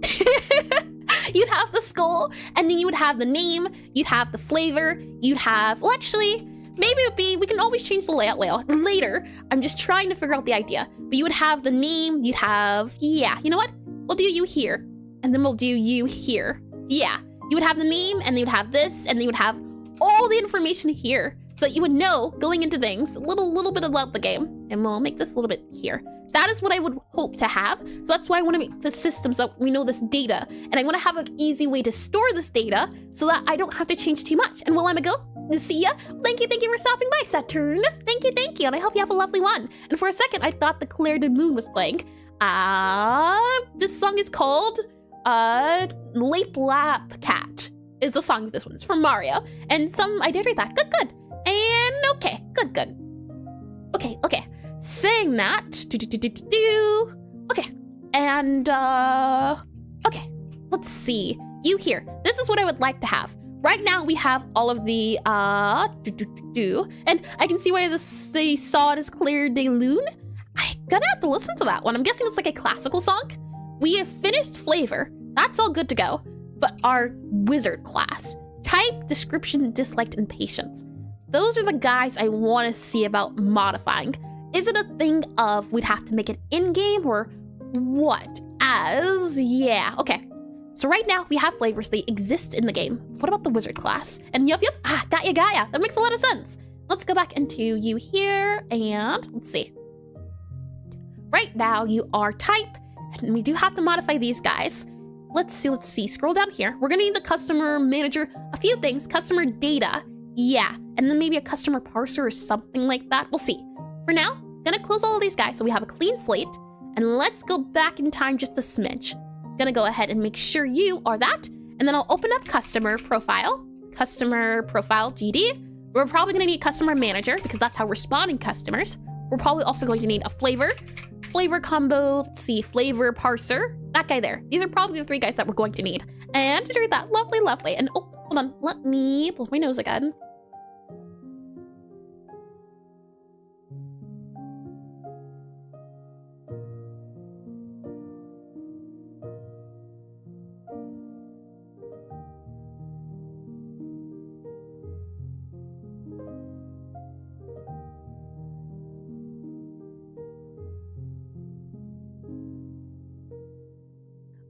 All good to go. Allergies are really getting to me this afternoon. Well, it's getting close to afternoon, but I'm all good now. Okay, initialize, flavor Jason, all of these are good. Customer profile. this is how we define the customer. Right now, the customer is a resource, and I'm fine with it being a resource because we don't change things.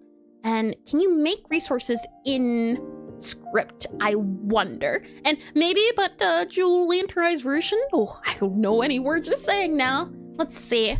Can you make resources in code Godot 4? Because that would be a great idea. And Godot custom resources can be created in code and stored.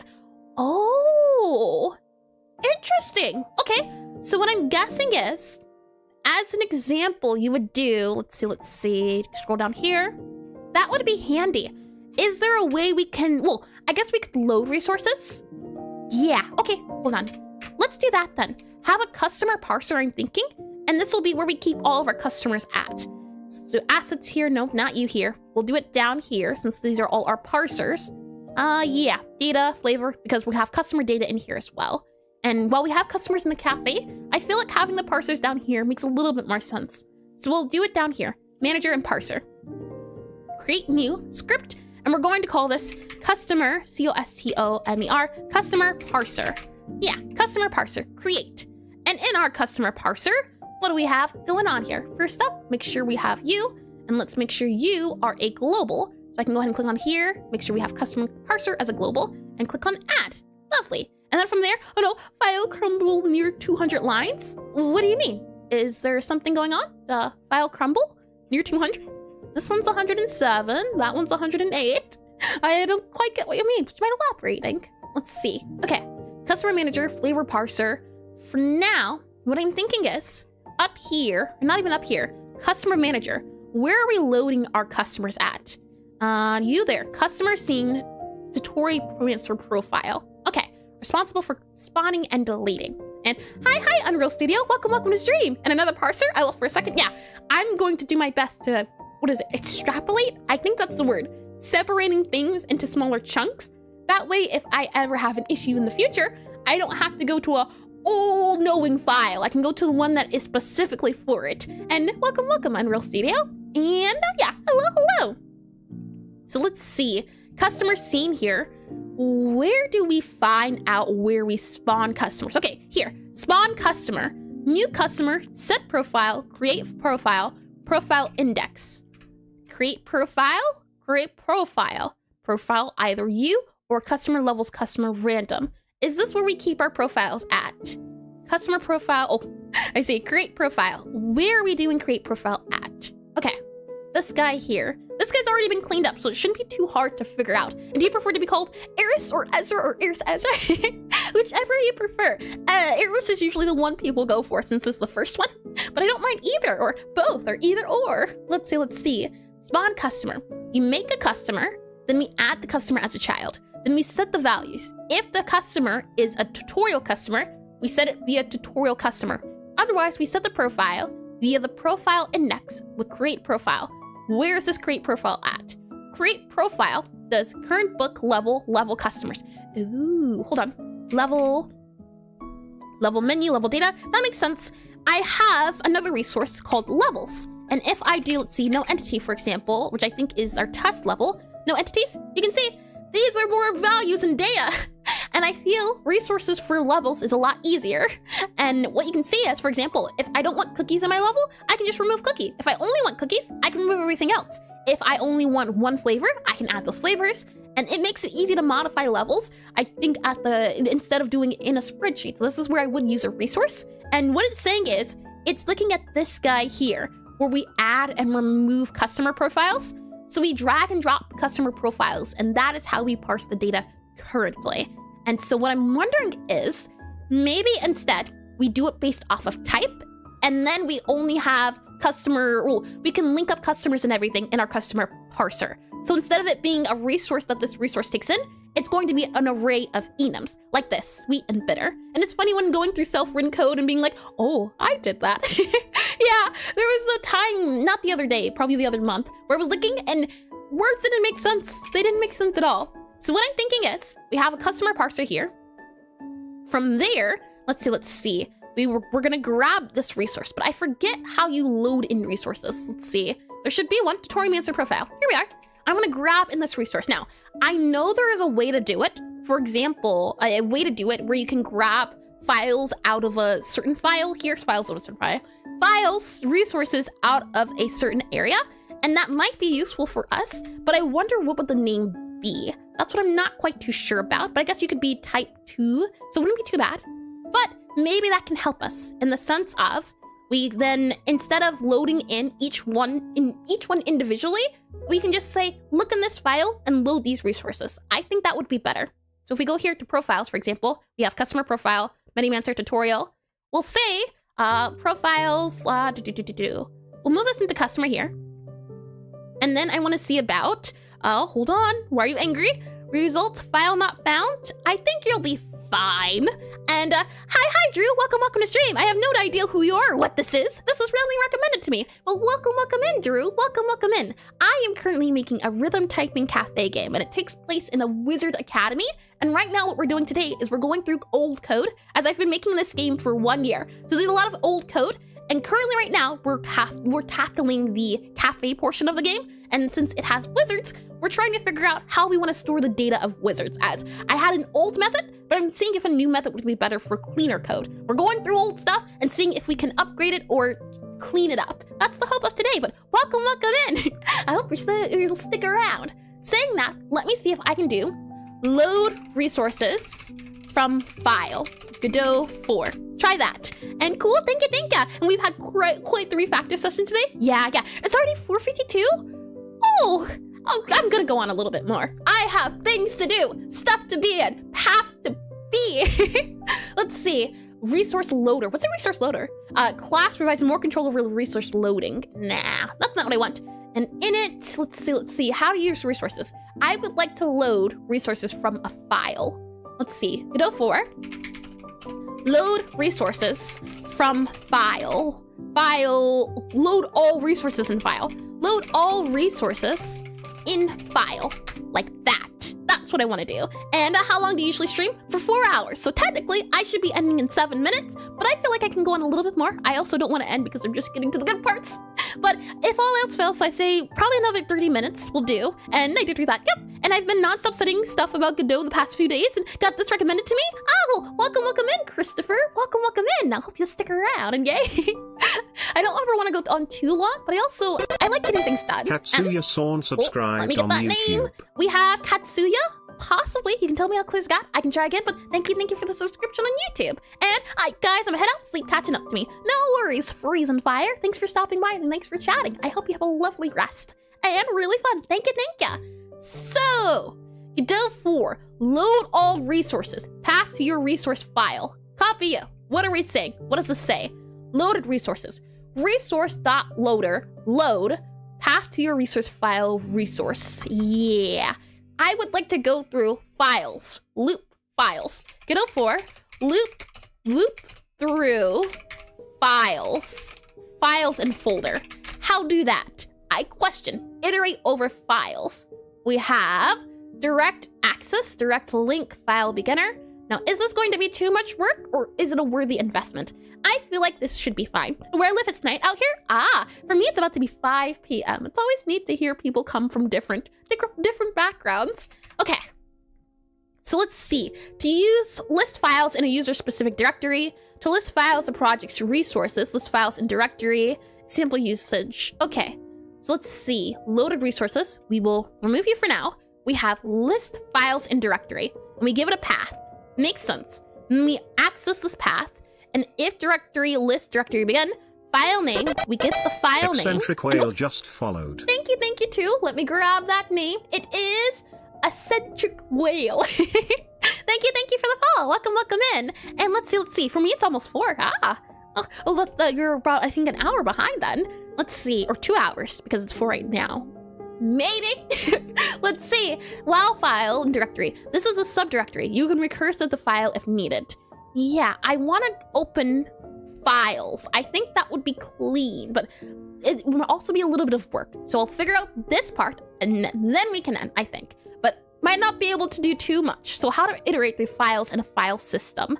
Let's see. There's an example of documentation in direct access class. Oh, we got some Godot documentation here. Let me wait for it to load up, and then I can show you. We can look at it together and see if we can figure out what's going on. As I was linked to this code, but I don't quite understand the code. And I've done file directories before for the music jam, but I want to look at this in a little bit more detail and see if we can actually understand what's going on, because I don't like ever copying and pasting code if I can help it. If I can figure out a way to understand things, that's usually my preferred method. So let me make sure we have, let's see, in core plugins, let me do web here, so I should be able to do it. Yep, web. And then from there, I should be able to do open web viewer, and then paste this guy in here, and we can look at it together. So let's go take a gander. Obsidian, yep, Obsidian. Okay, so direct access provides a method for managing directories and their content. This class is used to manage directories and their content even outside the project folder. So what you do is you grab the directory, you can make directory world. Most of the methods have a static, okay, found file at. This makes more sense. We get the path, we then if directory. So if it's not null, then we open up the path, we do some things here and there, and then we see found directory, found file, and an error occurred when trying to access a file. I think this makes a lot more sense. So we'll grab this guy here and we'll modify it and see what we need, see what we don't need, and grab what we need and toss everything out. So do this guy here, we'll do this guy here, direct contents. And also we'll do here for a func, and then we'll do ready. So on ready, and let's see, func ready, it should auto do it, I believe. And let's see, control K is this as well. So func underscore ready, there you are. And then from here, we're going to do direct contents. And I'm just curious to see what this gives us right off the bat. Profile. So I'll go ahead and copy path, and it should be this guy here. Let me make sure it's you here. And now let's see what it prints. And before that, let's also make sure our flavor parser doesn't print anything else. So let's see, print flavor grids, no longer needed. Let's give that a go. An if directory. The if directory, I'm guessing it means if it exists. If it's null, you can't do anything. And ads already? I tell you, it's wild. Okay, click on play. Just do this really quickly, just to see. I just want to check. Just let me look. It works. Okay. Ads now. Okay. That does work though, that's good. And I'm hoping anytime we add a new profile, we just add it in here and it'll automatically update it, is the hope. Saying that, and there's a strange why not, if not directory return, if such. It depends on the person, TP. Some people like doing something, some people like doing other things. This is the official documentation of it. And I do like doing if something, but I also could see it being like this. If directory equal null, and then you would do something like this. This could make it easier to see. So if directory equal null, then we can go ahead and do print and then return. That is also another way to do it. And I do usually tend to prefer this method since it also means less indents. So this is another way to do it. And quick return. And it's always funny when we lose our sense to say. And so yeah, the ad's glad to see it's working. Me too. Alrighty, let me get some more coffee.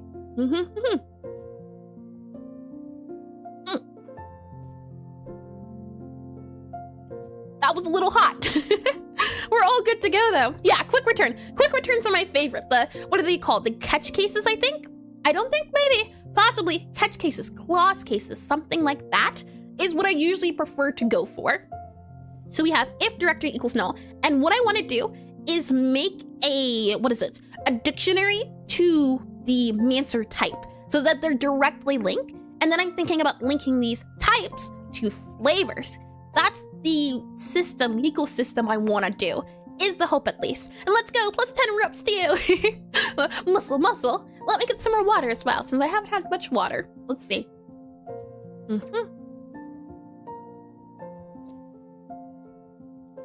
Tasty, and I should learn how to code. Seems fun. Oh, it's a lot of fun. I do agree, and I do encourage it. It's not like I'm biased or anything, but I like programming. For me, I feel like I've been saying for me many times today. I don't feel like I usually say it, so I'm gonna be cautious and not try to say it as often. Saying that, I like it because, that's a little bit better. I like it because it is instant gratification. You know that there's a right answer and a wrong answer. And when you type something that shouldn't be its thing, it tells you, you got this wrong.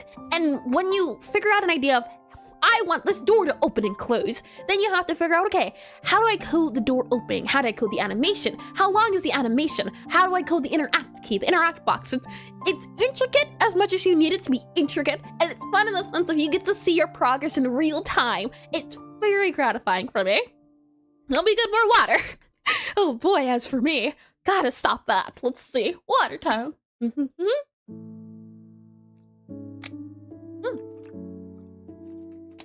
Tasty. I also think it'd be good during, if I don't have anything else to do either, doing a bit of stretching also feels like it'd be a nice thing to get into the habit of whenever we do ad breaks, since ad breaks are usually, well, not usually, they are every hour. So I think that is something I'll also try to keep in mind. But going back to here, if directory, so we get the path of the directory, and for this guy here, we might make this into a utility since this seems to be a common thing. However, we'll keep this for now. Directory content file access path. And these are the files. And can I see the game? Sure, Nero. Also, let me do exclamation NECROTYPE. Hi, Frost. Welcome back. Welcome everyone back from the ads. Let me go ahead and copy this guy here. And yep, sure, Nero. 1 second. Let me copy this guy here. Oh, hold on. Copy. It won't let me copy. Copy. There we are. Okay. If you'd like to give the game a try for yourself, you can also. Right now, there's currently a prototype version up on itch. And also, the customers will be standing on the table. That is not intended. That was a layering order I had to fix. It has been fixed, but yeah, I can show you the game. I can do a quick, since there's also a lot of people who I haven't seen before in here. So let me give you a quick look. Let's see here and then here. There we are. Let me go ahead and mute the music for just a quick second. And let me enable Godot music for another quick second, so we can all catch up to date on how the game works. And let's see if the tutorial breaks. Always super fun. And maybe putting the outputs exclamation commands on YouTube's live description? Maybe. I know there's some bots that'll see the commands every so often. Gotta figure out a better system for it. And are you sure that if it's error directory equals null, can it be just some falsy value? I don't know, TB. I'm learning as I go, so we'll see. And right, let me show you the game. If we go on here and we click on, well, gotta do calibration first. So let's click on space here. Space, space, space, space, space, space, space. Is it loud enough? Space, space. Calibration done. I believe the audio is good enough. Let me see if I can raise it up just a smidge more. Like there, should be fine. There you go. Okay. And it'd be a workaround at least? Yeah, that's very true. Yeah. I want to do some updates to the stream itself, like figuring out the, notification guy. That's definitely on my list of to-dos for this week. So let's go into the tutorial here. And you can see we are in a little cafe where you play as this little necromancer here, Gabriella, who aspires to be a chef. And we have a customer just came in and they...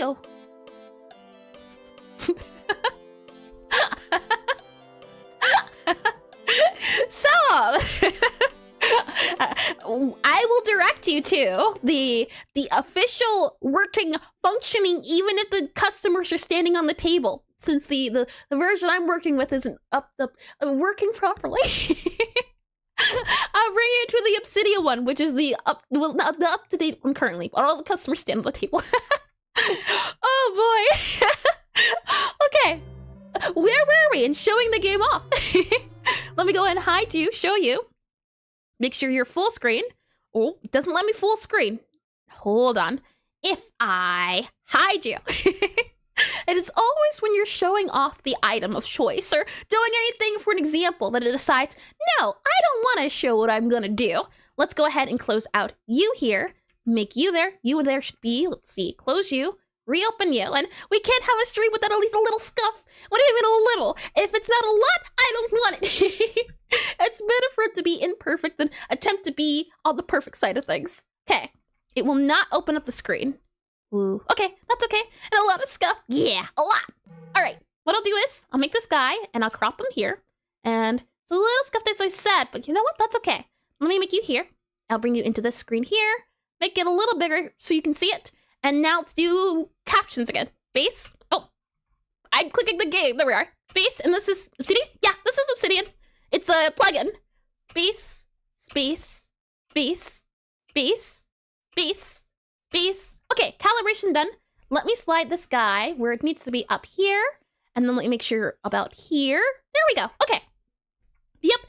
I don't remember which plugin specifically, but this is a plugin of Obsidian. Let me make that a little bit bigger. And now, the tutorial. Let's see. There we are. All right, so you move around with the arrow keys. You can then grab a customer, have the customer, as I said. Currently, they're walking on the tables. That's an ordering issue. I hope I can fix and patch today. But they're gonna look at their menu. They're gonna think about what they want. And once they have something that they're ready to order, they'll wave their hand around. We can click on eat to interact with them, grab their order. You can hold down space and you should see the menu. And it is pink, purple, something going on here. And this is where the flavors and products come into play. We're just working on the flavors and... We were just working on the flavors. So the different flavors react to different colors. In this case, it's pink purple, which stands for sweet. And then it also stands for bitter. I've got to note that down. Yeah, that seems like it shouldn't be working, but it's okay. Sweet bitter. So let's go ahead and grab our cake and... Zadna just followed. Thank you too. Let me grab the name here. That there. Name is Sagner. Maybe I can try again. But thank you for the follow. Welcome in. And I always stand on tables when I'm ready to order. It's the only proper way to do it. We can go then and put on all our 3 ingredients. So 2 flavors, 1 product. Hold down Q and it should pop up a tutorial. So you can see here, when the letters reach the center, then you have to hit them on the key. So you have to hit them to the beat. And also here, hi Zero. Yeah, we're wrapping up soon. Click on next here. This is the progress bar. When full, the spell is complete. So you want this to fill up. You don't want this guy to fill up. This is the fail meter, the tongue-tied meter. When you miss notes, it fills up. And it's about as they say, 4 little unfixed bugs on the wall, 4 little bugs. You take 1 down, pass it around, 12 little unfixed bugs on the wall. I'm certainly gonna work on this once I take a break for a little bit. So let's go ahead and click on close, and we'll start the minigame. So let's see how well I do. A-N-D space W-H-A-T space I-S space G-O-O-D space A-N-D space T-H E space M-O-M E space N-E-V-E-R-T-H-E-L-E-S-S space B-A-N-D. I was so close. E-R-S-N-A-T-C and H. And like that, we've casted the spell. The spell is complete. This game is still in prototype, so more animations to be added, more art, things of that nature. We want to make sure we want to make sure bugs like this are not a thing before we even think about adding pretty Commander stuff. Wolf Thank you for the follow, Commander Wolf. Welcome to stream. The customer eats their food, they wipe their face, and then they get out of here. That is the game in a nutshell. I plan to add additional things, ghosts and stuff, but what I'm working on right now is making sure what we currently have is functional. And is the text you type random words? For now, yeah. For now, it's a bunch of Basic just followed. Thank you for the follow, basic lol. Welcome in. And right now it's random words. It's a lot of, what's the word I'm looking for? When it's a stand-in for something, not prototype, no. I think it starts with a P. Placeholder. It's a placeholder at the moment. And the game sound isn't coming through. Oh no. Oh no. Did I just not read the other one? Okay, we'll go through it very quickly again. We watched you hit buttons and sing the notes. Oh, that's even worse. Okay, now that it is audible and you can hear it, customer, they order food, you go sweet bitter for a cake. We'll go through it again. We grab the cake and you seem so happy doing it. Okay, next, continue, close, we go again. B-E-W-A-R-E space T-O-H-E space J-A-B-B-E-R W-O-C-K comma space M-Y space S-O N space T, H-E space, J-A-W, S space T, H-A-T, space D-I-T. And the loops again. Let me do it all over again. So let's see. E, comma, space, T-H-E, space, C, and then L-O-A-W-S. There we are. Done and done. That is the game in a nutshell. Thank you for letting me know, Frost. And wow, wonderful. We have a musical experience. The text is 1 letter behind your note. Is it? Hold on. Hold on. Class never got his S? Hold on. Eris, I thought you resolved the desync? I thought I did too. I thought I did. Hold on. Hold your horses. B-E-W-A-R. So, seems to be the case. There are a few things that need to be resolved. It got back in. I did resolve it for a second. Okay, I understand. I could take a hint. I am going to, with that revelation, hold on, let me close this guy here. And then let me also do this guy here. Oh, where are we at with music? Turn you down. And welcome to programming. Oh yeah, this is to be expected. I'm surprised, but I'm not disheartened. Exclamation D-I-S-C-O-R-D. That there. And then let me also do this here on YouTube side of things. Give me 1 second here. And what I will do is, after a few hours, I'll be on the Discord. I'll be in VC if you'd like to join. I'll keep working on the game today. I'm gonna take a little break since this is at the end of the stream. But if you'd like to watch me work on more debugging today, that's what I'll be doing. And you can join the Discord there. However, I will also be doing more debugging tomorrow. Well, not debugging. Well, debugging and reprogramming or refactoring. So that'll be tomorrow and later today. If you're interested in that. And doing anything after, do you get anything after making the food? Yep. You get a dish and you get to serve customers the dishes. Thanks for seeing. Thanks for coming. And this was fun. Subscribe and I'll try to remember to follow the Twitch too. Thank you for stopping by, Drew. Thank you. Truly indeed. And did I miss anything else? I don't think so. It says, Eris 4 little unfixed bugs on the wall. Oh boy.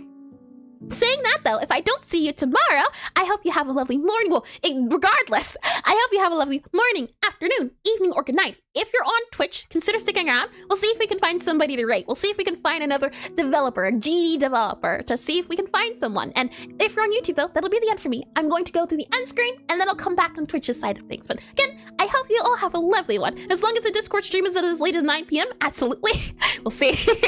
I don't know if I'll take a nap yet or not. But again, thanks for all coming. Yes, thanks for all coming. Thanks for all coming. Your Walker X just followed.